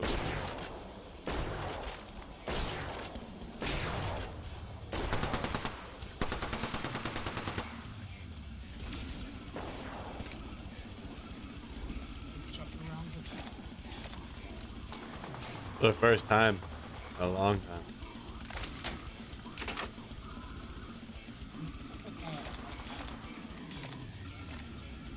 Prowler is auto fire too.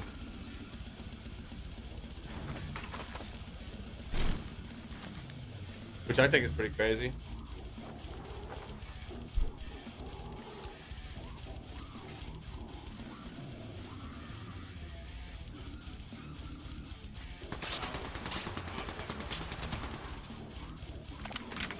No, it's in the care package.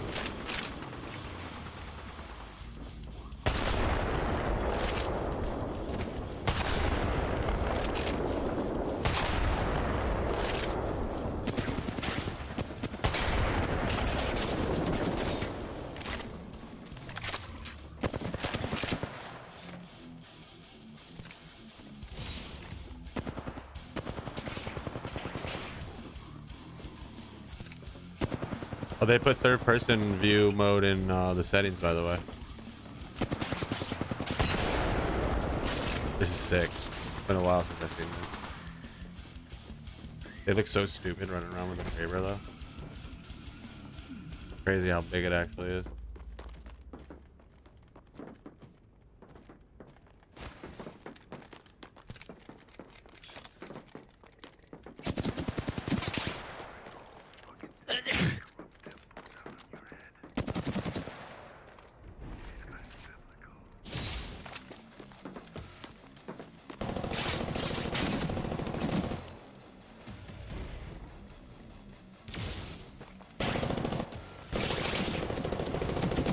I'm actually really glad they brought the full auto crawler back.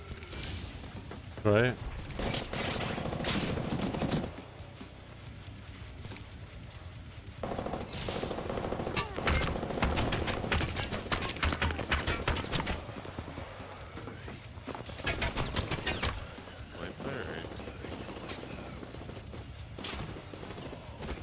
You really want to hop into rank right now when all the pros are playing? That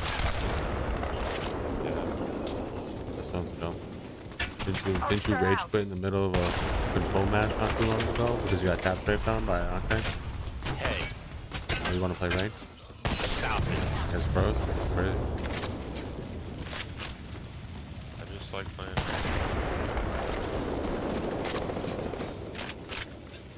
I'm out of heavy ammo. Are you guys in third person mode yet? Why not? In the range setting. Wall. In the range settings. Wall bouncing with it. Is there a third person mode now or something? In the range settings. I know, but No, there's no mode. There's probably gonna be because that's why it's here.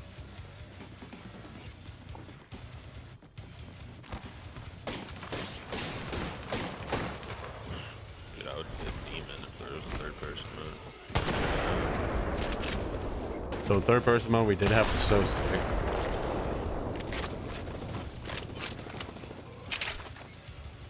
This game is actually hella fun. It's funny.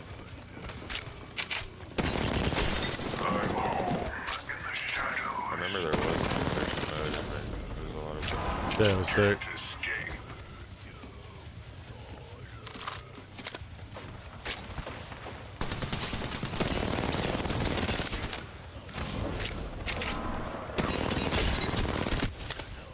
So much better at this game in third person mode. Holy fuck. Dude, me too.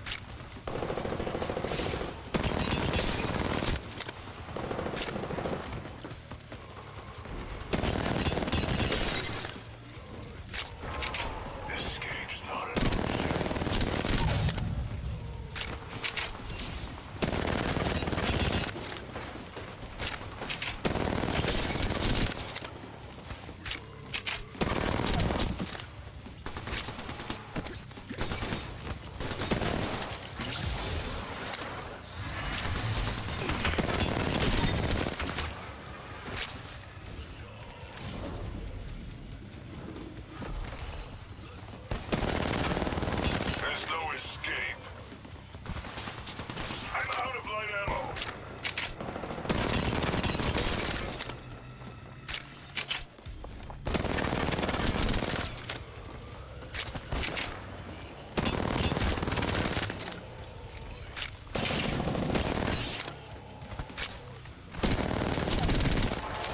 I'm out of energy ammo.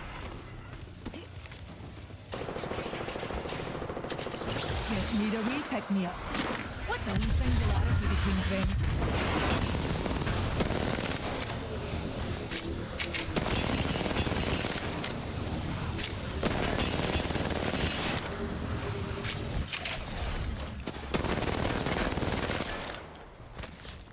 Whoa. Going off screen for some reason.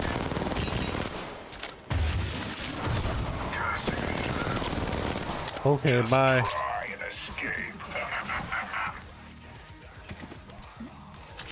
Here's a pick me up, pals.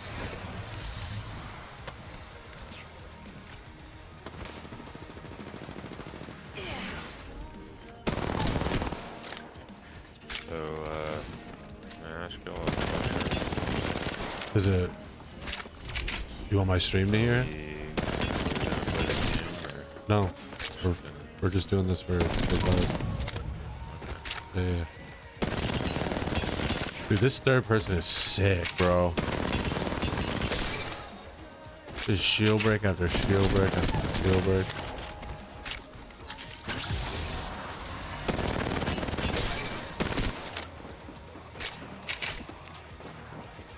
I'm out of shotgun ammo.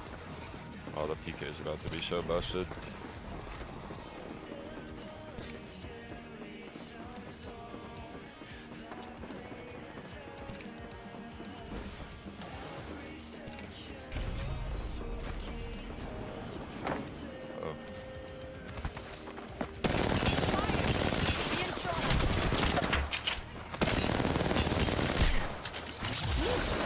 Another wee pick-me-up. Ah, cray for you. My shit's like running real slow. I think it's because I'm streaming.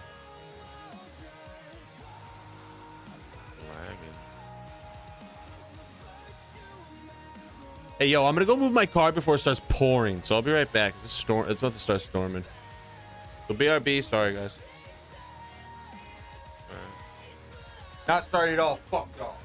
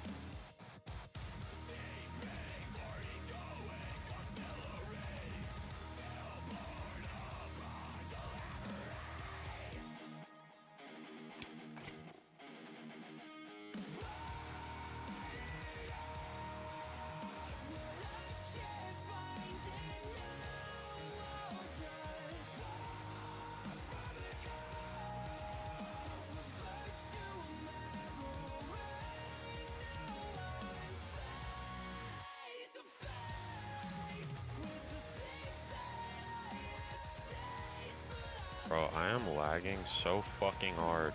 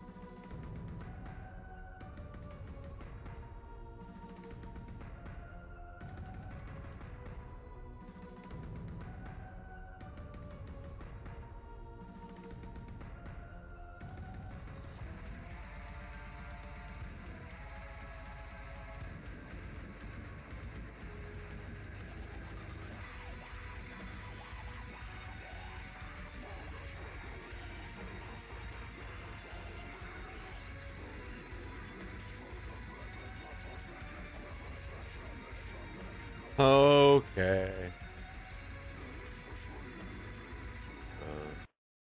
So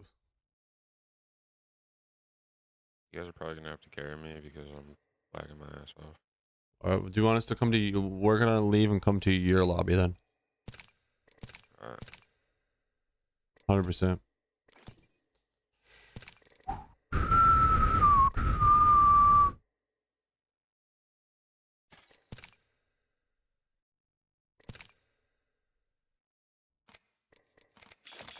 Pubs are ranked.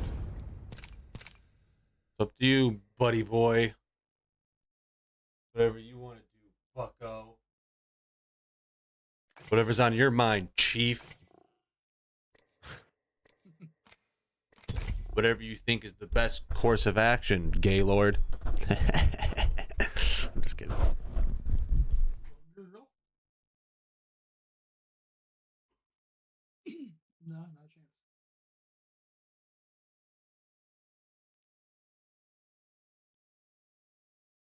Do you think I could come this time?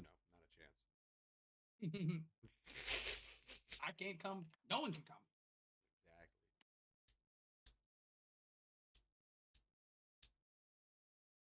This liner's dying. The Walking Dead.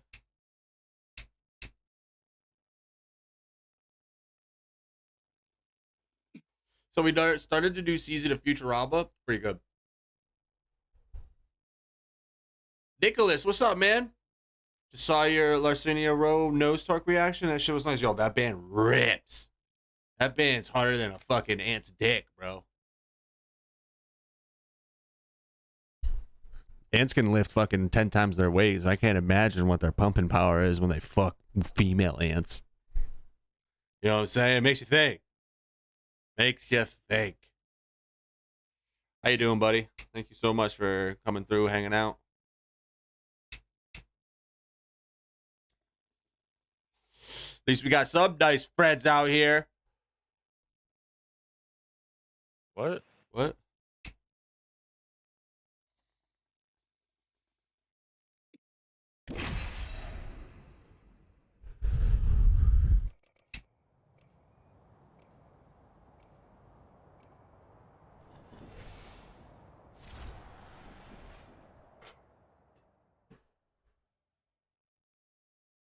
It's only over when it's over.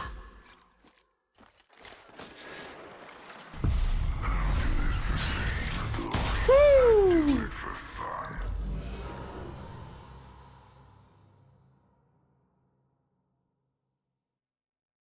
I brew the fluid myself. It's advanced technology, but you can call it magic.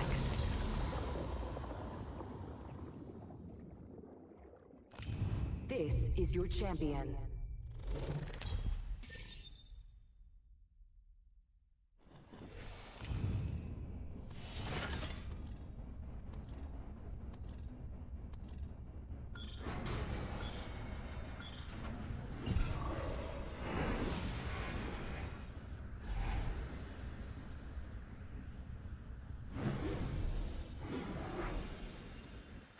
Stay out of my way.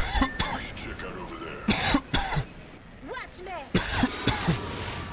Direct Arrow, what's up, man? How you doing? We just chill, man, playing the new season of Apex and Circle Jerking. You know, the normal. I wish I had that drum beat emote for Lifeline. Dope. Cause I'm blue, da da dee da die. It landed up top and there's no way inside. I think the next heirloom I'm gonna get is gonna be Lifeline, 100p. Round 1. Beginning ring countdown. 100p. 100p. Damn, bro, I'm on my own server, so I'm still lagging my ass off. I'm feeling good right now, to be honest. Better than when we were in the firing range, to be honest. First blood. Someone took first blood. Norm, how you been? Dude, been doing good, bro. Can't complain. Just been gaming and working. Nothing crazy. Peacekeeper here.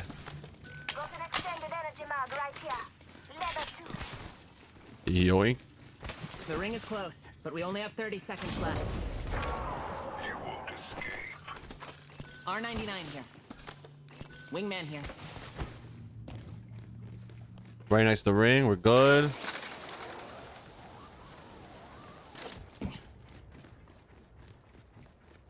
Why Come am on, the I ring's closing in 10 lagging? seconds.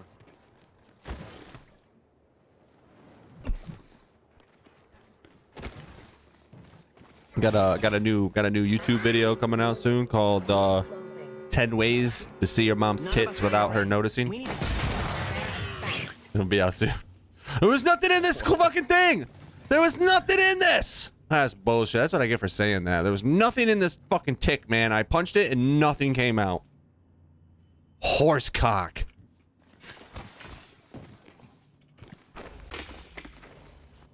Am I downloading something? What's going on? Probably that 1 terabyte worth of porn that you got going. Yeah, that is a problem. It's huge. That's a big amount of porn. We have a care package on the way.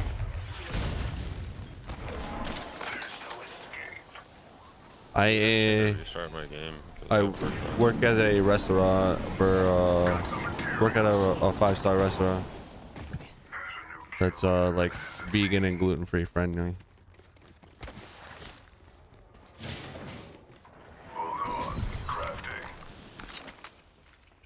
Five stars. Oh my Like stars. 5 squashes.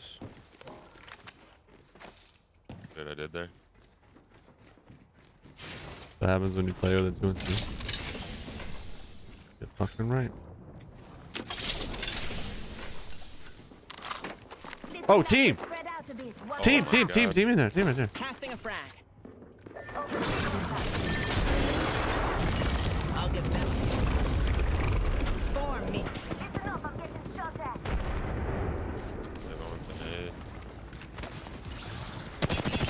Shit on her. The enemy's here.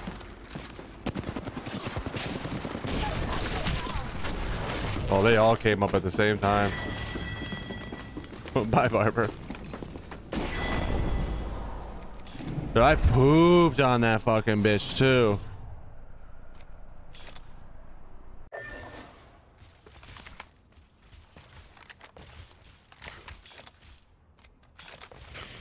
Yeah, my man's ratting already. Let's go. That sucked, dude. I fucking put the work on her too. She queued up on me.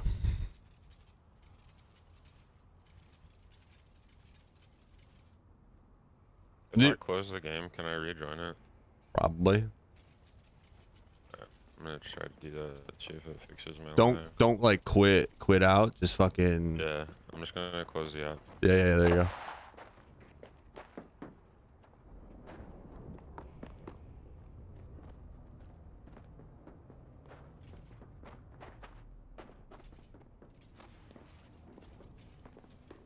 But we're going ham today on fucking YouTube, bro. We got 7 people in here right now on YouTube. Thank you so much. Appreciate you guys. Fucking posted a short while we were streaming, 1.4K views and 7 new subs off of it. Thank you guys so much. That's insane.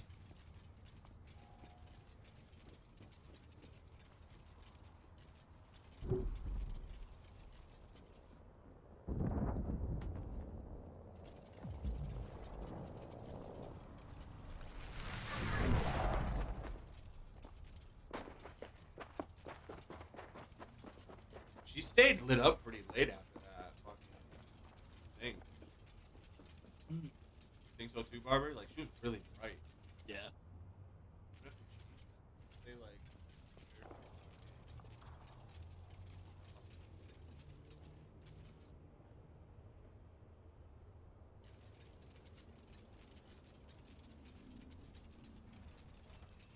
Back in this bitch.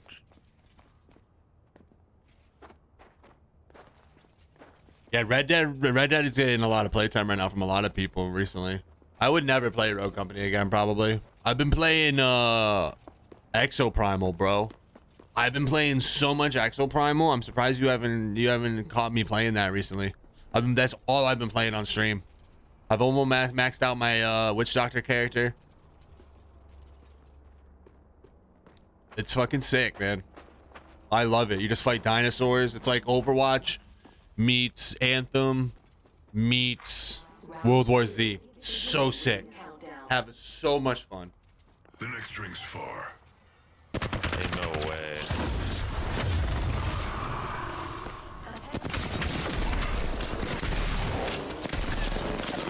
Complicated down to it. How the fuck do they know? GG, good try, dude.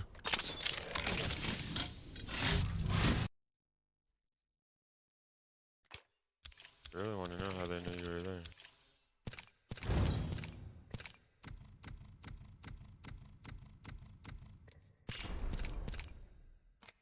It's okay.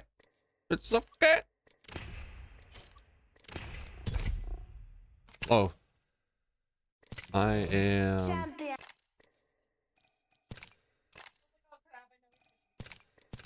I'm party leader now for some reason. Can't calm Brett on phone again.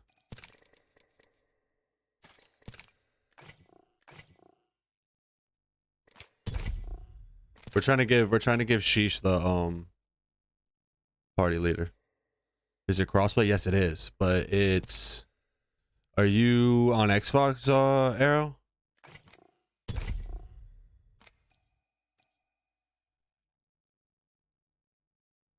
If I'm so lagging hell about this game, I'm probably just gonna go play basketball. I feel you, Brody.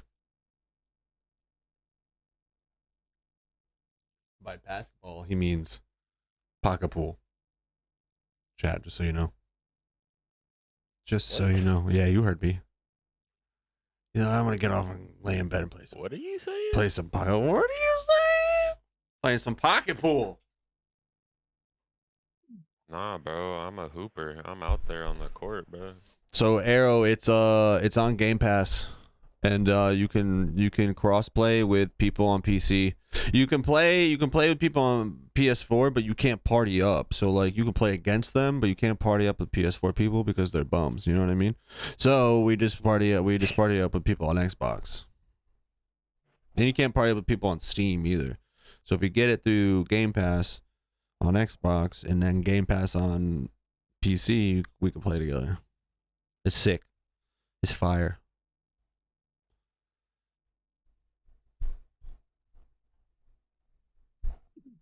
Like if that game was a pair of tits, you'd suck them.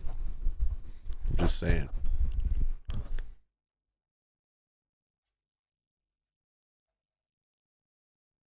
All right, I need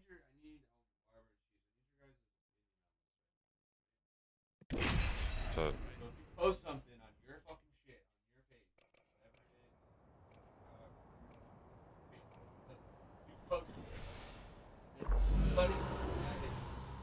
Mad at it, right? And then they get into an argument with you on it, and then they say to you in the middle of the argument, "Who are you?" No time for right? But I know what I need. Isn't that fucking weird, bro? Like, why are you on someone else? Like, I think that's weird. Like, and I like compared it to like. That's like walking up to someone's house and knocking on their door and then being mad that they answered. Big things are coming for You know what I mean? yeah. Like you're like I agree with that. I'm like, and then so I'm like literally I'm like, yo, like this is the place where I'm supposed to be. Like I don't know what you mean, who am I? Like you're in my comment section. Like I don't know what's going on here. Like and so people now that person I said it to thinks that I'm stupid because they don't know what the fuck I'm talking about. And I'm like, dude, if you don't understand that, like you're stupid, dude. I think this thing. I just thought it was so funny. People are just weird in general, but yeah, that specifically. Why would you ask somebody who would be on their page? Yeah, like you're on my video, you're on my fucking YouTube short, asking me who I am after being on there, or like posting on it for like 5 hours. Thought about it. They were just like trying to talk shit because they Let's check out that hurt. one. Yeah. Said the wrong thing. Yeah, I just thought it was a funny situation. Like if you don't understand that analogy, like you're probably really fucking stupid.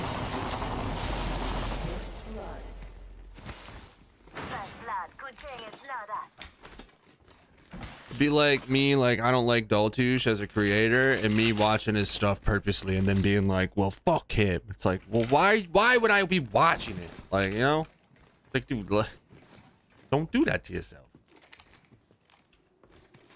Don't do that to yourself. Round 1, beginning ring countdown. All because I was pretending to snore during that fucking Tom McDonald's video. I got death threats and shit. It's so stupid. People are so weird, bro. That's the kind of thing that you have to like. I've been using Witch Doctor Arrow. Or as a content creator, you fucking. Oh yeah. Yourself. I knew. I already knew it was gonna happen. Like when I was like, I'm posting this, I'm gonna get shit on by a bunch of people. But it's good that you don't change and you just keep doing yourself. Yeah. Yeah. posted it a couple times now, and I've gotten thousands of views off of it every time. This thing, I think it's really, really good. I respect you because you don't give a fuck and you're just you. And people funny. don't think like that. People get like, it's just people get really defensive about music. You know what I mean? It's like, it's not even like was being mean. Like I literally just posted a video of me pretending to snore. Like, oh, I'm taking a nap. Oh, wow, this dude has a career. You know what I mean? I know he's rich. I know he's got fans. Like, I'm not fucking dumb. You know what I mean? Like, it's just funny that how defensive people get over like if I tell you, like, you tell me your favorite music or your favorite artist or song, and I'm like, oh, that song sucks. It's like that person usually get 9 times out of 10, they get kind of upset about it because you don't like it too. It's like, it's music. That's the beauty of it. I mean, I'd be like, music is in the beholder, you know? Exactly, dude. It's one of those things where like I listen to I listen to slam music where it literally sounds like somebody's flushing a toilet and shit like that. You know what I mean? And other people hate that music. Yeah, and other people hate it. You know. Taylor Swift. I don't think Taylor Swift's that good, but she's clearly fucking talented if she's got that much money now. Oh, honest. What was that? What's right here? Oh my God, dude's hiding in the bushes. Is he invisible?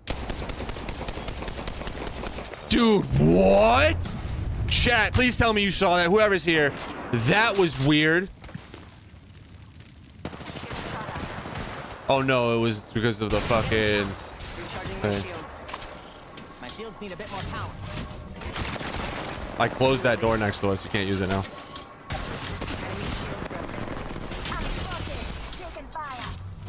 Making contact with enemy. Pierce their hearts.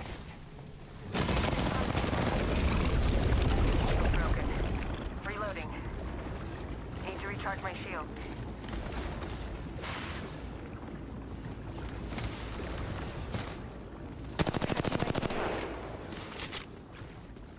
They're really running. Yeah, they're running like pussies now. Here comes the Pathfinder though. Watch out! Enemies here. Oh, he's fucking leaving like a fucking puss bag. I almost broke him. Setting a portal. I'll give them a piercing or two.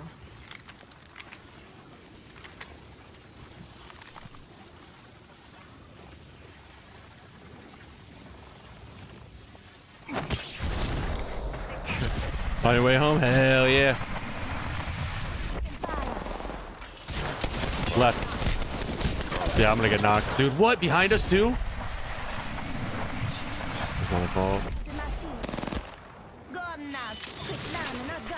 They come through that, they're fucked.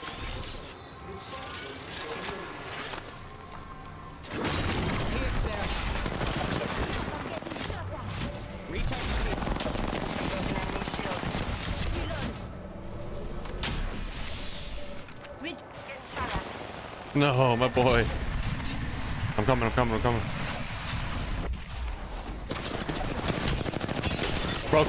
him.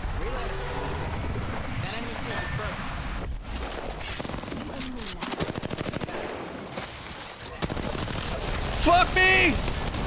Got her. Enemy down.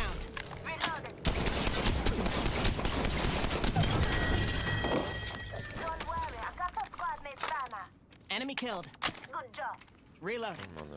I killed her. Hands thrown if you're needed.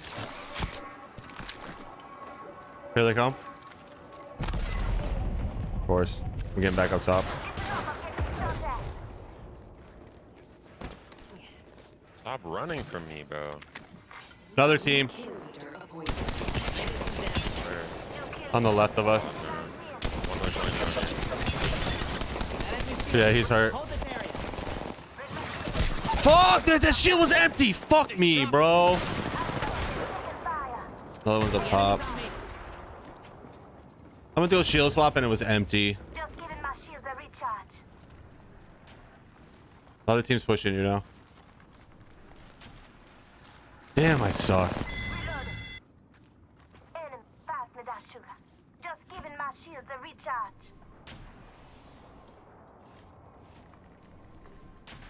I'm right underneath the stairs. On your feet. Left. man's got your back. Dude, I suck cock, bro. There's a fresh shield spot from this part. Yeah. Round 2. Hold on. I'm healing.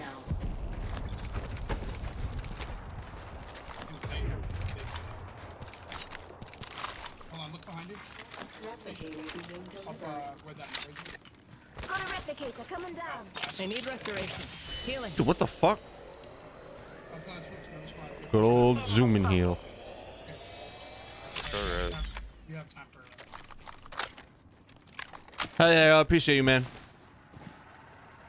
They're pushing that way now. The enemy's far off.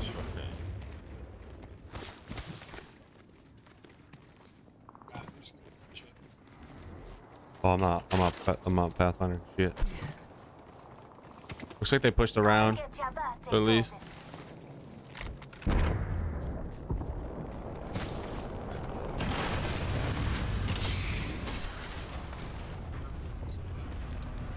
We're close to the ring. Minute to spare. Have an evac tower. Get you back to your box.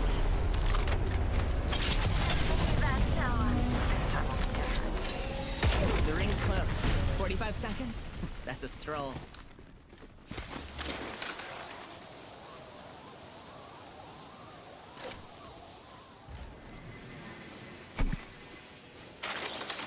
Might be something good that way. 30 seconds. Rings close.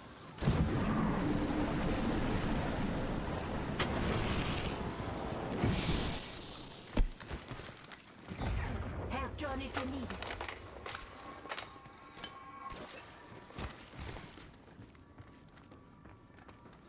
Come on. The ring's closing in 10 seconds.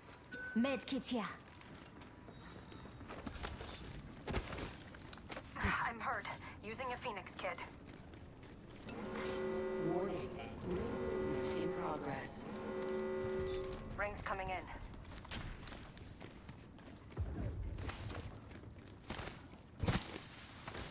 Could you make the guys louder? Yeah, I can make them louder.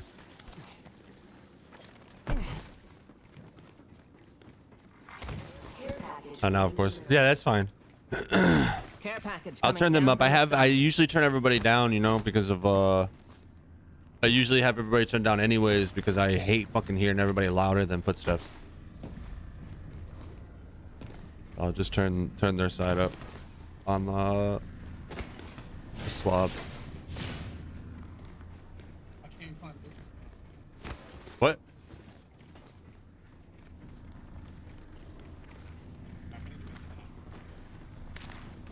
You get that digi threat.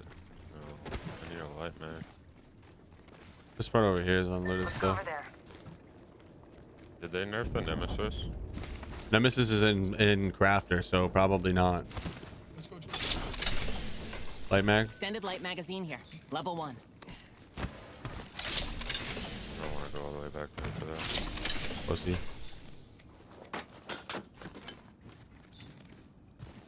You're lucky I love you. Grabbing it for you.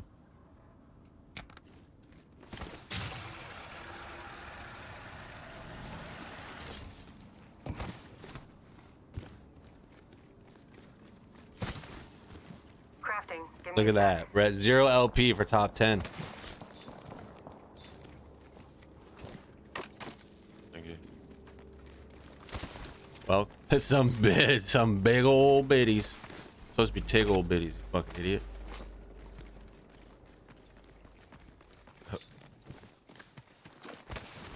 Got some materials. I hate that Dusty live kicking it on kick. Like, dude, you're a fucking loser. Heads up. Not all of us are in the ring. I don't know why that makes me so fucking mad, but it does. Yeah, there's a digi threat. On us, on us, on us. On us, Wyatt. Oh Another fucking squad, bro. I didn't stand a chance. Like, and I got fucking ulted. Delivering replicator. Replicator falling to Earth. Whew. 45 seconds. Recharging shield. So I'm gone. Do you think you're safe? No? Okay. 30 seconds, and the ring's closed. Look out, grenade.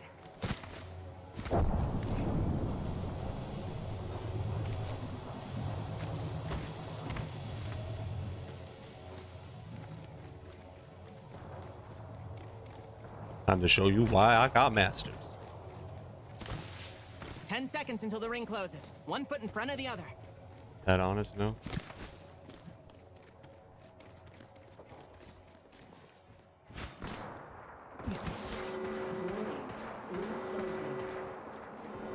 None of us are in the ring.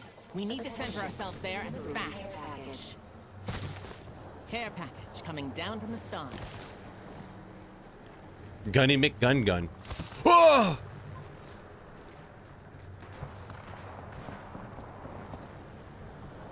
All right, I'm smoking. He's still alive, crawling. I'm sorry, dude.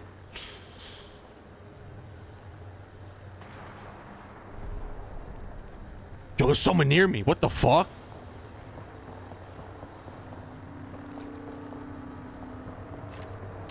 I need restoration. Healing.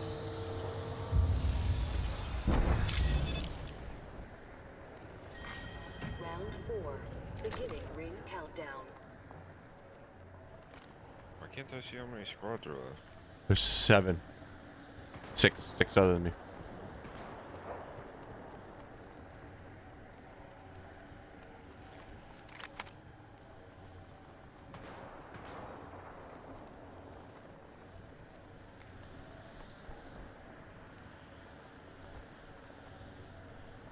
The ring's close, and I still have a minute.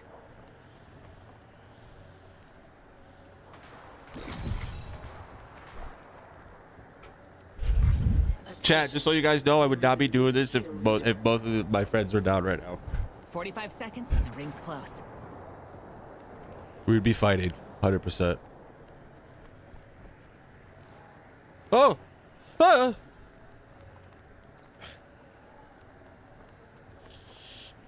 Well, the ring's right there, with 30 seconds to spare.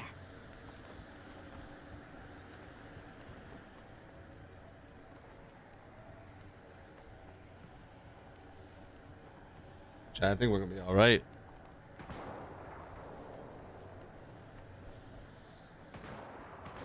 Ten seconds, but I'm nearly in the ring.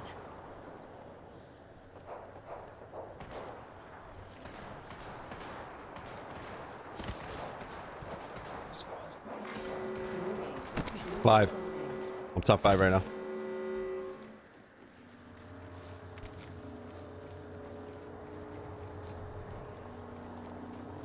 God, if I was Revenant right now, dude. Climb right up in that bitch. There's no way someone sees me up here. If they see me up here, they're cheating.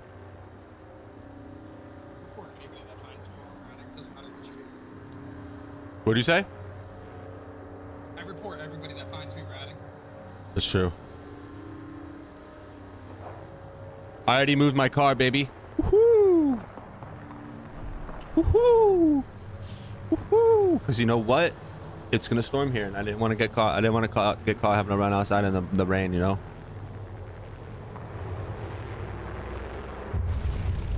Rat and placement matches. Let's go, baby. Oh, god damn it. I'm getting us top 3. Mine doesn't show. That's crazy. I think that's weird. Neither.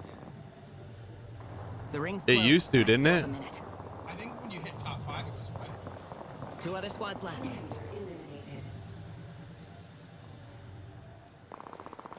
No, I wasn't showing it earlier. Just Only pointed one it more out. squad. I think it's a glitch. Channel or the something. win. Not much space between me and the ring, and 45 seconds to cover it.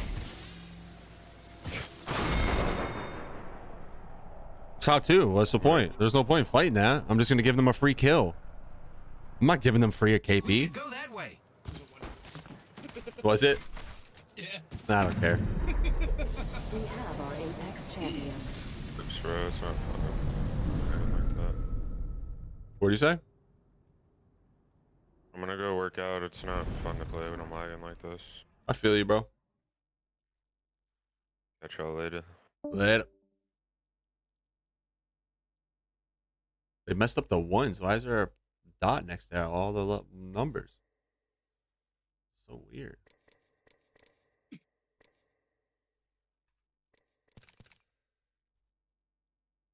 All right, let me turn up, everybody.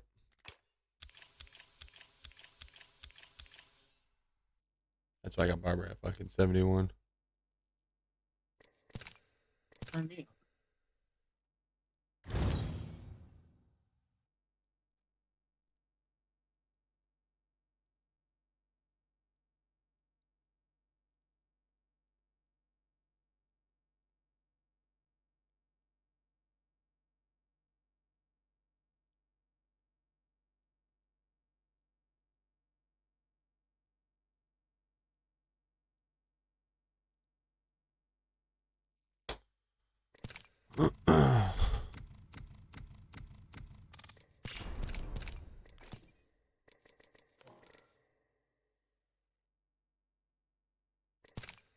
Try to get a third in here real fast.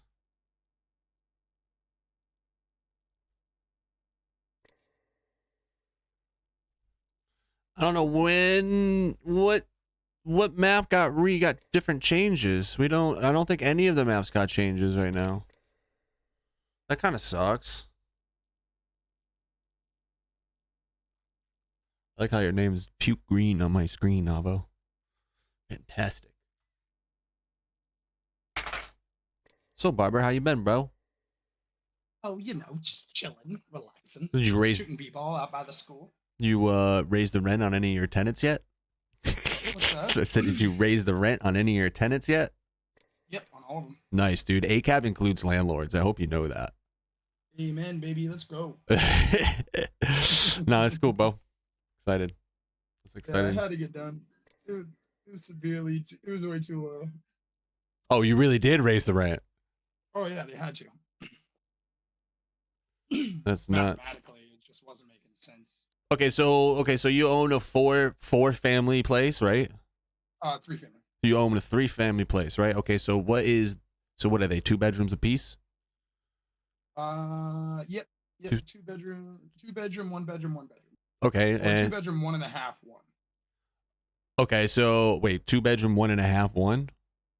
Yeah, so the downstairs is like 2, and then the upstairs has like 1.5. But their living room is both living rooms are huge, so the both can be put into like bigger. You can make them into bedrooms. So what's the rent? Right now they're paying 17 and 16. Oh my god, dude. The 2 bedroom one is 17. Yep. God damn, dude, my fucking rent is like 22. Yeah. For a 2-2. Yeah. I've been thinking about that. The rents in Delray and all the beaches down there. Anything south of like Stewart towards Miami is like 2,500 average. Yeah. My parents are in Port St. Lucie, which is the town above Stewart. They have it's either a 2-2 or a 3-2. I can't remember exactly. I think it's a 2-2 house with a garage and a fenced-in yard, and they pay 17. Yeah, it's incredible. That's nice, dude. That's better than what we got. Like, I wish we could move up there and move up into that area instead, but we would both have to change our jobs right now. That sucks. Plus, you also probably get paid more there. Like, you get paid more where you are than where you could go. Yeah.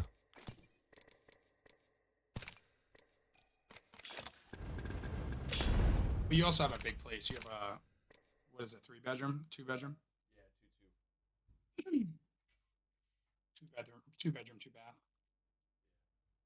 2 bedroom.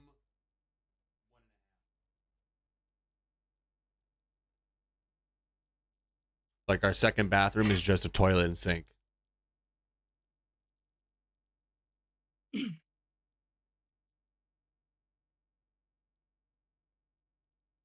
There's so much stuff we can do for this place too, and this place is just like, what's the point?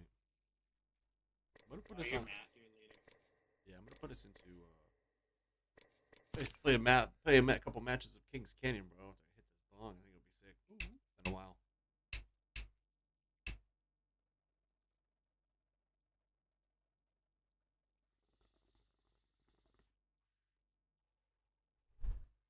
Let's do duos. So you don't get fucking Revenant taken away from you.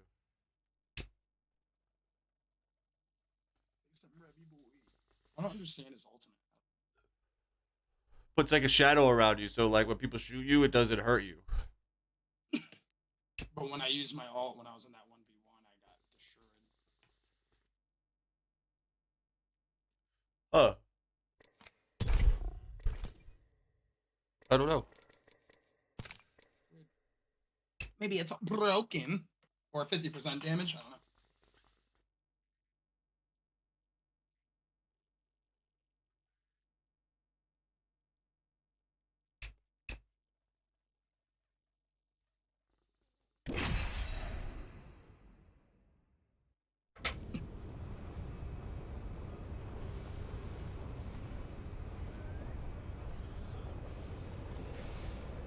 Woo!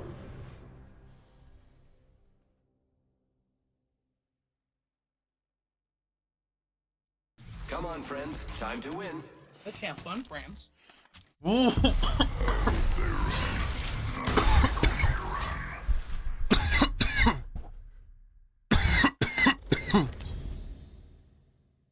Bro, we both got master badges now.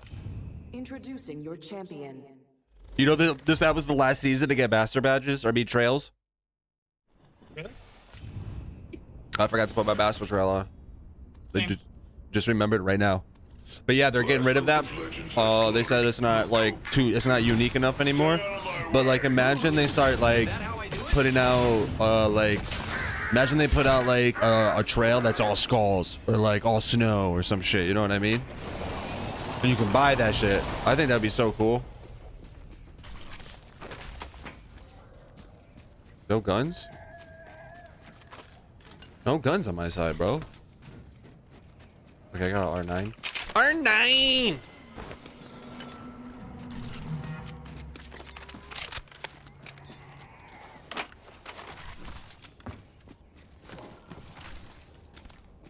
But we gotta have like an old school session where we just fucking play for like 3 hours non-stop and I have a full squad. I just heard a Loba. Yeah, I think people are about this. Attention. First blood. First blood on the enemy. Where is she? Okay. I'm busy. I'm out there. I'm doing something. Let them see where you are. Rings close. Still have a minute. Want to make a massacre?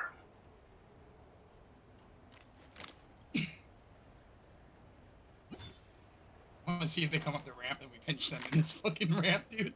Yeah. Rings close. 45 seconds. I feel you. Let's do it. Here. Oh. 30 seconds to get inside that ring. I gotta go to this zippy dude just in case. You gotta tell me if they're coming up. I'll tell you. You just jumped over.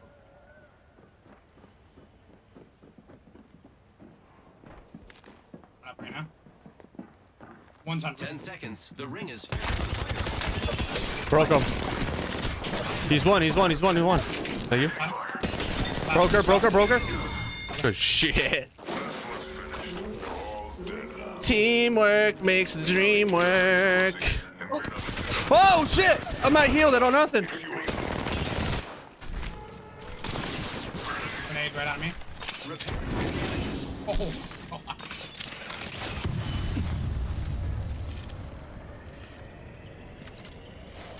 Fight. I have 6 bullets left.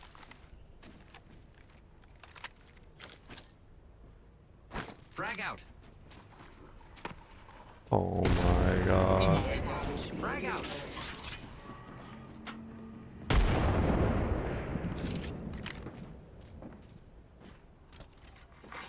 New kill leader appointed.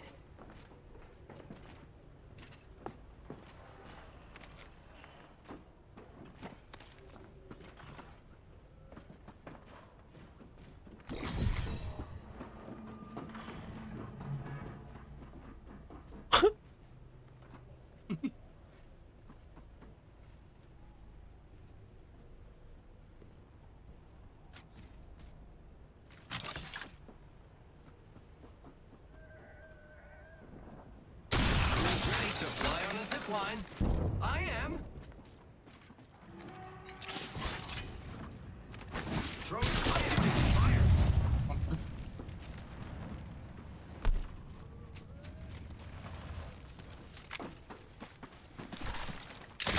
Using grapple.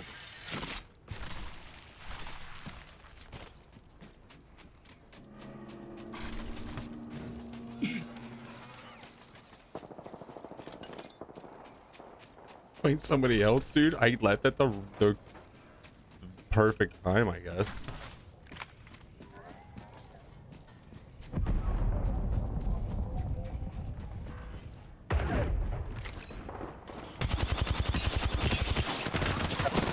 Oh my god, I suck. Oh my god, what? What? That's crazy! That's nuts! That's nuts, dude.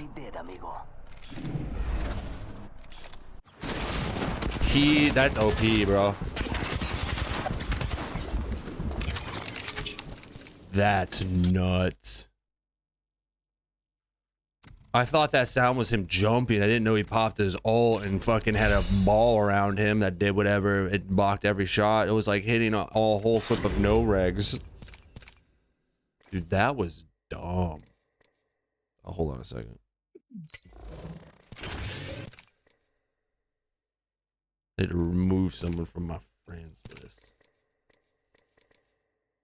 Come on, Kate, stop being a fucking pee-pee head.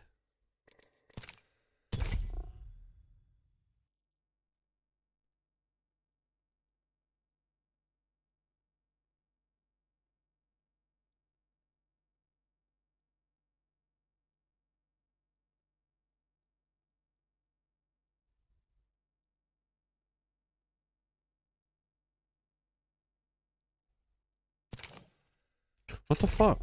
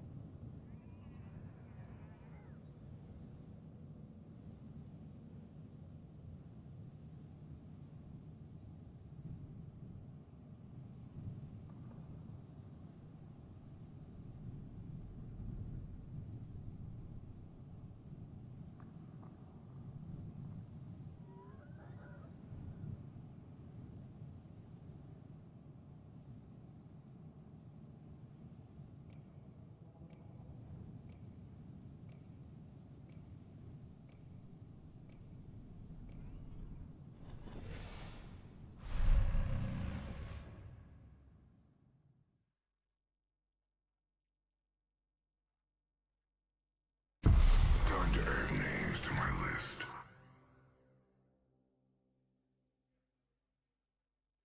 We will defeat all of our enemies.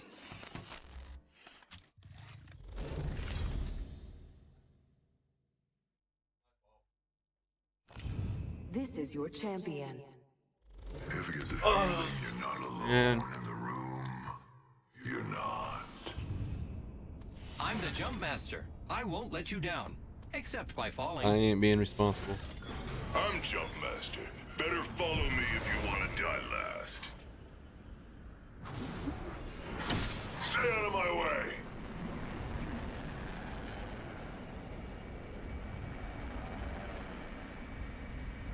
Oh, Earth update. Rivers have been removed from Alabama.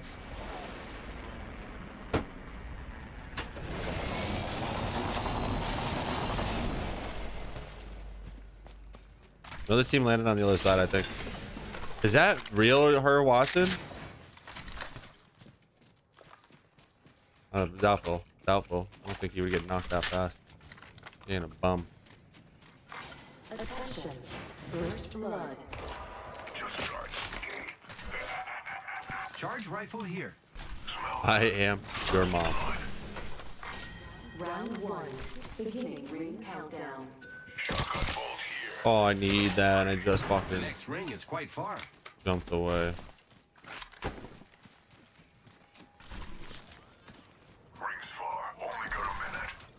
Oh, this was looted up here? Yeah, someone's on the land up there. Whole team landed up there. Oh, on me. I'm not there. I'm not there. I'm not there. I'm coming up now. I had to go grab that PK. I heard him downstairs. Octane. Broke him. Cracked an enemy shield. Reload. Contact with target. Using grapple.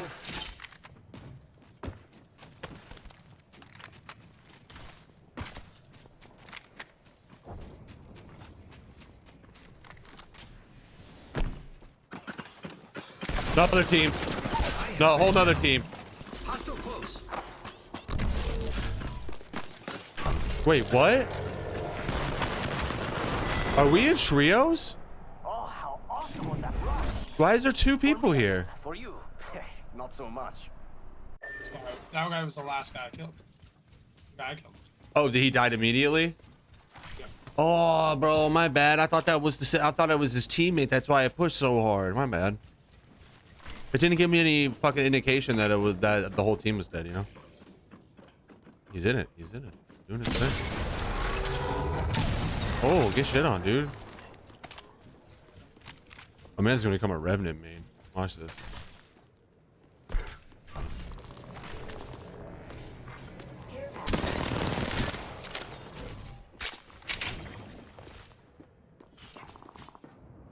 He's like, he's climbing up the wall. He's climbing up the wall.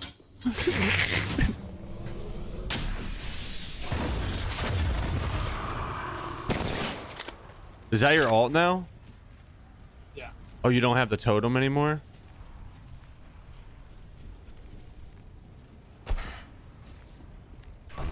No totem, huh?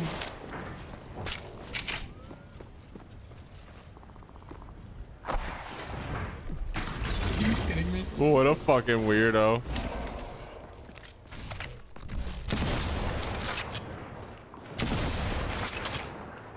She has to climb stairs to get to you, so. Bro! What a fucking whore. Do you have grenades?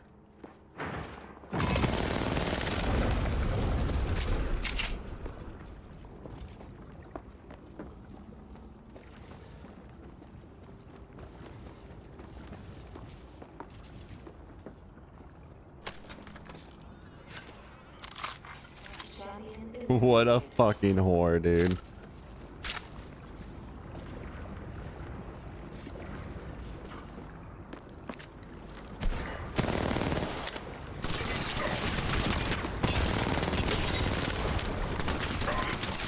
No way he's gonna reload?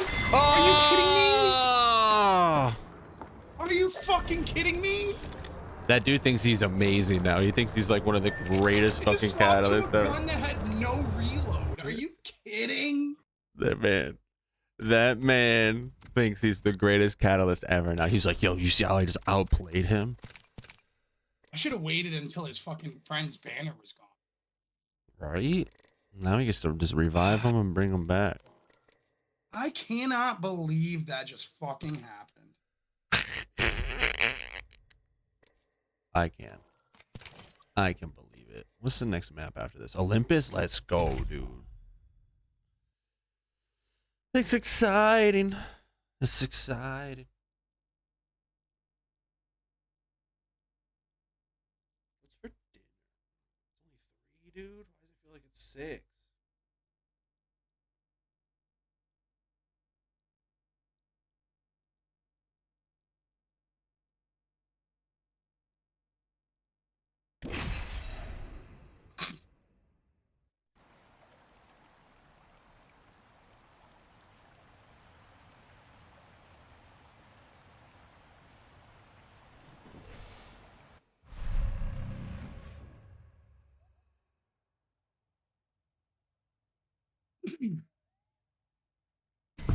Their final moments give me life.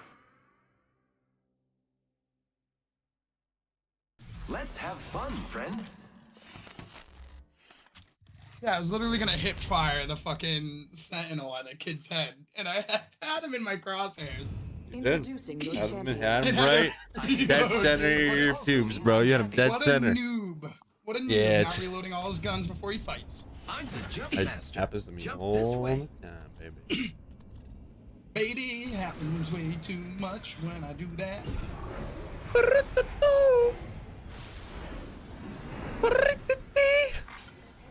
I forgot to put my master's trail on because I'm a fucking idiot. Hold your breath. If you have a respiratory system,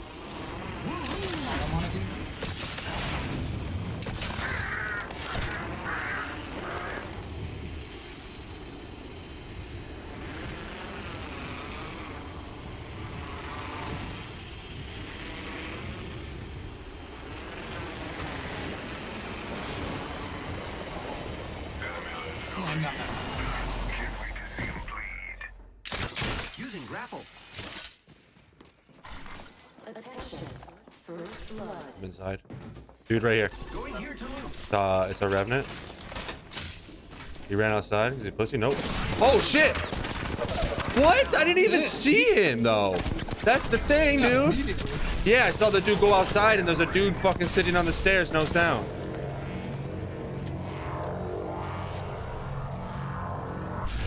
I'm good, buddy. So annoying, bro. Don't worry. I would have gotten you either way. Didn't see that dude, hear that dude at all.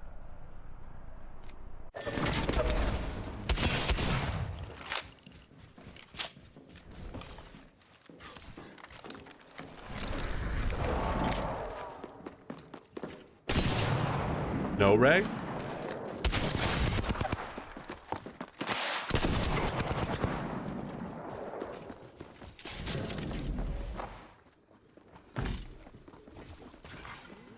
Is that another team above you? It wouldn't let me climb up. Yeah, there's like a little lip there. Bro, zero sound on the dude on the stairs. I only saw the dude go out the door. There's another dude sitting on the stairs. I'm like, all right, I got this. Nope. Dude on the stairs. So bad with the iron sight longbow. Like, give me a one-time set on her or something. What are the chances are that the one person that sees me before I see them is fucking Alec Baldwin, bro? This dude comes out of nowhere and shoots me. Fucking ridiculous, man.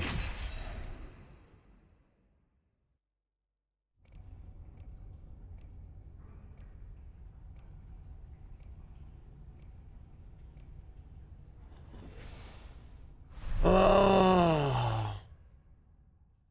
They only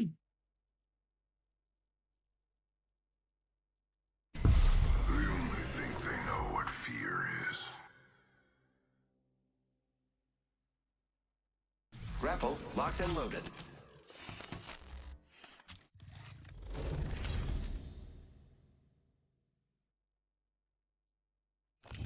Introducing your champion. Any of you lads up for a campfire sing-song after? I forgot to put the fucking trail on again, dude.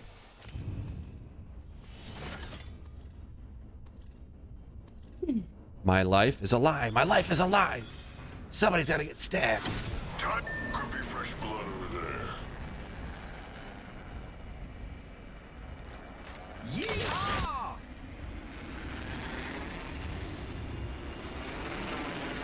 Isn't there another building underneath this little flap here? Yeah, I'm getting the one in here. Let's check out that way, friends.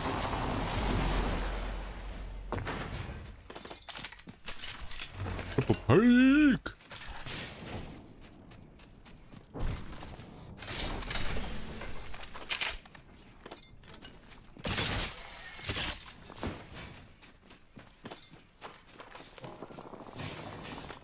Pushing that. Right in front of us. They didn't finish, bro. Oh no, they didn't. First blood, and it's not us. Wonderful. I have some materials for us. I just shit on one. Shit on a lifeline. Nice. One in the window. She's flash, 45 flash. Someone's in front of the door. I can't get in. They're healing. That made you stop, didn't it? No, what the fuck? 1 minute. Enemy down. Guy's healing on me. Yep. Recharging shield. On roof.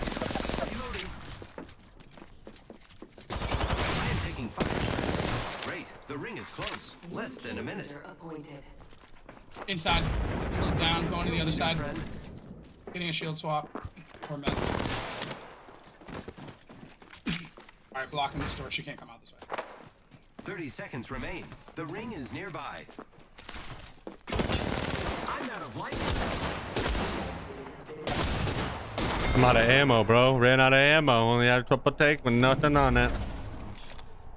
Of course, she hits every fucking wingman shot, including a headshot. Dude, this game makes me so tilted. Why do I play this game? I don't even care that there's a new season. Fuck this.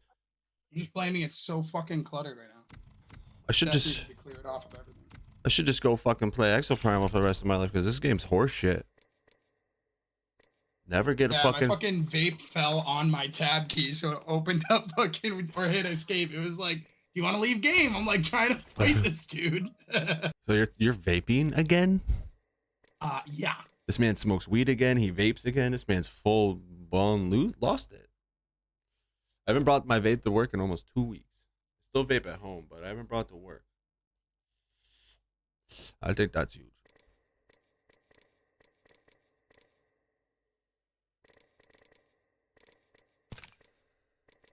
Trying to find people to play with, man. There's nobody fucking on. It's crazy. New season comes out and there's only 7 people online. They're all, it just says playing. Sinister. Oh, someone just got off. Crazy, my dude. Let's shoot some guns and win some fights. I wish I didn't hit my tab key. Could have won that fight. He was getting a battery off, but I hit the fucking tab key.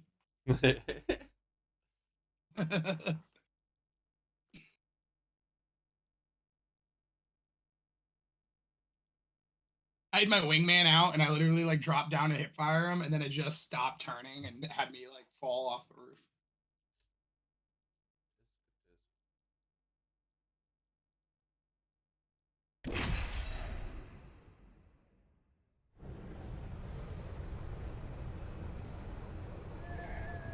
Man, Hobbs, how you doing, Bubba? Get it. Get it. Stop. Oh, trios. And I forgot to put my dive trail on. I think we're going to do great, friend. Wait until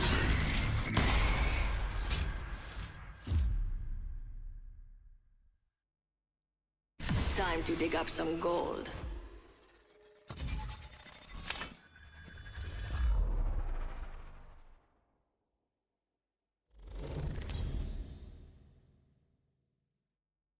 This is for all my juggalos and juggalettes. Introducing Whoop, your whoop. champion.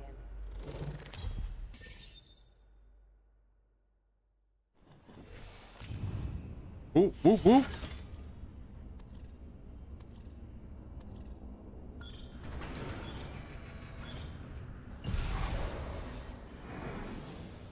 Jay, stay cool. That's such a terrible fucking name. I hate you, dude. I forgot to put the trail on again. Mate? We're not here to shag spiders. Let's land here. Let's find something good. I'm flying.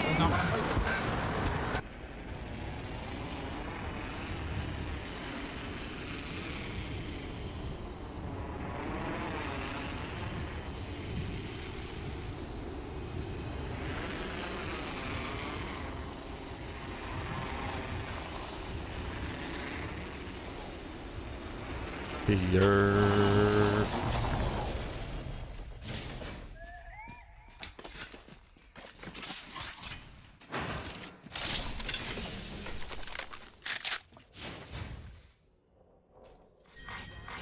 Attention.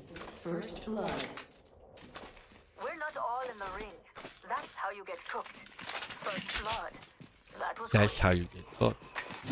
Smell that? First blood. Gross. I hate you. That's what it said, dude.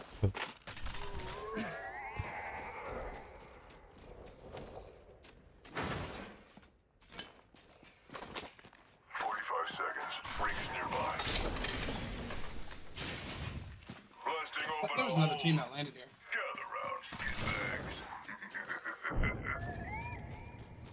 Don't drive set. 30 seconds remain. The ring is nearby. Oh, I fucked that up. I need a hop up. Looted it. That dude's name is Carpet Muncher.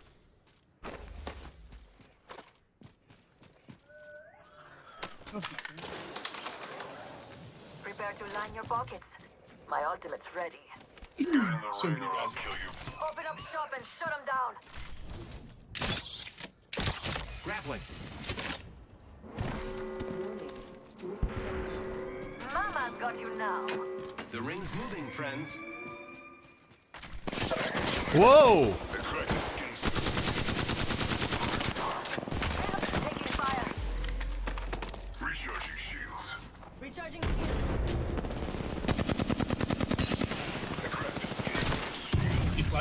I'm backing up to the door. Hostile over there. Fuck me, fuck me. I dropped my fucking gun. Hit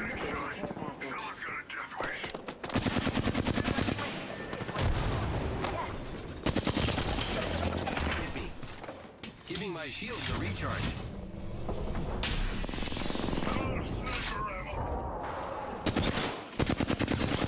Broke rev, broke rev, broke rev.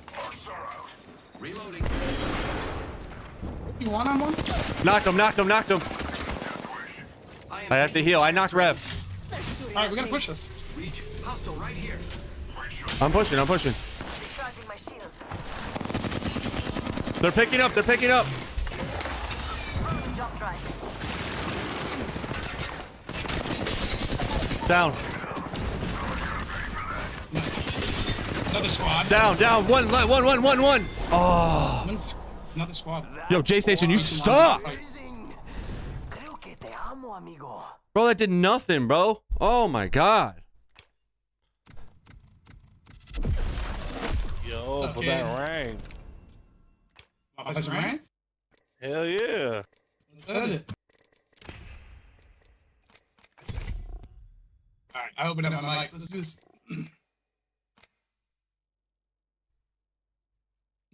You liking the changes made to that guy? I'm trying to learn it a little bit. That's why I was playing trios. It's alright.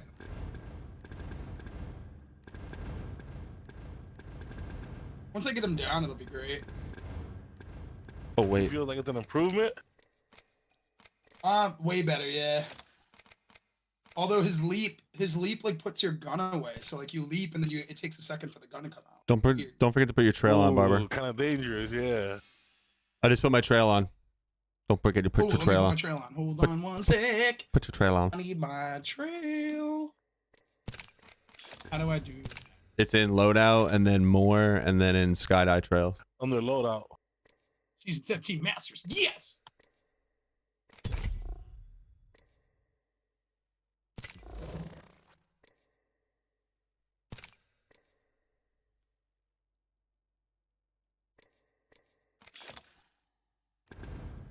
I'm putting all Christmas stuff on.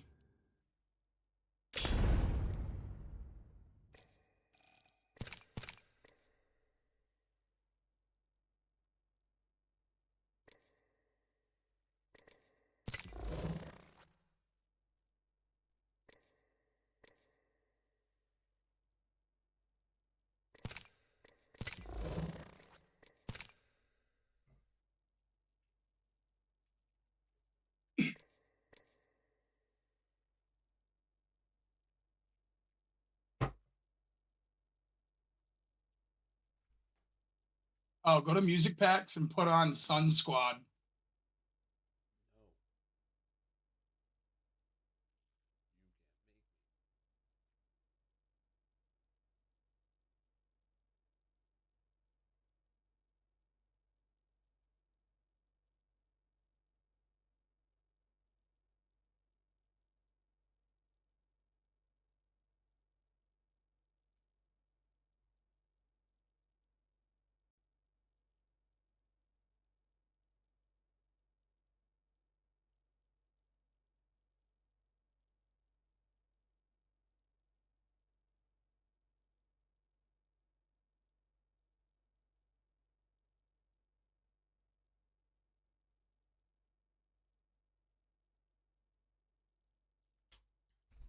Game? Game? Game? Game? Game? Game? Game? Game? Game? We're gonna get a game? Game?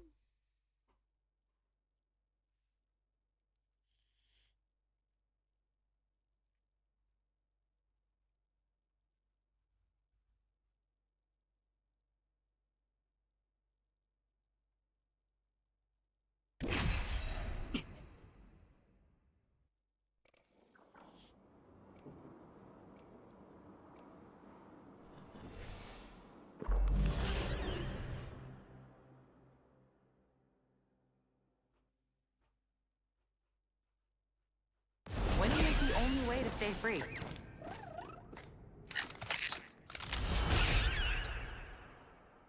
Reckless and full of wrecks. Let's go. Let's get to work.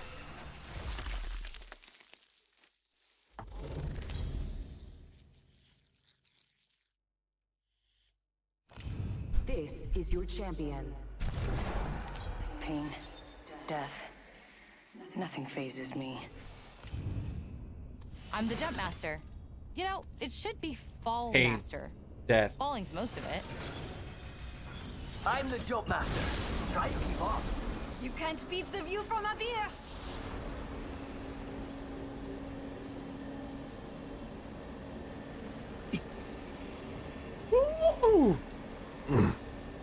Purple trail look nice. Looks like we're alone. We should check It that has its own sound too. It sounds like a vacuum cleaner or a hairdryer. What the fuck? Attention. First blood. First blood. That's one way to find out you're the prey.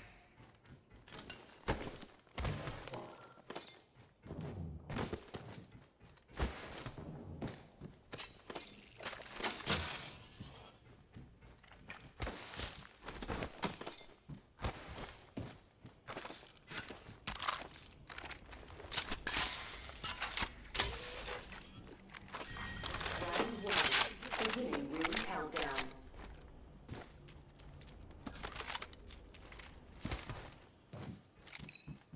Rápido, rápido. 1 minute. Hey, someone just flew in right here. To go. Yeah, I just saw it too.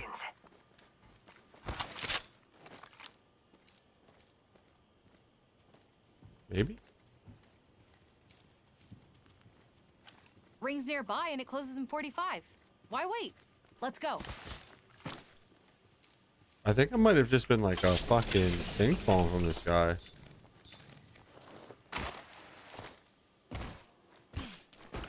30 seconds until the ring closes.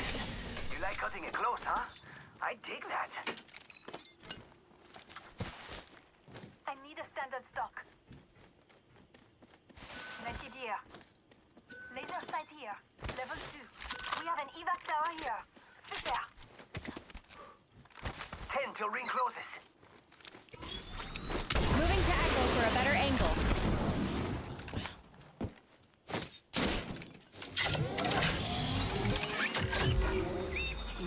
Honed in on our prey. They're marked on your map. Oh yeah, no one's near us. Outside the ring is where the stupid die. Let's get inside. A lot of teams on the outside of the ring. Holy shit.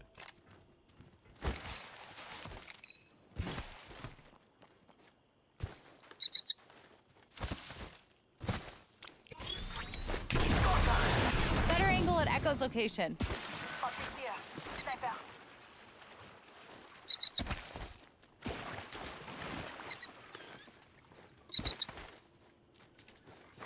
Care package being delivered. Yo, we should def check out that care package. Current angle sucks. Switching it up. Extended heavy mag here. Level 2. Heavy ammo here. I can chat now.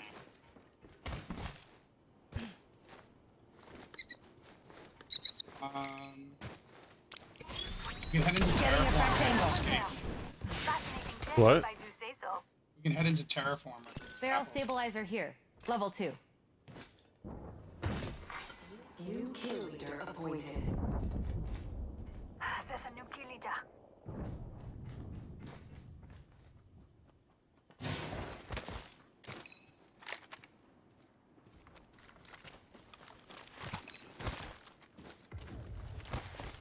Ooh, that was a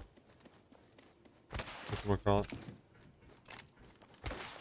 Ejaculation tower.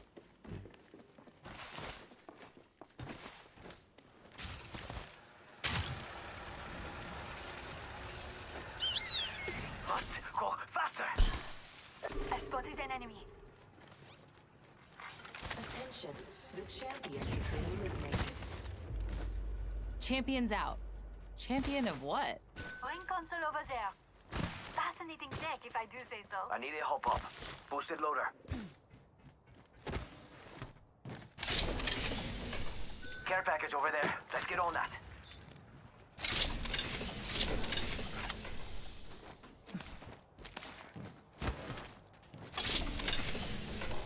Shield Got a cell hop-up here. Turbocharger. Backpack here. Level 2. Evo shield here. Level That's 2. mine.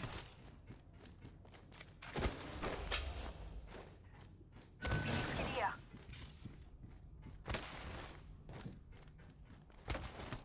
Knockdown shield here. Level 3.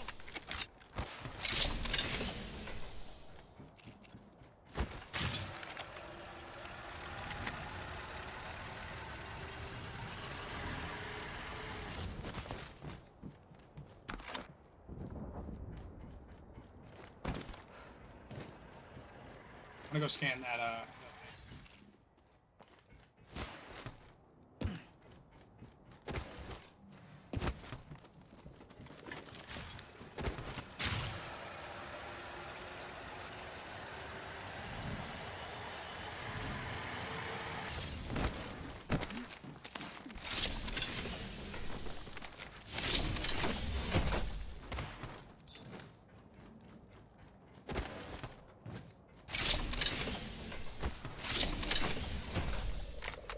Extended light mag here.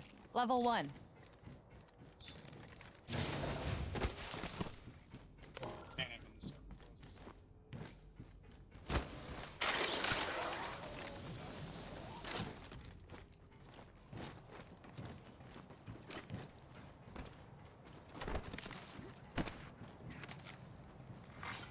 New kill leader appointed. New kill leader. I'll make sure they don't sneak up on us.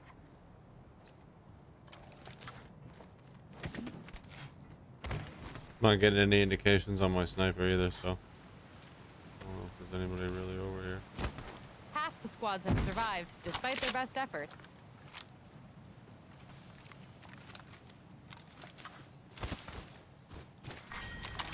Setting a fence. Fence them in, fence them out.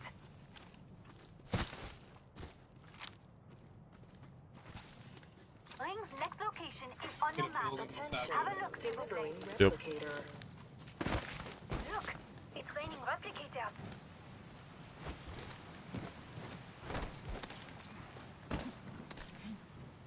I'm gonna hit this satellite down here.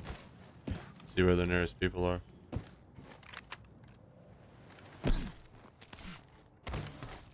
Alright, make sure you check your map. I picked up the enemy scent. Closest team right here, they're gonna come right into us. There's only one guy by himself down in here in ring. We dude, if we push that right now. Gotta get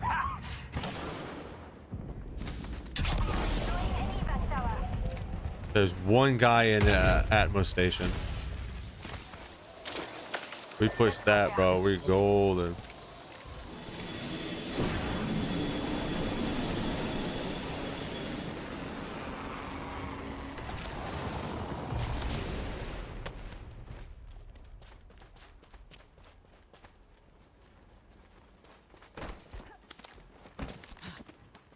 There's another thing right here. I can see where he is again.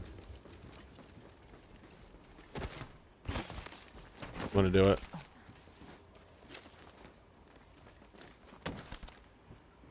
for shields for me.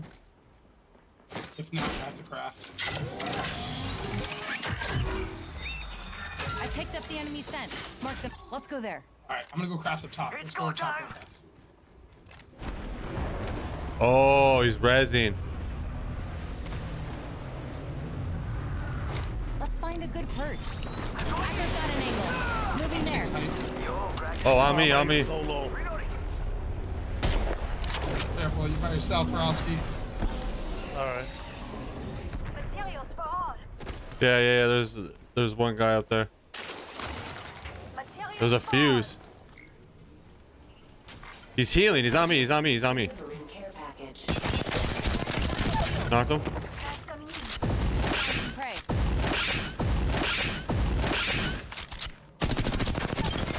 Reloading. My prey is down. All right, dead. Got it, don't get pushed. You're fine. I'm crafting. Crafty, no?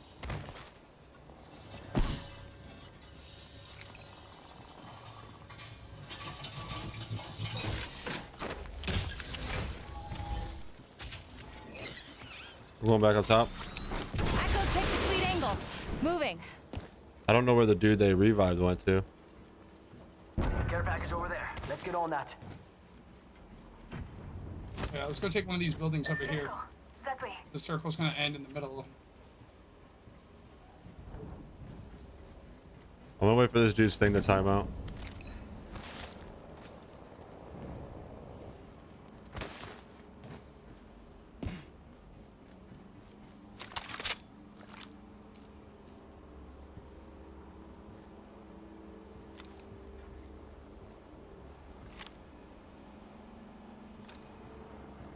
Negating all incoming artillery. Sweet silence. Fence deployed. And fencing. Someone's out there. The All right, circuit is coming. complete.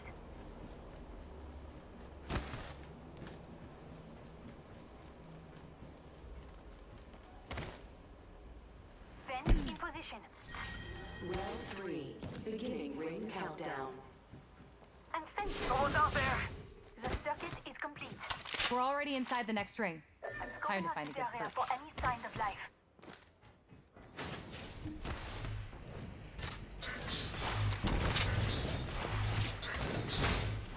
Hey, amigos. This dude's not with Look us. this way, look this way. Oh yeah. I'm right next to you.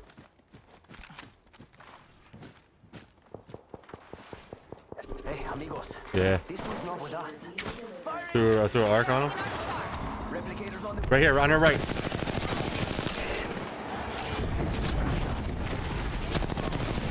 He's got a fucking L-star, dude.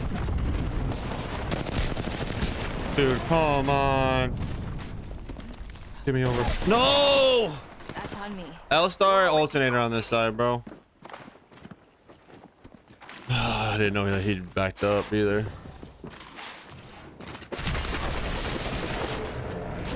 The Gibby Revenant. So annoying. Grave to ignore.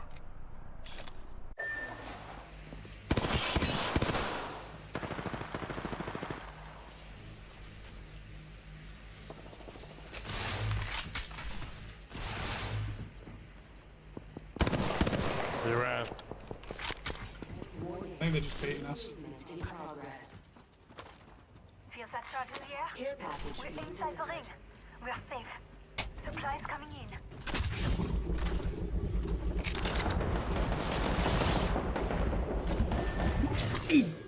Get inside! Why can't I slide, bro? Gee. And they're on my body now. It's literally just two. We just lost two people.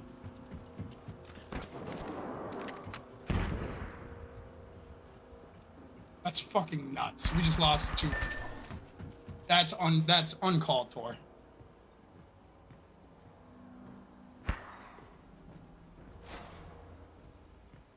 That can't happen in fucking ranked. Round 4. Beginning ring countdown.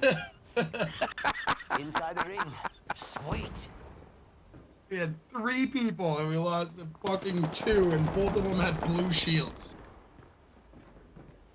Crazy.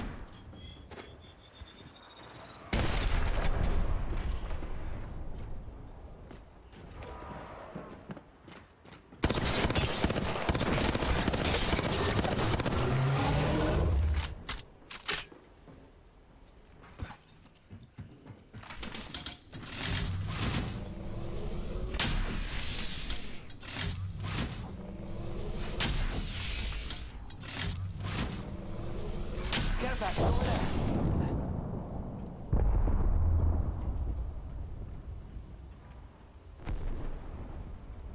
Let's see what's up over there.